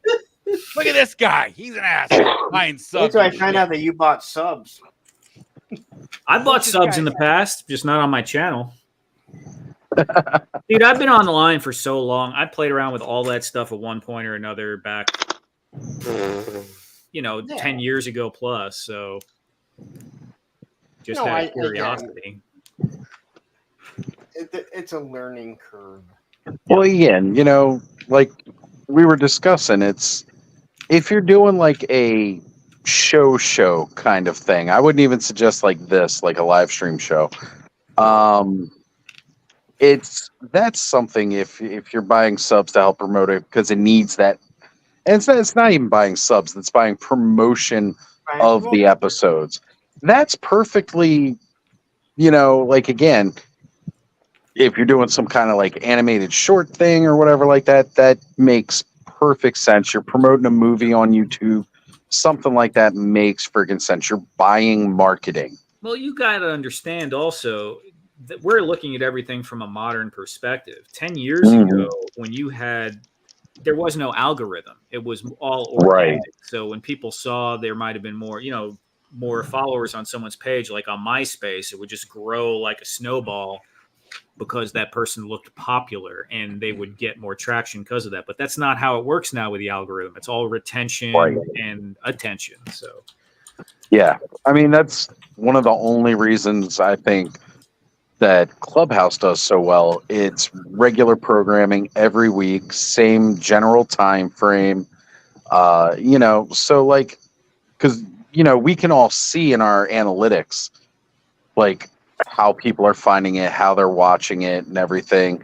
So like it's the algorithm pushes it every Saturday. You know, you have a people strong do sense of find it. community here that you've built because you're very welcoming and yeah. So it's like I've had, like I've said before, I've had short form videos that have gotten millions of views, and I promise you that I couldn't engage with and actually have a meaningful connection with more than a handful of people, maybe even one or two people off that, versus what you have here with far less, numbers, but way more community and interaction. And that's what I value more over the actual numbers themselves. Sure. The engagement within the community, like getting to meet all you guys, talking with you guys, getting to know your likes, your dislikes, all that kind of stuff. I value that way more than just, last week's stream was really cool. Seeing a video, like an actual stream, hit 1.2K views, that was awesome. Seeing 80 likes on a single video is really awesome to see. But the truth about it is, like, I'd rather have the engagement with everybody than just the numbers. Sure. The numbers are cool, but I'm not in this for the numbers. I'm in this for talking with the community and hanging out with everybody and, just seeing what everybody's getting into. And we have similar interests. We have varied interests. And that's what's great about it too, because everybody comes together and they're like, hell yeah, let's check this out. Let's check that out. Like we're all just it's not a one trick pony, we're like the roots of the show and what my likes are. We're all masters of the universe. It's expanded a lot more into the indie lines. And, we've got a big G.I. Joe community behind this too. Since Aaron joined and then Punk got involved and everything, and now we got like a huge standing in G.I. Joe community. Ed and Travis with the Toy Elite, they're monitoring a lot of the indie brands now too, along with Brick and Adam. Like we all bring a little extra flavor to it, so, and that's what I like about this. And Dave, you've been an awesome new addition, coming on pretty regularly past couple weeks here. It's nice to have another fellow big Ghostbusters fan in the house as well. Because again, that's another brand that I'm passionate about and I enjoy. It's been great watching Cobb get out of just Mo 2 and get into other stuff too. Yeah. Cobb used to just be strictly Masters of the Universe, and now he's dabbled into everything else. I don't know if that was really a good decision or not, but yeah, we'll go. Yeah. Second guessing myself. See, I think this community surrounding all of us is the ones where, like, we buy what we like. And when we see something cool that we like, we're just like, let's get it. Well, it's always a problem for the wallets, but it's a good problem too. It's one of those first world problems. Oh, I'm going to buy more toys. I don't have enough already. Yeah. Yeah, you guys have been really welcoming. Appreciate it. I mean that. Hey, Fabred, thank you for, just being a part of this community, showing up at the chat all the time. Having you come over the past 2 weeks has been really cool. Hylian, I know you've been one of my biggest supporters from the start. You even jumped on my Patreon. You were one of my first Patreon subscribers, so it's been cool having you join us on here. Yeah. I enjoyed it. I was waiting for that. Perfect. I know Ken was messaging me. He'll probably be jumping on here in a little bit. That's about that time, huh? That was good. Yeah, it's the late night portion where all of our late night friends jump in. I think Adam's not jumping in tonight because we threatened to talk to Amanda about his package. Uh-oh. Frank Dumagno. I don't think I've seen Frank's name before. Good to see you here, brother. Thank you for joining in. Frank's from Punk Stream. I figured that's where he was coming from. I don't know how many people are simulcasting tonight. Just you and Punk. Just the two of us. That's weird because when I did that simulcast on mine, I got that whole 24 hours. I went back and looked. I was like, were we able to? It keeps the whole 24 hours. Gosh, that's weird. Basically, if I divide it up into two, I mean, you may be able to pull it from your YouTube. Because, like, if you look under your content tab under studio, it should be there. Like a recording of from what you did. So if you download that and split it across two 12-hour portions, you'll have it up there. No, that's what I'm saying. It is up there. And it's 24 hours. It shows the full 24 hours. Yeah, if you click on it, it'll start playing. Because if I click on mine, if I click on it, it'll tell me it's still uploading. Oh, you know, I didn't actually click on it, but let me see. Yeah, if you click on it, it won't play. Really? Okay. Or if it even lets you click on it. Because I know I was having trouble just going back and responding to comments on it, which was really pissing me off.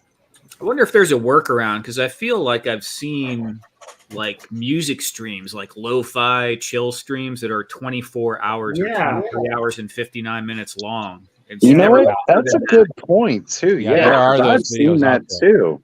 Yeah. Right? Like there's somewhere it's like 1 hour or 5 hours or something like that, but I've definitely seen them 24. Yep. I've seen like 24 hours where they stream like 5 Simpsons episodes on repeat. Yeah. I wonder if there's a way to register your account so it can do that. Perhaps. I don't know. Maybe I got to be monetized, and since I'm not yet, it doesn't let me. I don't know. But when Ken searched it, he found that it said like it'll archive anything over 12 hours. Yeah. You know, and see, it's funny because those videos are live streams. Like they live stream it and then they do it. Because I was going to say maybe it's different if it's just an uploaded stream, but I know I've seen those where it's like a live 24-hour. Yeah, they stay. Yeah, live. actually, Hebro did that 24-hour of just his 3D printer going.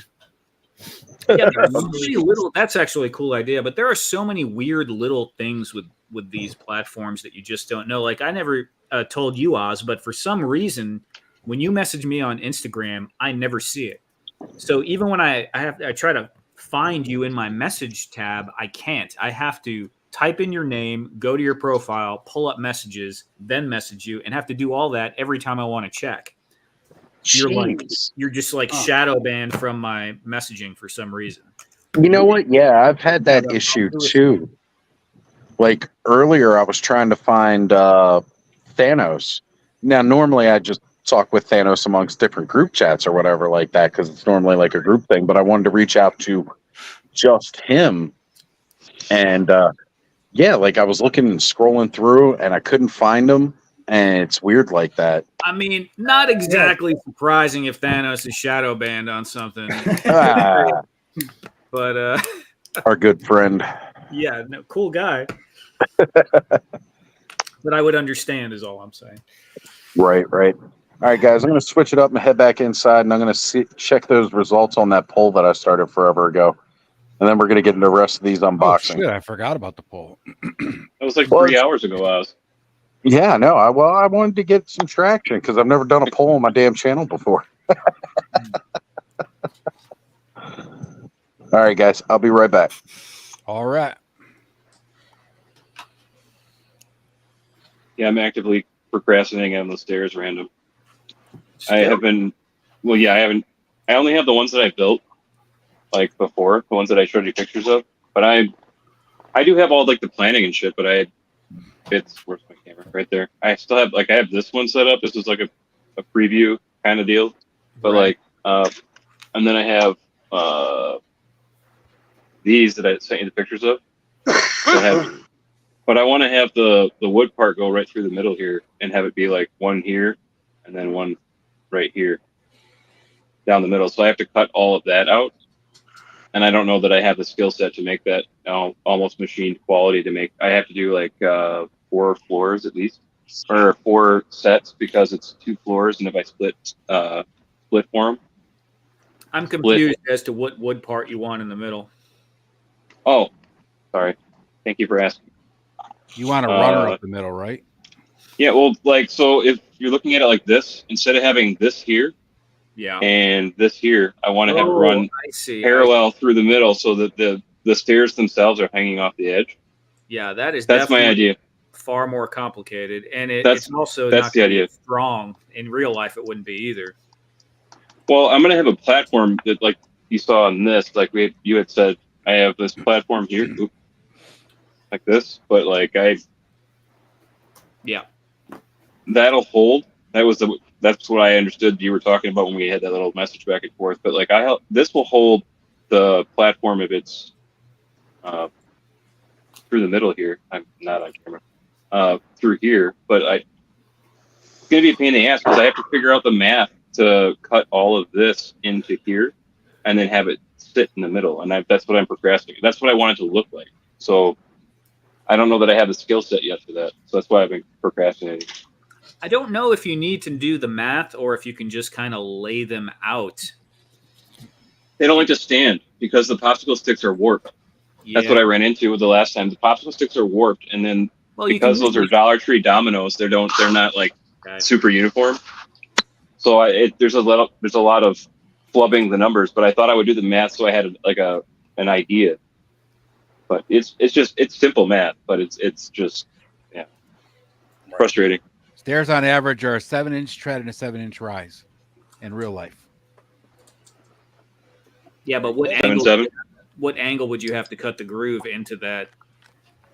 Well, that's what I was saying. Like if I have the popsicle stick already cut it at 45, say for me it's going to be 45. You're talking about having a groove in the center of each domino to accommodate the beam, right? No, I'm talking about cutting the popsicle stick.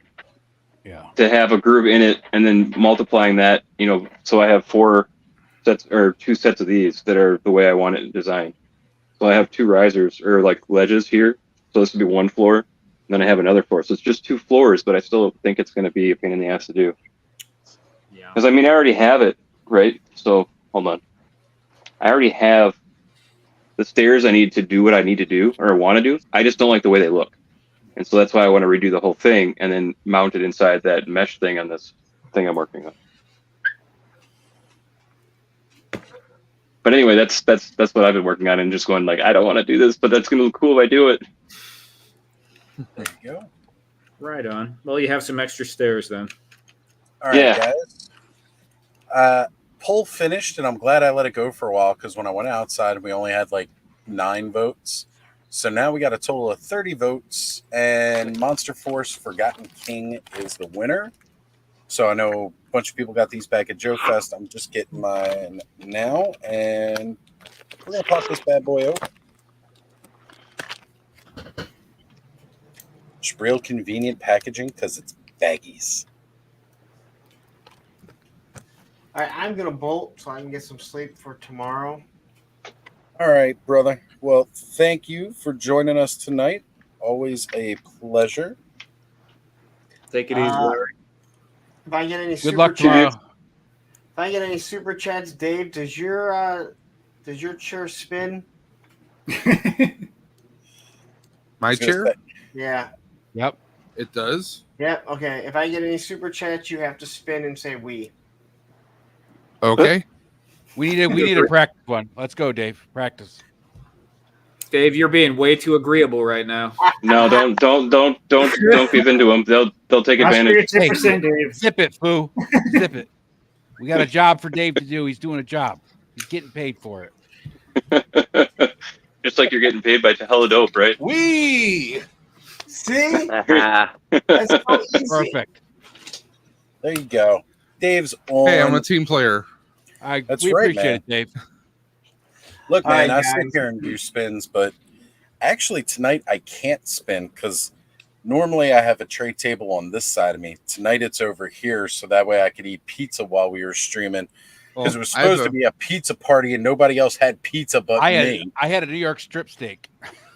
I have a fan right here, and if you notice, I had to raise my chair up because the piston is shot on this thing. It keeps slowly sinking down. So I got one of those chairs I need to. Hydraulic fluid. The arm is loose. This whole I just need a new chair. Yeah, the well-loved chair. All right, guys. Have a good night, and I will. I'll see everyone tomorrow on Hella Dope Toys. That's right. Tomorrow night. See you there, man. See you then, bro. Hey, bud. With 2 of these fools. Good night, Roman Bye. and Lawrence. All right. And Lauren. Well, guys, I know I'm going to make this real quick because I know you're about to say something, Oz, but I'm getting out of here too. I got work in the morning. So good hanging out with you. Fine. Have a good one. Always a pleasure, Peace brother. out, Random. Thank you for joining. See you tomorrow night, Random. Tomorrow night on Hella Dope. Take care. Where the heck is the damn button? Just click the X. Now you sound like Brick earlier. Brick had the stream running after. Yeah, it's like midnight here. I got to get rolling too because I got to help take care of stuff at the house. So I'll probably be rolling too. Thank you so much. I will drop in when I can. You know, Sure thank thing, you, brother. Thank you for joining. Appreciate it. All right, Matthew saying I had pizza in Soviet Russia. It was more like a tortilla with goat cheese. There you go. Every time Matthew gets a chance to talk, he's just like showing off his resume. Nobody cares, Matthew.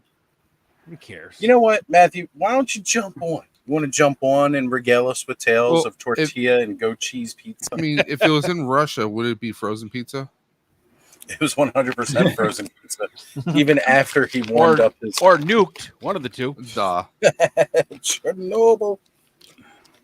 Gotta love a good Chernobyl joke. Hey, he can find the pizza in the dark, right? Hey, They you know I'm a probably sucker for have glow in the dark. those pizzas you have to make yourself. There you go. All right, so Stan's pretty I like badass, isn't it?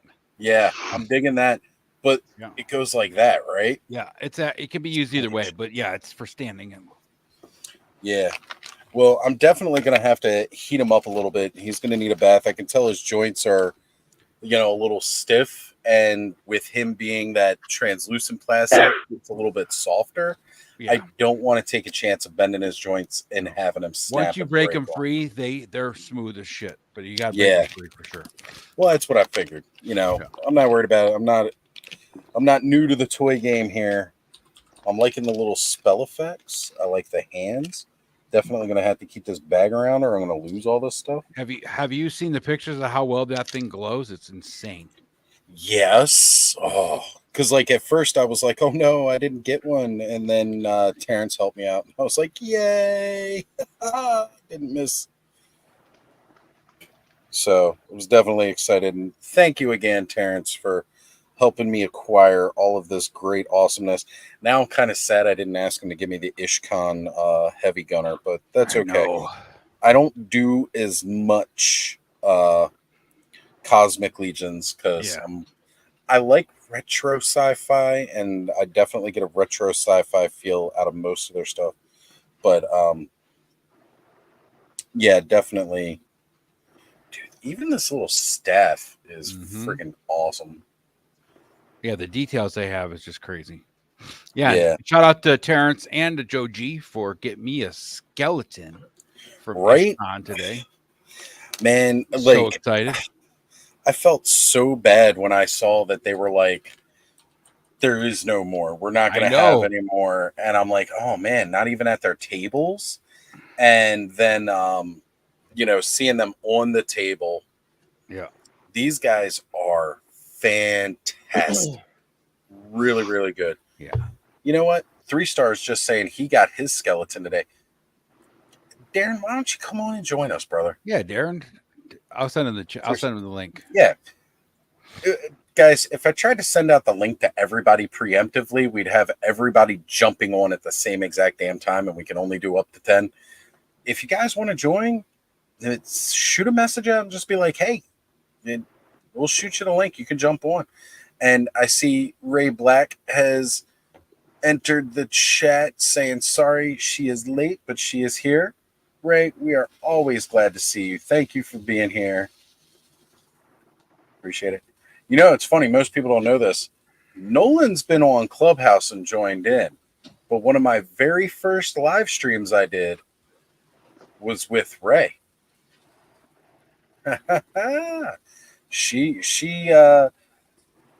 Our good friend Mega J did an open mic night, and it was within the first couple weeks of me doing live streams. And Ray was on the open mic night.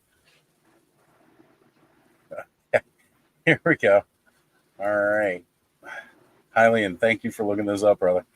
We're going to see what Russian pizza actually looks like. All right, let me tab back over. Present. How much share. vodka do you think they put on their pizza? They probably soak the dough all the way through. It's vodka sauce, right? Yeah, right. There is a Russian pizza. Delicious. There it is. Looks like they just dumped coleslaw on it. It does kind of look like that, yeah. Massive chunks of was that supposed to be tomato there? I think. Yeah, is that tomato and onion maybe? Better than I pineapple. can't really tell. I'm looking at a bigger version of the picture, and I can't tell. It's definitely not pineapple. Maybe it's Chernobyl pineapple. I don't know.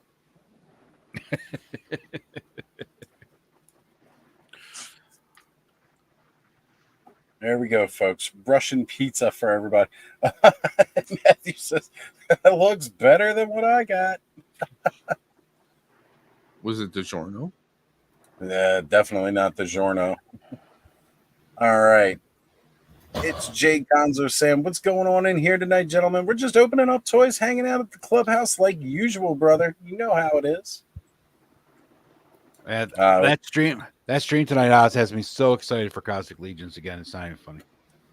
Man, like seeing them go more towards that desert space wanderer thing is such a vibe, dude. It's awesome. Right. Oh, it hurts. Maybe some Mad Max type stuff in the future for them, maybe.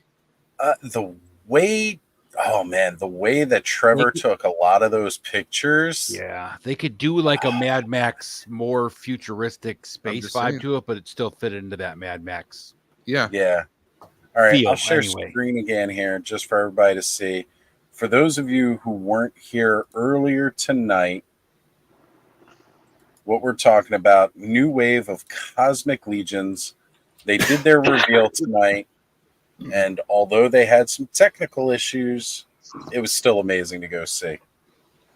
Do they have the pictures that Trevor did with the vehicles in these pictures? Typically, yeah, they'll have the environment. Oh, yep. Matthew asked. There we go. So Billionaire has said he got a stinger today, and it's awesome. So we'll find out where from.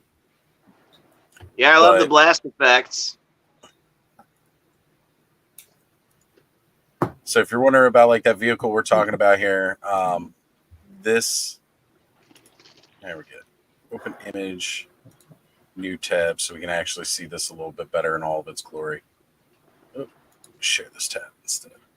So here's that kind of look, like clearly a guy going. So is that no, that's just one of the other figures right there. It's their back, I believe. That looks like a scene straight out of Borderlands. Right? Yeah, it's got a very Borderlands-ish feel to it. Very Mad Max, like especially like gas can right here. I was really, really hoping that just maybe we get that vehicle. Yeah, I would have been happy even with like a small hover bike type of thing, right, or something like that. Ooh, right. I guess I'm just gonna have to make one. That's all. That's all it is. We just got to make it. Yep. So here you go. It even looks like he's got like a freaking engine thing chained up over here. So I guess this is like, in their little blurbs, they talk about like convoys and stuff. I'm guessing that's what this is, like one of their convoys. Like I said, it looked like there was a vehicle with trailers. So yeah. But I really, really like which figure had the shot of the front of it. It was yeah, it was her. Yep. There we go. We'll have to go do it this way. And then Cog also had a picture of a front of the vehicle. Yes. So like right here, like this is the vehicle itself kind of thing. Again, we're not getting this actual vehicle. They didn't have it. I'm getting some crazy ideas just looking at that vehicle. If anyone's got extras of the G.I. Joe Vamp. Yeah. Yeah, the Vamp would work, but the the cosmics wouldn't fit into the vamp. That's the problem. Yeah, they're a little bit of a bigger scale, slightly, slightly. I'm going to say this: a lot of people on Etsy have been putting up STL files for a lot of the GI Joe vehicles from way back when, to make them 6-inch scale. Yep. Any files like that, maybe just scale it up just a little bit more. Yeah, if you had a 3D model of a vamp and you scaled it up, maybe 10 to 15%, you could probably fit a mythic or a cosmic in there. I still want to know what this little thing is. That caterpillar, dude. I told you it's from Labyrinth. Is it? Is that really what it is? Gotta be. It looks like him. You remember what he looks like, right? Yeah. Except he just doesn't have that little pipe. Yep. So his weed pipe from the 80s, because that's what it was all about with Henson. Yo. I mean, again, all the stuff that Trevor is doing, his photos really, really help sell. Every time I look at this now, though, I can't not picture a dwarf. I know. These things. And I like how they put, we got them right back here. What's the new name for the animal? This guy. Bungie. That's it. Yes. Or Budgie? Bougie? No, it's Bungie. It was Bungie. Yeah, Bungie. That was it. I'm digging Bungie. So cool. We're going to look at Bungie again. Bungie! Just switch over. That guy there, he's a little shorter, right? I wonder what, like, one of the taller cosmics looks like riding on Bungie. Right? There we go. We're going to share the screen. There's Bungie. Just freaking awesome looking. Tusks, rhino horn. He definitely has full pachyderm feel. Like, even if they didn't mention that about the feet, like, just all in the face. These things are ridiculous looking. All right. Awesome. Okay, so let's see. Well, apparently Andrew Davis has had pizza in India, and he's never doing that again. Yeah, they should do the Herculoids. That's kind of creature that looks like it would come out of that. Definitely. Yeah. Or what about the Thundar? Thundar the Barbarian? Hell yeah. Yeah, with the nuclear apocalypse. Yeah, that too. Yeah. Man, that's a whole friggin' line of toys that I would just love to see made in detailed 6-inch scale. All the Hanna-Barbera heroes and all that. Damn. Well, I'm hoping these Jada Scooby-Doo figures sell well, and they end up making, expand into other Hanna-Barbera properties. The problem is we're going to do our part. Yeah. I mean, because they're killing it with all the action figures they're making so far. They came out of nowhere. They used to make, toy cars, and now all of a sudden they're making better action figures at a cheaper price. Right. Than a lot of the main companies.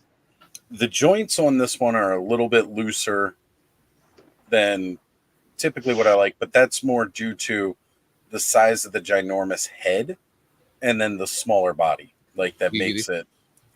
But, just friggin' great. I absolutely love Jada. I think Quick Draw McGraw would be a good thing for Jada to do. Quick Draw McGraw, cool. So cool. And then they could do the exclusive El Kabong variant. Yeah. Get some Hong Kong Fooey going. Yes. Some Jabberjaw, that'd be awesome. Ooh, especially with the Scooby-Doo. Yeah. All right, come on, Jada. Wacky races. Let's go. Laugh Olympics. I mean, they already make cars. Why not? Yeah, Laugh Olympics. Yep. Let's go. Get your Blue Falcon and Dynamite. Yes. That was my favorite. Blue Falcon and Space Dynamite. Ghost. Let's go. Teen Force. We're going to throw Tony the Tiger in there because he's great. Dude, that's so cool just seeing that. Like, that's where they're going next with the mascots. You got to wonder, like, what's next, right? Is it Cuckoo from Cocoa Puffs, or is it going to be Lucky from Lucky Charms, or it'll be Captain Crunch? Captain Crunch. Well then, Jolly Green Giant. Green Giant. All right, so Monster Force, definitely cool. Like I said, I don't want to play with them too much until I give them a nice little soak in the tub. You gotta shine your black light on them and glow them up. Where man. the black light is at that the thing moment. glows It's without over here even somewhere. turning the light off. Well, we know I'll be doing that. He'll be sitting right next to Blue Hagnon, which I'll be opening up regular Hagnon here in a little bit. Yeah, Jada Toys is definitely just knocking it out of the park. So, you saw me open up the regular owlbear a couple weeks ago. Now we get the snow owlbear to open. Oh, nice. There you go. Another big thank you to Terrence. Actually, I was watching that. Me and my wife had some friends over, and we did a little cookout thing, and we watched D&D. Nice. Yeah, Definitely man. The better of the 3 D&D live action movies that have been made since 2000. Oh man, I gotta say, like, I really wish they would keep doing D&D creatures, even if they're not doing like a regular toy line. Just keep doing a whole bestiary line. Let's get a griffin. Yes. There's a griffin coming from 5K. Yeah, 5K. Don't remember the name of the company. So Ray's waiting on her, not the mama figure that she should have got last year. Oh, not the mama. Wait a minute here. Nolan, I know you put it up in the chat earlier. Does she know? Does she know? Not the mama. I don't know if I want to highlight it now because I don't know if Ray knows it. I thought both dinosaurs were out already. I thought they were too, but Yeah, that doesn't. What the baby They're in the father is out. I saw them at Walmart. That's somewhere at Target. She says she's waiting for not the mama. So is it the So mom? that would be baby. That's the dad. Yeah. No, the dad is not the mama. Right. That's Yeah, what true. the baby He would is call it, not. not the mama. Yeah. That's what I'm saying. But he's been out. I've seen him already. There's like, I don't know how many of them in a are out. But clearance there's like store. 4 or 5 different versions of him. Yeah. Oh yeah. Good. Ray, you're getting that Beetlejuice figure. You know, I know it's not dinosaur, but Did you see the Mezco Beetlejuice figure? Oh my god. yes. Mezco needs to chill. I can't go down that well. That blank figure from Mezco looks so good. Well, Bobby got the Dick Tracy's. Yes, we had the shipping notice. It came on his birthday. So as an additional birthday present to Bobby, we let him know, hey, look, normally a random act of kindness, we wait until it shows up on your doorstep and then we're like, ha. Yeah. But for Bobby, because it was his birthday, we let him know early what was going on. And that way he'd get excited about that. It was a great birthday present for him. It's probably pretty good anyway, because usually FedEx, if it's coming straight from Mezco, like that one has to, FedEx, you need to sign for those. So he knows it's coming. He's really excited. As a matter of fact, he got so excited about it that, that's cool. So, you know what? I think I did switch the hands on the last one. All right, I probably did. I was going to say his, like the standing paws, like for him when he's running on the ground were in the bag, but I think they were for the owlbear, the other owlbear as well. I just swapped them. But Bobby's so excited he's getting the Dick Tracy and Flat Top 2-pack that John and I were working behind the scenes to try and get him the prune face. Prune face, yeah. Well, Bobby jumped the gun and he went and he got the prune face for himself. The jerk. Could he just let us do something nice for him? But we're so glad that he liked what he's got because he's a huge Dick Tracy fan. Yeah. Glad that he got those. Glad that he's it's nice seeing him excited about collecting something again. And while we were live tonight, his prune face showed up. He was showing off the pictures of it.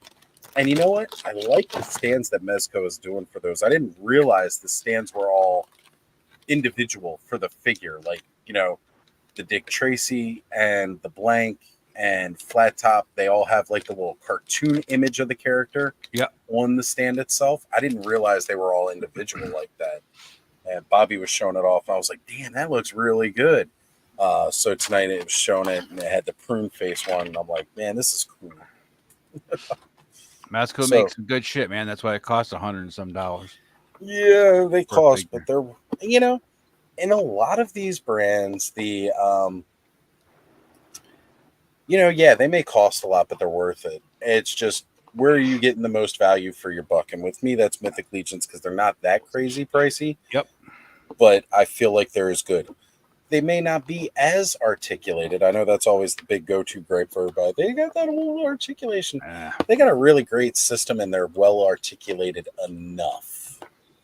I have never had a problem posing a Mythic Legion in a pose that I wanted to capture. So, right.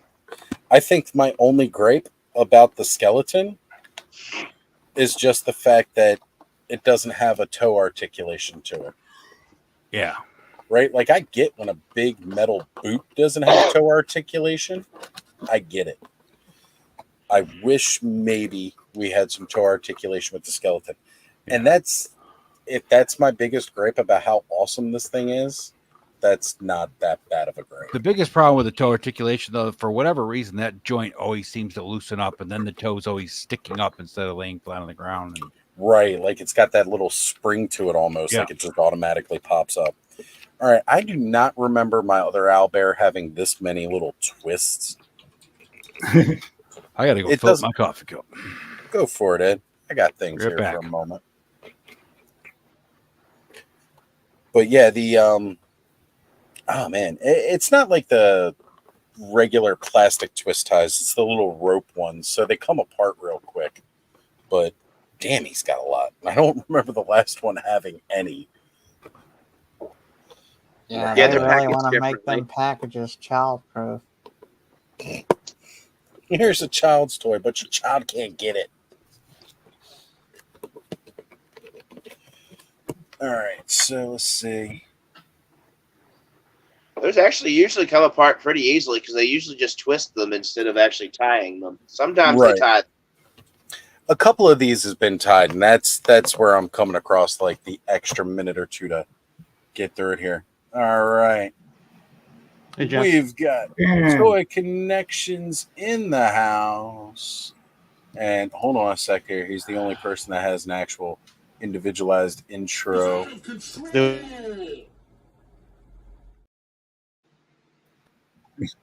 I love how you roll the introduction for me every single time. Got to.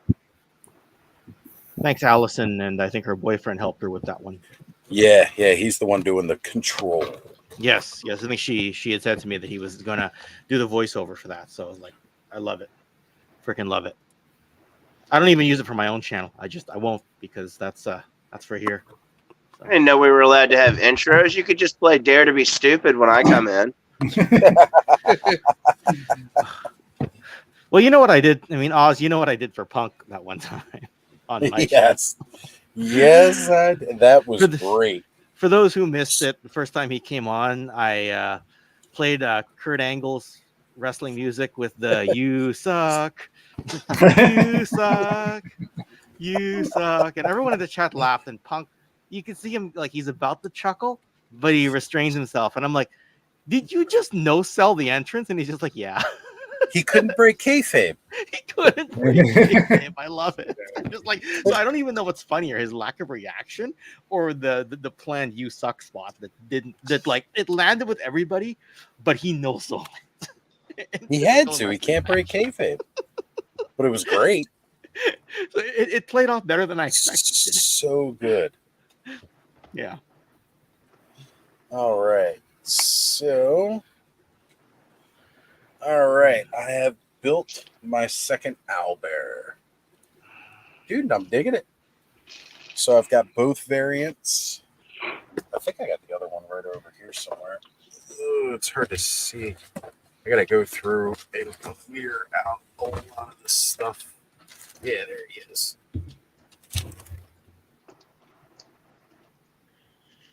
So I got this one set up in that more bear pose.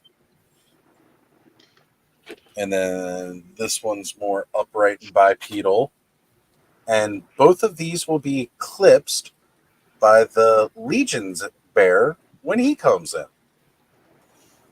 Oh man, can't wait for that fucking bear.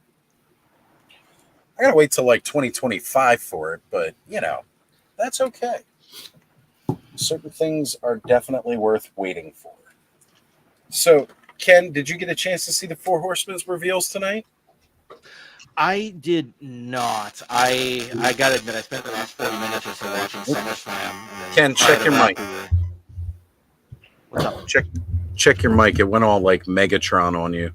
Or was that just me? No, I heard that. Cosmic. It sounded like an incoming transmission. Testing. Sounds good now. Sounds good now? Okay. All right. I wonder if the connection was a little loose or something. You're using the earbud or the microphone? No, I'm using a microphone into a converter and then into a USB-C because I'm not sure what's going on with my StreamYard. When I noticed it a few weeks ago after Joe Fest. When I try to use my Blue Yeti mic into StreamYard, I get a bit of a crackling sound. And when I was doing that, the Toy Geeks recording with Larson and Geek Dad Life J, then they noticed that I was making that sound. So I switched to this mic. But this mic seems to only work when I got the converter. And I don't know, maybe I'm guessing it's my Chromebook. Because when I try to do it off my phone, it seems okay. Because I do a lot of my voice recording on my phone for my channel, never seem to have a problem. So it might just be the old Chromebook is starting to have a janky connection. Because this Chromebook's from like 4 years ago, right? So it's not even a laptop. It's literally a glorified tablet with a keyboard. Is basically what it is, right? Hey man, that's what my old thing was, right? It was the Surface Pro, and it did fine until it didn't. But that was also like it broke too. Like I dropped it and it broke. So the fact that it lasted as long as it did and did as well as it did for as long as it did, I should keep some funds. I should keep some funds aside for a new computer because one, I kept spending on toys, and then as I was complaining to you, Oz, not long ago, I got hit with that $1,800 bill for my fence. So now I'm kind of like, the guy that used to be able to buy toys when he liked is kind of like, I'm not going to buy this one. I'm not going to buy that one either. I'm not going to buy that one either. So when people see me posting on IG, a couple $1,000 on my car, and I was like, oh, there goes toy money for a while. Well, that's just it, right? So when people see me post, I'm like, no, I've had that stuff for a couple of years now. I just haven't been posting because I've been stupid about buying. And that's not a flex. I literally mean I have not been smart about toy money for the last couple of years. So kind of how we all go, right there with you, Ken. Right there with you. I know, but at least you're buying the waves that are coming out. You're not like buying from the rich guy down the road who's getting rid of literally getting rid of his $600 item because he found a mint $1,000 version from overseas from another high-end collector. So I'm buying his scraps, but his scraps are still pricey. And I'm like, okay, I'll pay you off in 3 installments. Is that cool? A middle class guy like me, pay you off and he'd be okay with it. But like, do I really need that $600 item that's vintage? Right? No, never needed it at all. Right? Yeah. Technically, we don't need any of this stuff, right? Yeah. I guess. But it's so cool. It's so cool and we love it. It depends on your definition of need. Yes. Oh, man. I need Bud. Yes. They got a Mutant Mayhem flashback splinter. Where did Bud go? Like, yeah, he had to passed out or eating cookies. The usual. I was gonna say I didn't see him in the chat anymore either, so I figured maybe the phone overheated, but he's normally back by now. He said his headset needed to charge, and he never came back. Okay. Yeah, that's right. He might have passed out in the chair. He probably did. All right, so I gotta say, I know the Displacer Beast has 6 legs, but it is a very awkward design. But this thing looks fucking badass. Oh wow! Yeah, that is weird looking, but yeah. Well, I mean, it's supposed to be weird. Now, right? I mean, it's just weird because you're not ready for that cat to have 2 front shoulders on it. Right. It does make it a little awkward to try and pose here because, like, the 2 front legs keep bumping into the 2 back legs, so you got to kind of like pull them forward a little bit. But that does make it great for like a forward lunging pose. Now I got to get his tail and his tentacles out. And that's why I say his, because I think boys have tentacles. Oh, wait, that's the other stuff. What's happening, Ken, my man? You know how we were in the private chat earlier, Ed and Steve tried to correct me about which Delta 17 was selling ahead of what. The order I had was exactly right in my head. So yeah, Steve did have it backwards. Anyway, I felt a bit gaslit earlier. We were in the Hella Dope chat talking about which figures sell the best and whatnot, and Steve tried to pull a correction on me, but he was reading the chart wrong. So Did you set him right? No, he's my boss, so I don't set him right. I just quietly fist bump. He's probably watching. I was going to say he's in the chat, or at least he was earlier. Yeah. So the exact order that I gave you was exactly the order that it was. Ed, I don't usually mix up my facts unless I'm drunk and jumping into. Oh yeah, I almost walked. No, I did walk. Almost going, unless you're drunk and going in the wrong bathroom, right? I actually did earlier. Like went all the way in, realized there were no urinals, and left. Again today. Ken, this is starting to become a Ken, problem. you need to go see a therapist, brother. That's 3 times in less than like a month and a half. I know. So I was texting on my phone. I was probably texting Hans Chow or something like that because we have a collaboration going on right now. And I literally walk into the women's bathroom. Nobody sees me. I turn around and come out. Okay, I think nobody sees me, just like at Joe Fest, until my kid, my 9-year-old, standing there laughing and pointing at me. And I'm like, and you didn't stop me? At least in Ed's case, the 2 bathrooms were super duper close, right. I turned left and went in, and you were probably before I, how do you call it? I did a front face and an about face. I don't know how you said it. Whereas with my kid, I walked all the way in. Like you had like 3 seconds you had 3 seconds to say something, Right? That's when he's going to look at you. He probably had his phone out videoing that. This is a life lesson moment, Dad. Don't be texting while walking. That's right. Yeah. So earlier when we were watching everything and we were talking about Enemy Mine on the reveal stream, dude, these tentacles totally have that feel from Enemy Mine, that tentacle monster that was in the sand. Like they look like that so much. And again, if you guys don't know the Enemy Mine movie, go check that out. It's great. Enemy Mine. Louis Gossett Jr. Dennis Quaid. Classic sci-fi. Great. Oh, it had that one bad guy who's like in almost every 80s movie as a bad guy. So freaking perfect. Dude, I'm loving this Displacer Beast. He is the guy who I think is always a bad guy every movie is Willem Dafoe, but I don't think he was there in the 80s doing that many movies. Not in that one. No, he was doing other stuff in the 80s. Yeah. Are you thinking of Michael Ironside? Not Ironside. No. This is another guy, but he's another good contender too. Dave, if you can pull him up and then share screen. I'm going to leave that because I know the guy you're talking about. He was they called him Ponytail in Tango and Cash. He's been in a bunch of stuff over the years. Yeah, he's always playing a bad guy though. Always. No, I think in one movie he was playing a good cop, but he wasn't like the main cop. He was just like kind of the antagonizing other cop. Like he wasn't a bad guy, but he wasn't like the main good guy either. Wasn't he that in not The Last Boy Scout, the Bruce Willis movie where he was in Pittsburgh? What the hell was that movie called? Yeah. Not Hudson Hawk. Is it Hudson Hawk? No, not that one.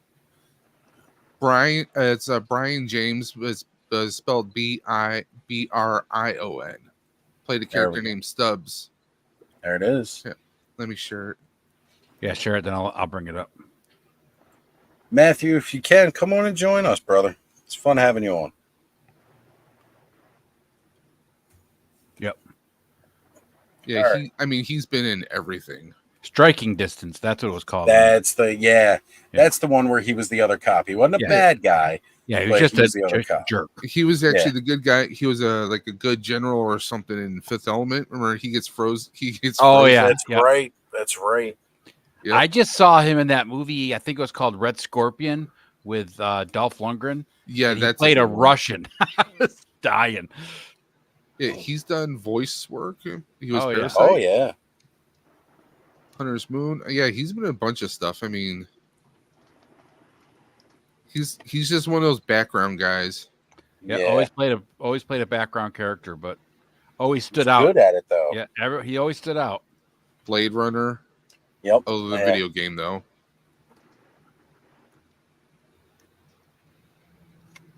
All right, so the tentacles definitely are needed to kind of. If I remove the tentacles, he's got. I wish they came with plugs for his back. I know the Displacer Beast has to have tentacles, but I got to tell you, it makes him like you've got to use each of the tentacles to balance the other tentacle out, or he just topples over. Still a freaking cool figure, though. All right, so I'm now finally down to my Mythic Legions. We're going to open up regular Hagnon tonight. So I got blue Hagnon, regular Hagnon. Adam, thank you again, brother. Really appreciate this. Because, like, at first I was like, oh, I'll be cool. I'll just get the regular, I'll get the blue Hagnon. That's the one that's out now. And then it was like, I kept seeing people. And then with the reissue of this character, I was like, ooh, but I really kind of want the regular Hagnon now.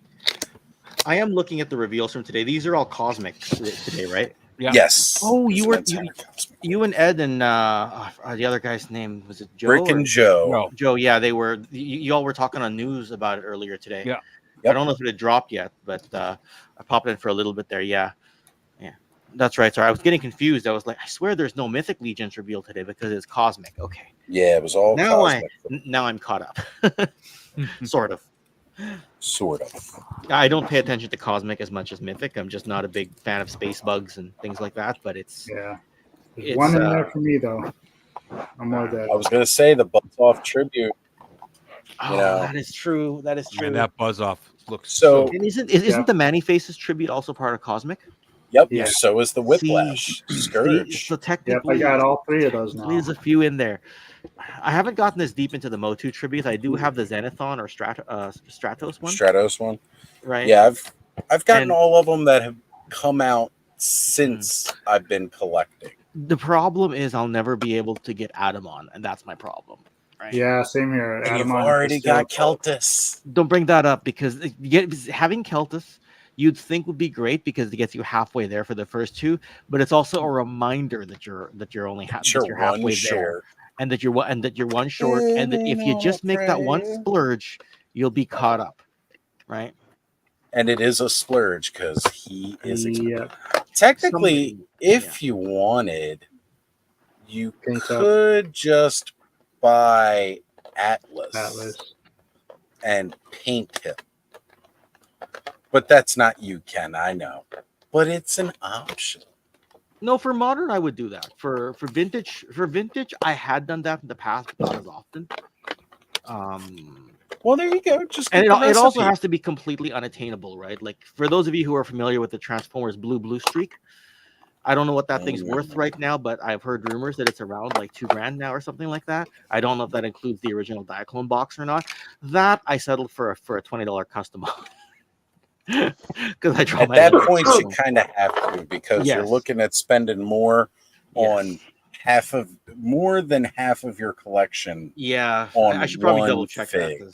Yeah, $2,020 Yeah, ain't no joke. What that's actually worth, but yeah, I was thinking about that with that Atlas too. Just be worth it just to get them, even if I paid somebody to paint them for me. Yeah, you know what? Custom blue streaks are now going for $300 US. Custom ones. Okay, so the original, an original broken one with no accessories, $600 US.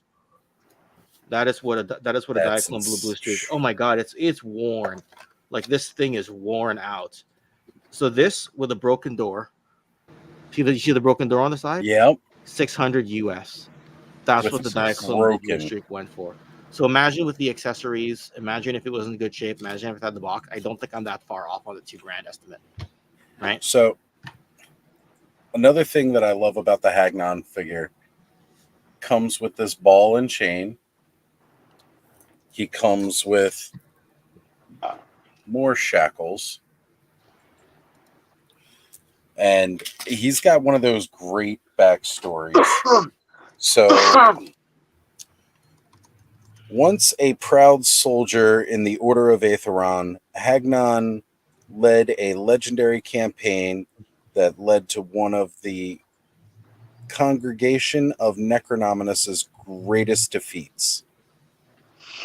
Later hunted and captured by the treacherous brother Mandibulus, he was brought to the unforgiving Morgulith for his final reckoning in a... It's so hard to read this because I don't need reading glasses yet. I'm not that old. Not allowed to be. There we go. It's a little bit easier without the glare on it. For his final reckoning in a chilling act of revenge, Morgulith ended Hagnon's life and resurrected him as one of her own. Eternally chained and shackled for his crimes, he has become the menacing and forever conflicted ghostly agent of Necronominus. This dude is a straight-up summoned ghost from Morgulith, who is one of Necronominus' daughters. As we all know, Necronominus is like my favorite faction because it's got all the undead goodness. Most of my collection is Congregation of Necronominus, as a matter of fact. Which again is where this next beauty, also part of the Congregation of Necronominus. Naked skeleton. So I already popped one boner last night live. I'm popping my next boner here tonight live. So we're going to do that now because I love this skeleton figure. It gives me all the Harryhausen feels. I'm really happy you were able to get one in. Yeah. I just told Joey today after he told me he got it for me. I was like, man, I'm so excited. I think I got a boner. He goes, no, you have a boner. It was a really awkward conversation. A boner. I am tempted to get Blue Hagnon. Like, he looks good. Dude, get Blue Hagnon, man. Hella dope toys, man. They have them. He's still available, and you can save 10% using Punk's code APWT. I started typing a message in our Hella Dope Delta 17 chat earlier, Ed, and I hit backspace. I was gonna say for April 1st, 2025, whenever Punk promotes his 10% off code, that Hella Dope set up a 1-day code toy connections for 11% off. That would be awesome. Yeah. That would be But awesome. Punk still has to pay that 11% to Helidope. Yeah. Actually, how does that actually work? Because I don't think Punk actually pays. I think that's just a joke, right? It is. Punk doesn't really pay off. No, no. It's just a 10% code. It's the running joke. It's 10%. I wonder if there are any perks to that, because the one code that I got from a company, they canceled my code after a while, and then someone tried to buy using a code. I won't say which company it was. And I tried to message my rep there, and they never responded to me again. I'm like, okay, I guess you didn't like my review of your product. Whoops. Thought we were on that could be part of it. It could just be how many people are actually using your code. Oh, that's true. Right now, Punk's code is the most used. Punk's code is the most used code at Helidope Toys right now. Yeah, that could be it. But my rep could have responded to me, right? I have my own one. code. The nice thing to do. It's maybe okay. your rep was fired. I understood that it was. Or maybe my rep was fired. You're right. But yeah, that's how that goes sometimes. I understand it's just business too, because when I did my reviews, I didn't get as many views as like some of their others. Like, they were still getting established, and I think once they climbed the chain to the big toy tubers, then all of a sudden it was like I fell off to the side, and that's okay. It's business. What is that? Right. So we all know that when they do Legion builders, they do not do a bio.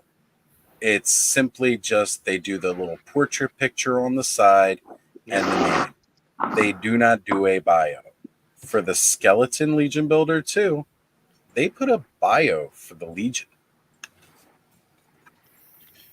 Says there is no Legion in Mythos more terrifying than the skeletons of Necronominus, warriors summoned from the grave to blindly fight under the banner of the Lord of Death, oftentimes against their former friends and factions. There are a perversion of all that is good in the realm.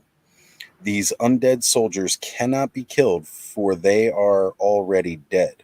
Only the complete destruction of their skeletal body will stop their advance, and trying to reason with their terrors is futile.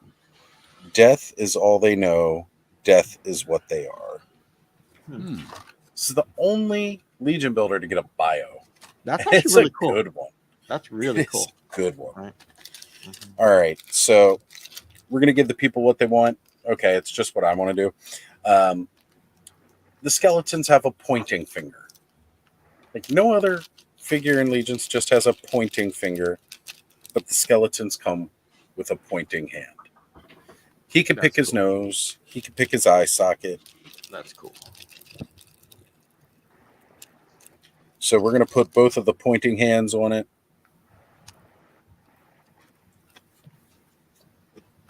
I know somebody took a picture earlier and they'd posted it of like a bunch of the other skeletons, like, well, of course, a couple of the regular skeleton Legion builders, and then not Mandibulus, Clavicus, standing there, and it goes, oh, great, here comes the new guy. And it's the skeleton giving the finger guns. Like, hey! Which is great. And this is also a different bone color, too, than what they normally do. They normally have more of a yellow hue, where these guys are like the bleached bone that's been sitting out in the sun, like all white.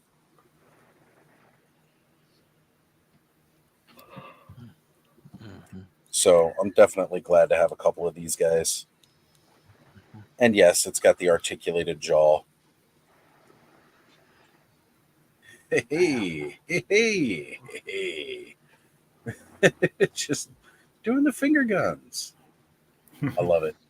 And the articulation on it's really good. They completely stand on their own, which I've definitely felt like, you know, it's,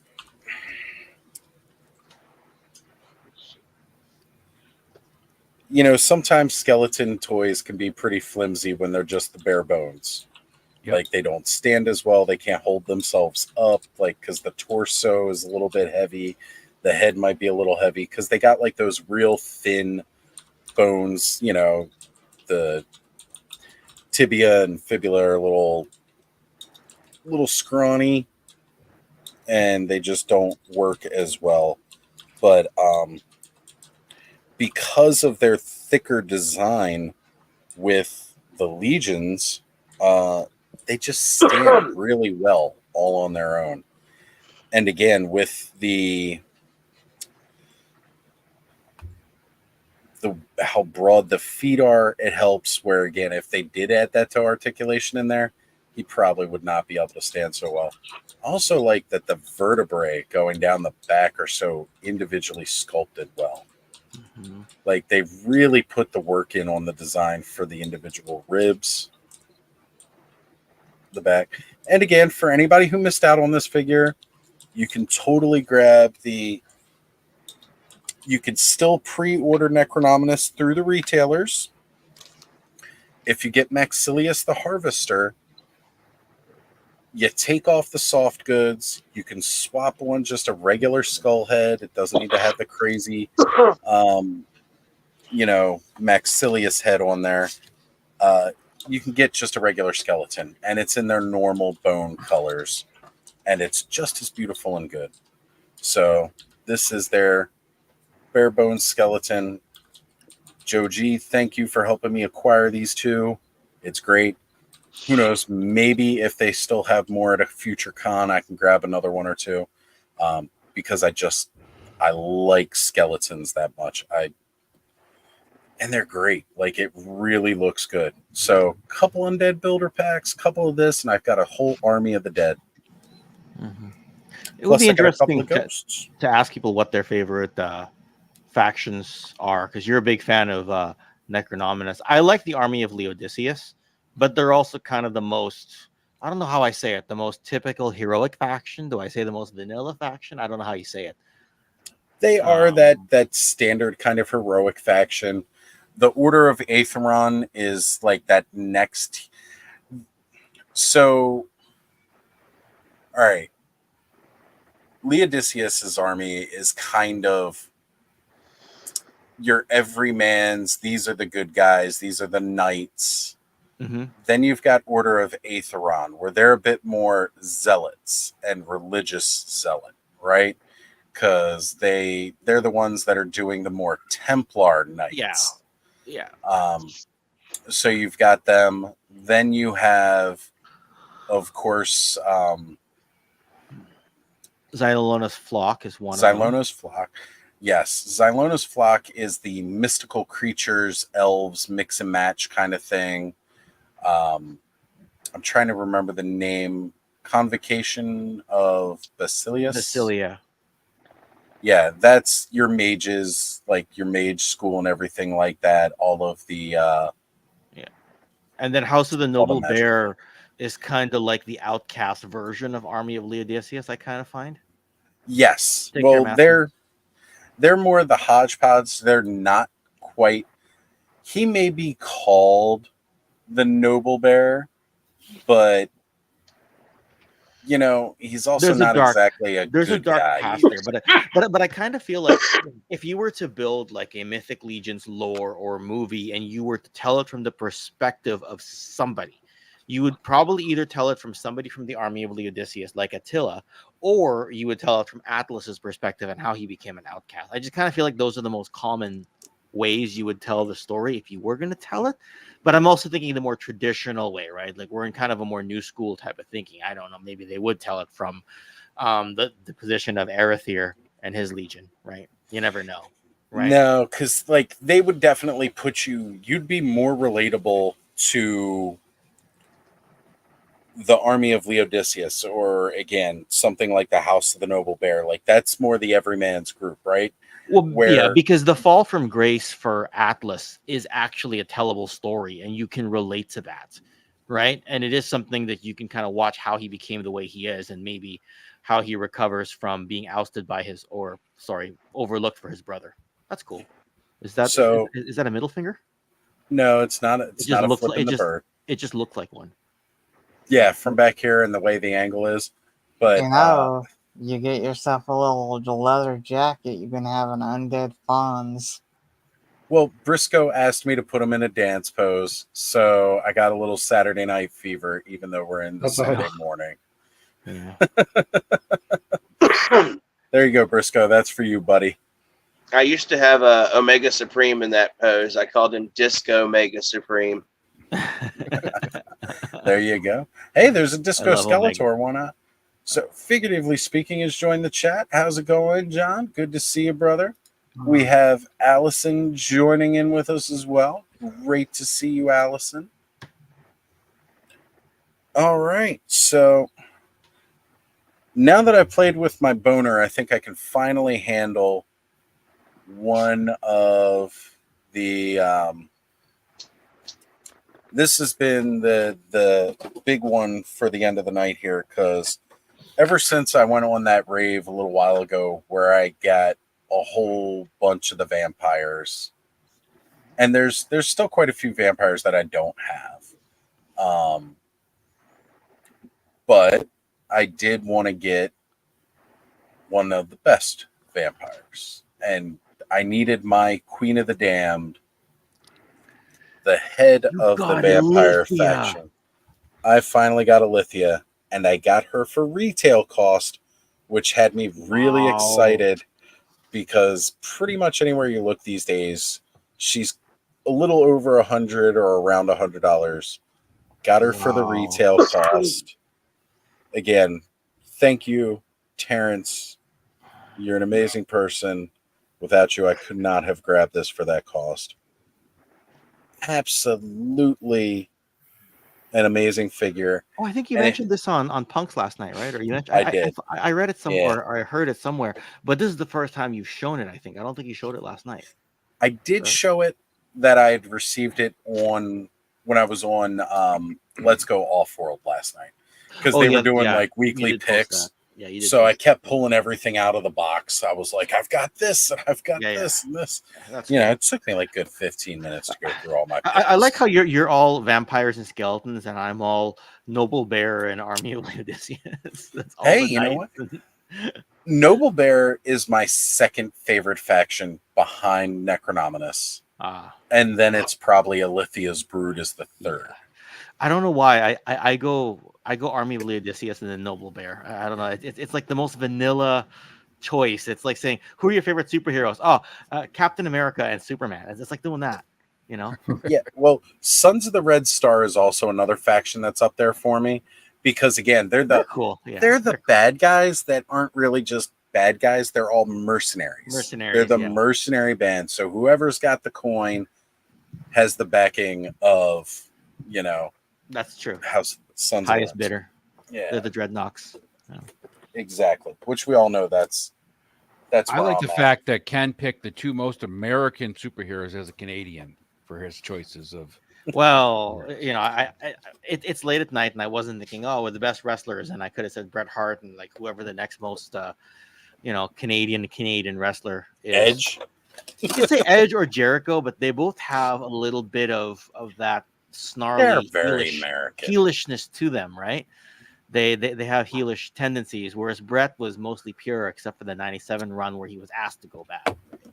Anyway, which he I don't also did not want to do either. That's what I mean. Yeah, like it's he in his didn't book. want to do that. He didn't want it within his book. He didn't want to do it. Anyway, before everybody tunes out and says Ken's talking about wrestling, it's time to go to bed.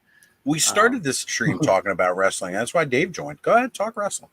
Oh, Dave's a wrestling fan. Okay, we can I will say, if you guys want to see, if you follow, there's Simple Tricks and Nonsense on IG. Yep. And then, of course, there's his wife, Rebecca McDonald. Yep. I can't remember her IG account.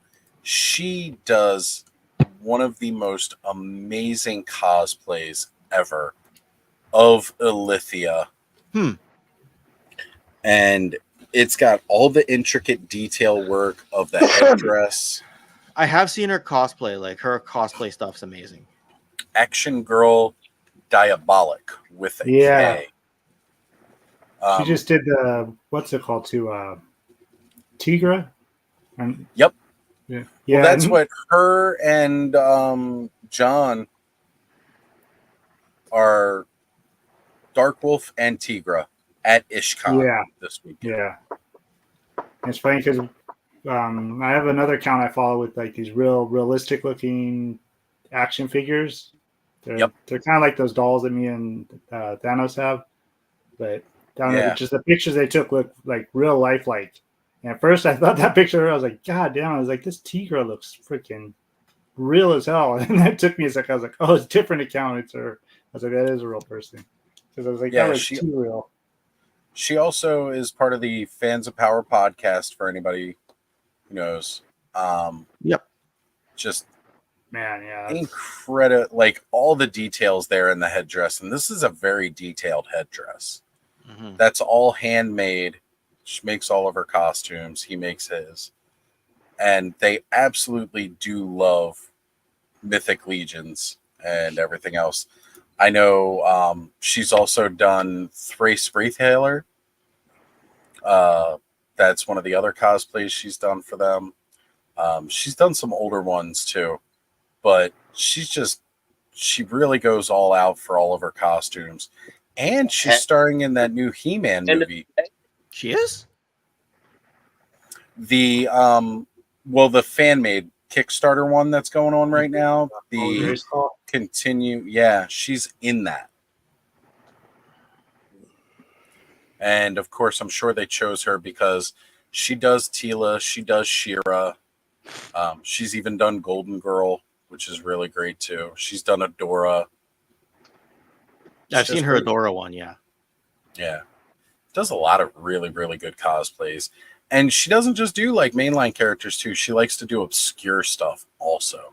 Well, to the casual fan, Alithia is already obscure, right? To us, it's common, but yeah. Right. Yeah, to us, we all know. If you didn't, you know now. So, And knowing is half the battle. G.I. Joe. All right, back on to opening this amazing Alithia figure. Yep, John put it in the chat. Fall of Grayskull, Rise of the Horde. That's the continuation because there was already a Fall of Grayskull movie. They're doing more. Yeah, it's like a second part, right? Yep, part 2 continuation. Because I mean, even though it's fan made, those, all the CGI and stuff that they do, it still costs money. It's time. It's budget. to do all that stuff. So Kickstarter, definitely a good way to go to kind of get that.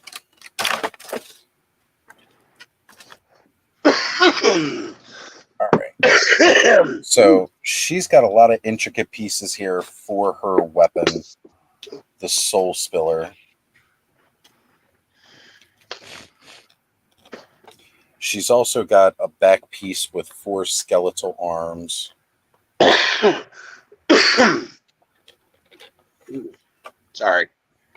All good. All good. You gonna make it?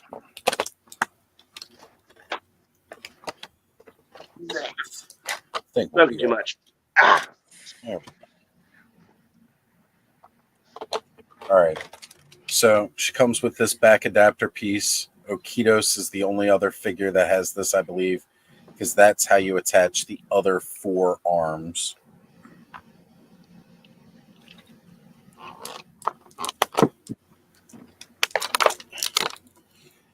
And again, she does come with 4 extra skeleton arms, all in black. And for those of you that don't know, so there are the Dark 4 in Mythic Legions. Yep. Each one of the Dark 4 is a representation of one of the 4 horsemen of the apocalypse. So you got Arethyr, who's representation of war. Mm-hmm. You have Poxus, who is plague or pestilence. Pestilence. Yep. Then you have Necronominus, who is death. And then there is Alithia, who is famine. And basically, perverted elves became vampires, or it's a perversion of the elves are vampires, and they just can't get enough blood.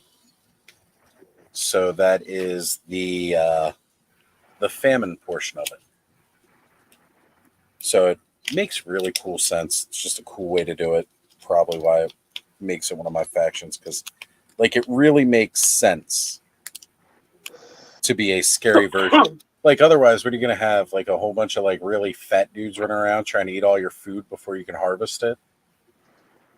Or just zombies? Well, that's more like Necronominus, right? But zombies that can't eat enough flesh. So like thinking of famine as vampires is just a really, really cool idea. Oh man, she's got like some soft good belts. All right, I'm going to check here to see if they put like an instruction thing that'll tell me how to put together the Soul Spiller. Nope, just says joints can be stiff, heated up. Son of a biscuit, I know that.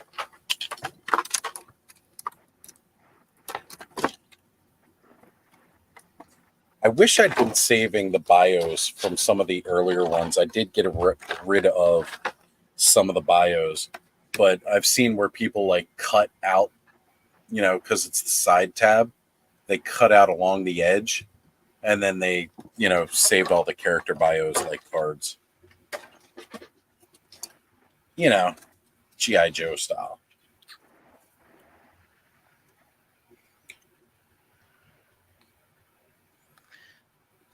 Just reading here if it says anything about her Soul Spiller. Long lost weapon, the Soul Spiller has brought the apocalypse closer than ever, and just as Soul Spiller possesses the power to rob its victims of their life force, Alithia stands ready to drain the blood from Mythos itself. Absolutely demonic. I didn't realize too, like her hair that comes down in like these braids, it's got like little spikes and stuff. The headdress itself as it goes up is vertebrae into a little skeleton holding scales at the top of her head. All right, so I got to put the back piece on. I'm thinking I should probably attach the skeletal arms before I put it on her back.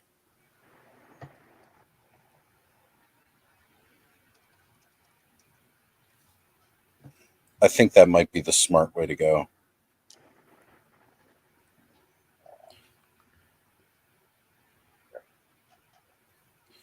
And if I wanted to, I'd get like some of the white wings that they sold separately, and I could put wings on her too. Or maybe I won't be able to put this on. I might have to. Oh, I wish I'd plugged in my heat gun tonight.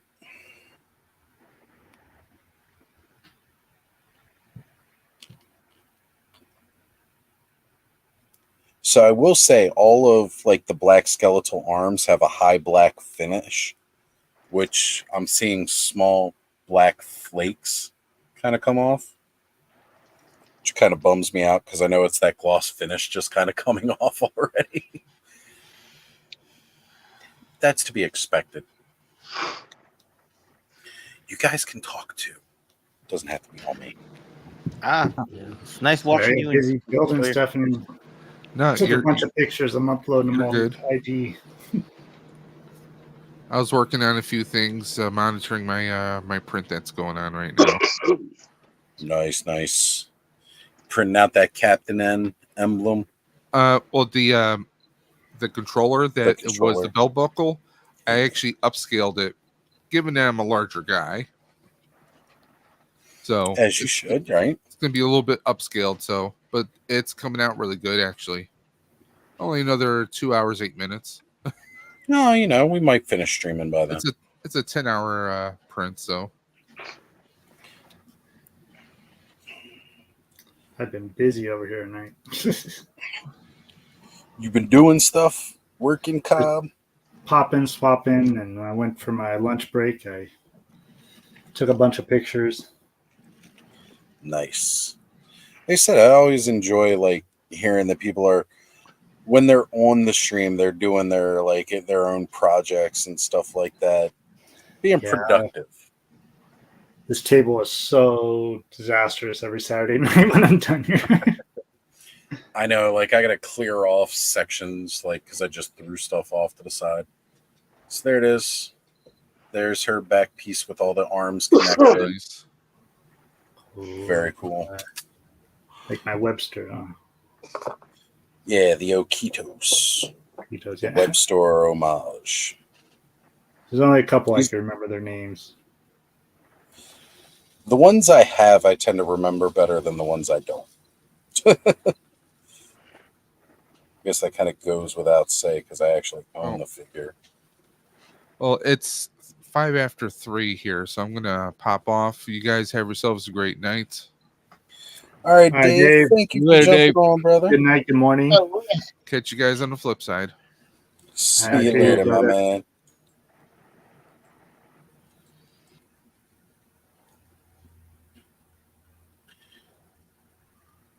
Hi, Leon. You working on anything over there, my friend? Not really.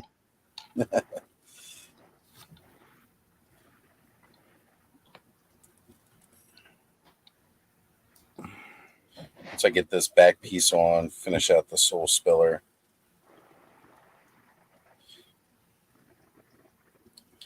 All right. Actually, it might just be easier if I try to pop off her head to put it on, because the hair definitely keeps coming in the way. Ooh, almost lost her necklace. I didn't realize she had one.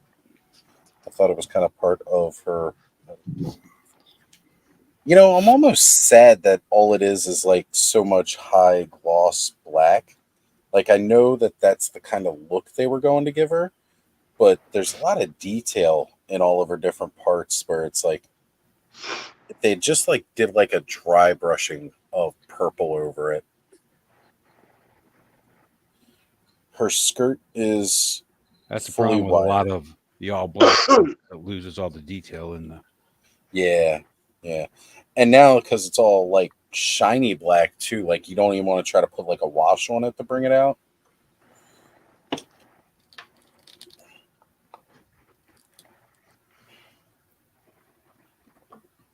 Damn it, popped her head on and then her hair knocked the damn back piece off again.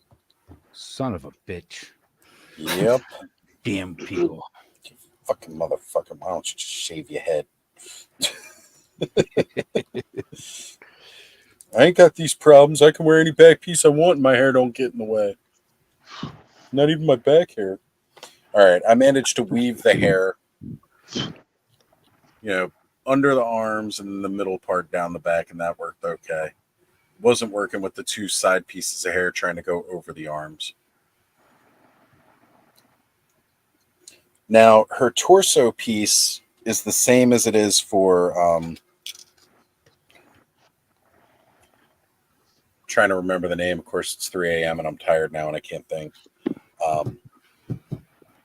The set that came with the Gods of Egypt. Same exact torso piece. So it's cool that they're getting some reuse out of that. Because for her, it was Anubis? new.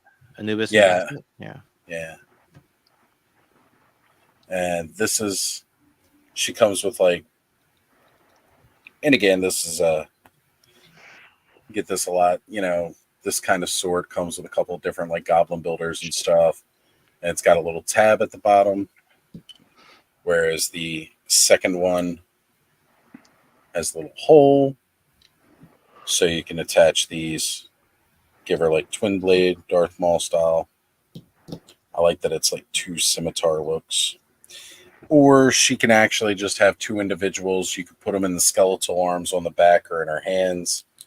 And then, of course, she has Soul Spiller to drain the souls of her victims.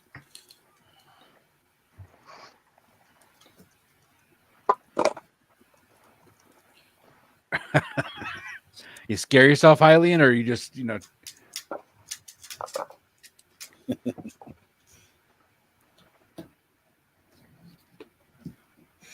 All right, let me see if I can put together the Soul Spiller here.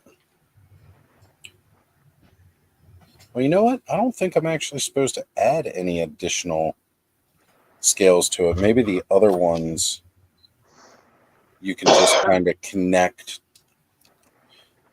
to her extra arms on her back.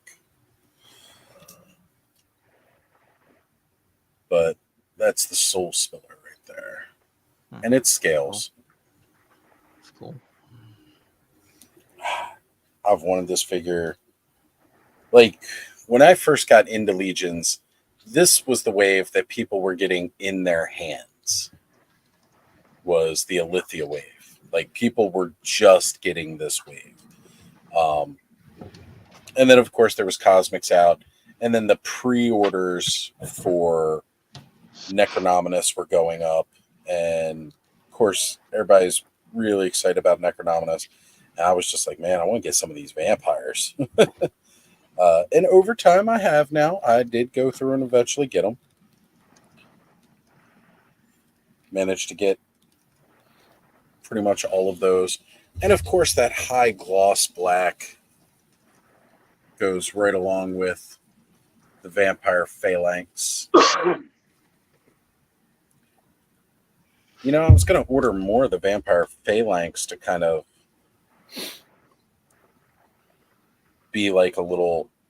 I might still order like one or two more. I think they might make cool like royal guards for her since the armor tone matches that high gloss black. Maybe those will be like her vampire honor guards.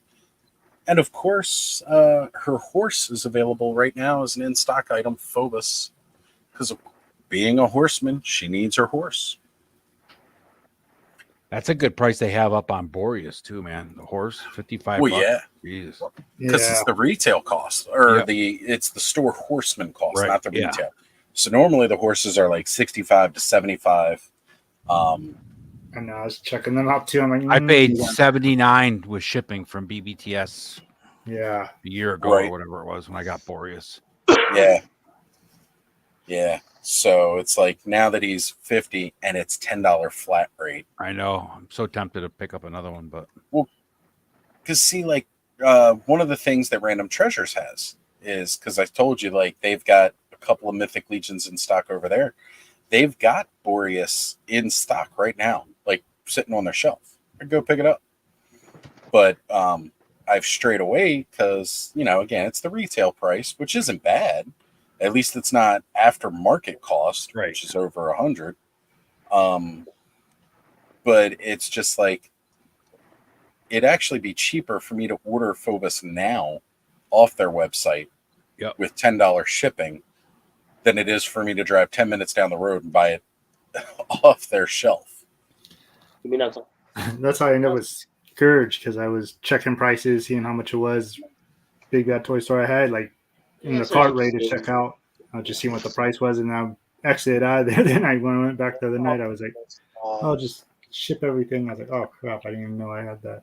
Well, it's kind of the way you feel like when you're looking at this stuff, because it's like you sit there and you get it and you look at the retail price. The retail price isn't always that bad, but then tax and shipping onto it. Yeah. It's like, man, this thing. Toy Store had them on sale too, I think. I don't know if he was now, but at the time when I was looking at him, he was. All Cosmic Legions are 20% off right now until the end of the month. On Big Bad too? All retail. Everywhere. Yep. Okay. Everywhere. Well, then that yeah, is that price. Yeah. That is a store. That is a Four Horsemen sale. So all the retailers, you get it from Helidope, you get it from anybody. It's 20. So if you want to get Scourge, I don't think. Okay. I was going to say, you go get 20% off the Helidope toys. I know. Stack your 10% off with a Punk with toys. I probably would have did that if I didn't know he was in my cart. I was getting those 2 Snake Men for Origin, and I was like, oh crap. I was like, why is my order $73? Yeah. So I saved a couple bucks, but I'm not exactly sure I go in there and cancel it all. I was like, I'm just letting it go. I was just counting. I think I have 4 Mythic Legions now, all pre-ordered, and that you're actually paying for, not just winning now. Yeah, you are the luckiest son of a bitch. Yeah, started out with like 10, with 1 paid for. So I was gonna say, you started off with like 10 of them. You didn't pay for a damn one. Kept winning them left and right. I got another one from Dre. I don't know. I'm waiting for him to ship it.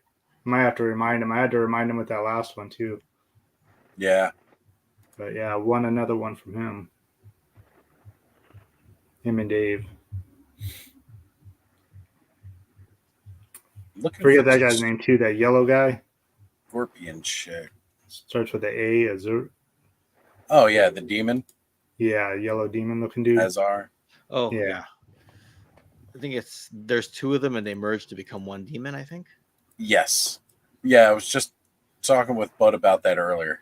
Because you had Azar and Zazar, and they become Azahazar. Real original with the name, but works.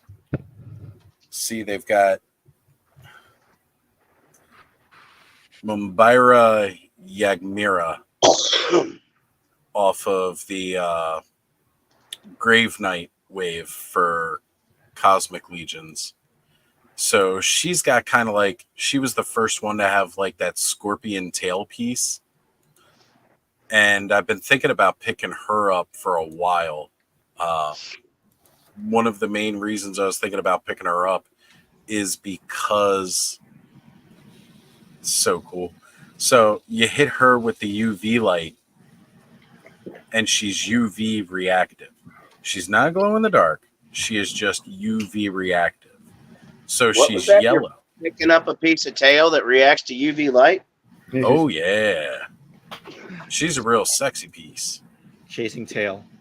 Chasing that tail. So here we go. Share screen real quick.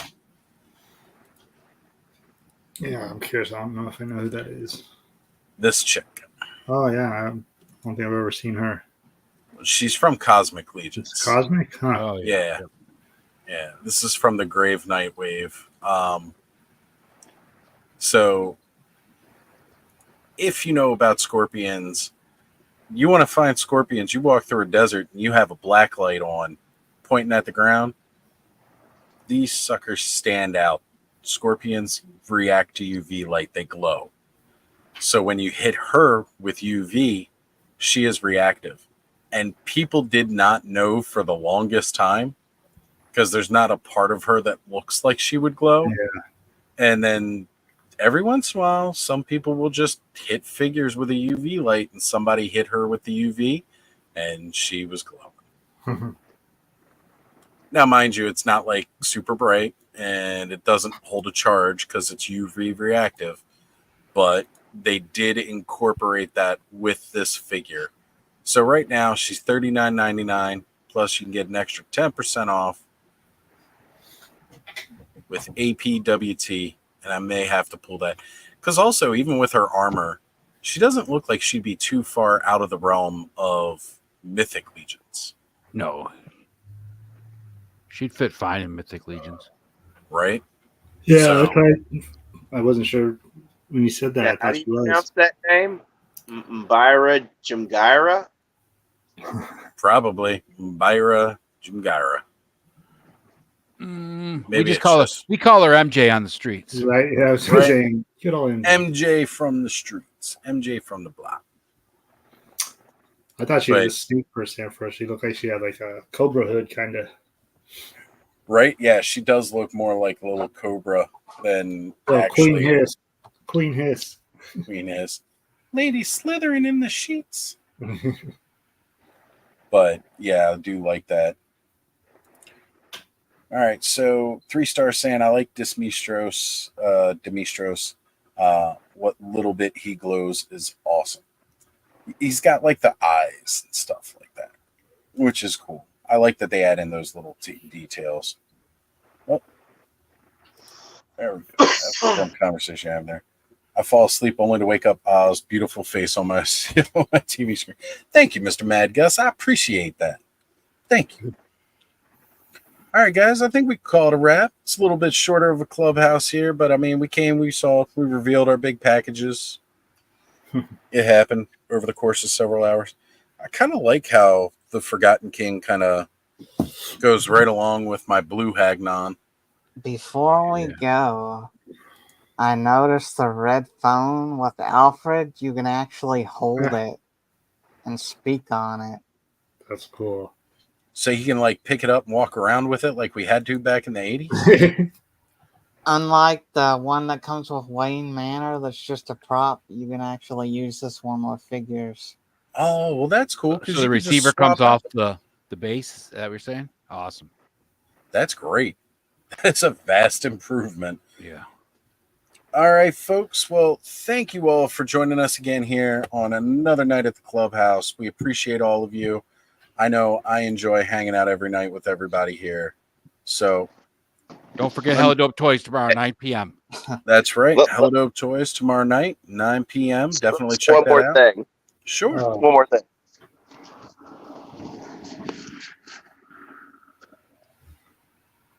Can you see it? Well, yeah. Oh, yeah, that's right. 66 Or made it Batmobile. better. That's a Mego one, isn't it? Oh no, that's not the Mego one. That's looks like the. That's Mattel. McFarlane, right? Yeah. No, Yeah, you're right. It's McFarlane. Nice. No, it's a Simpsons reference from when Stan Lee was on there. They put the thing in the Batmobile, broke or made it better. Perfect. Yeah. All right, folks. So again, check out Hello Dope Toys tomorrow night, 9 p.m. Punk with Toys will be on. Get your pre-orders in. Radnom will be on. I will be on. And Hey, thanks for there's going to be a big announcement. Perfect.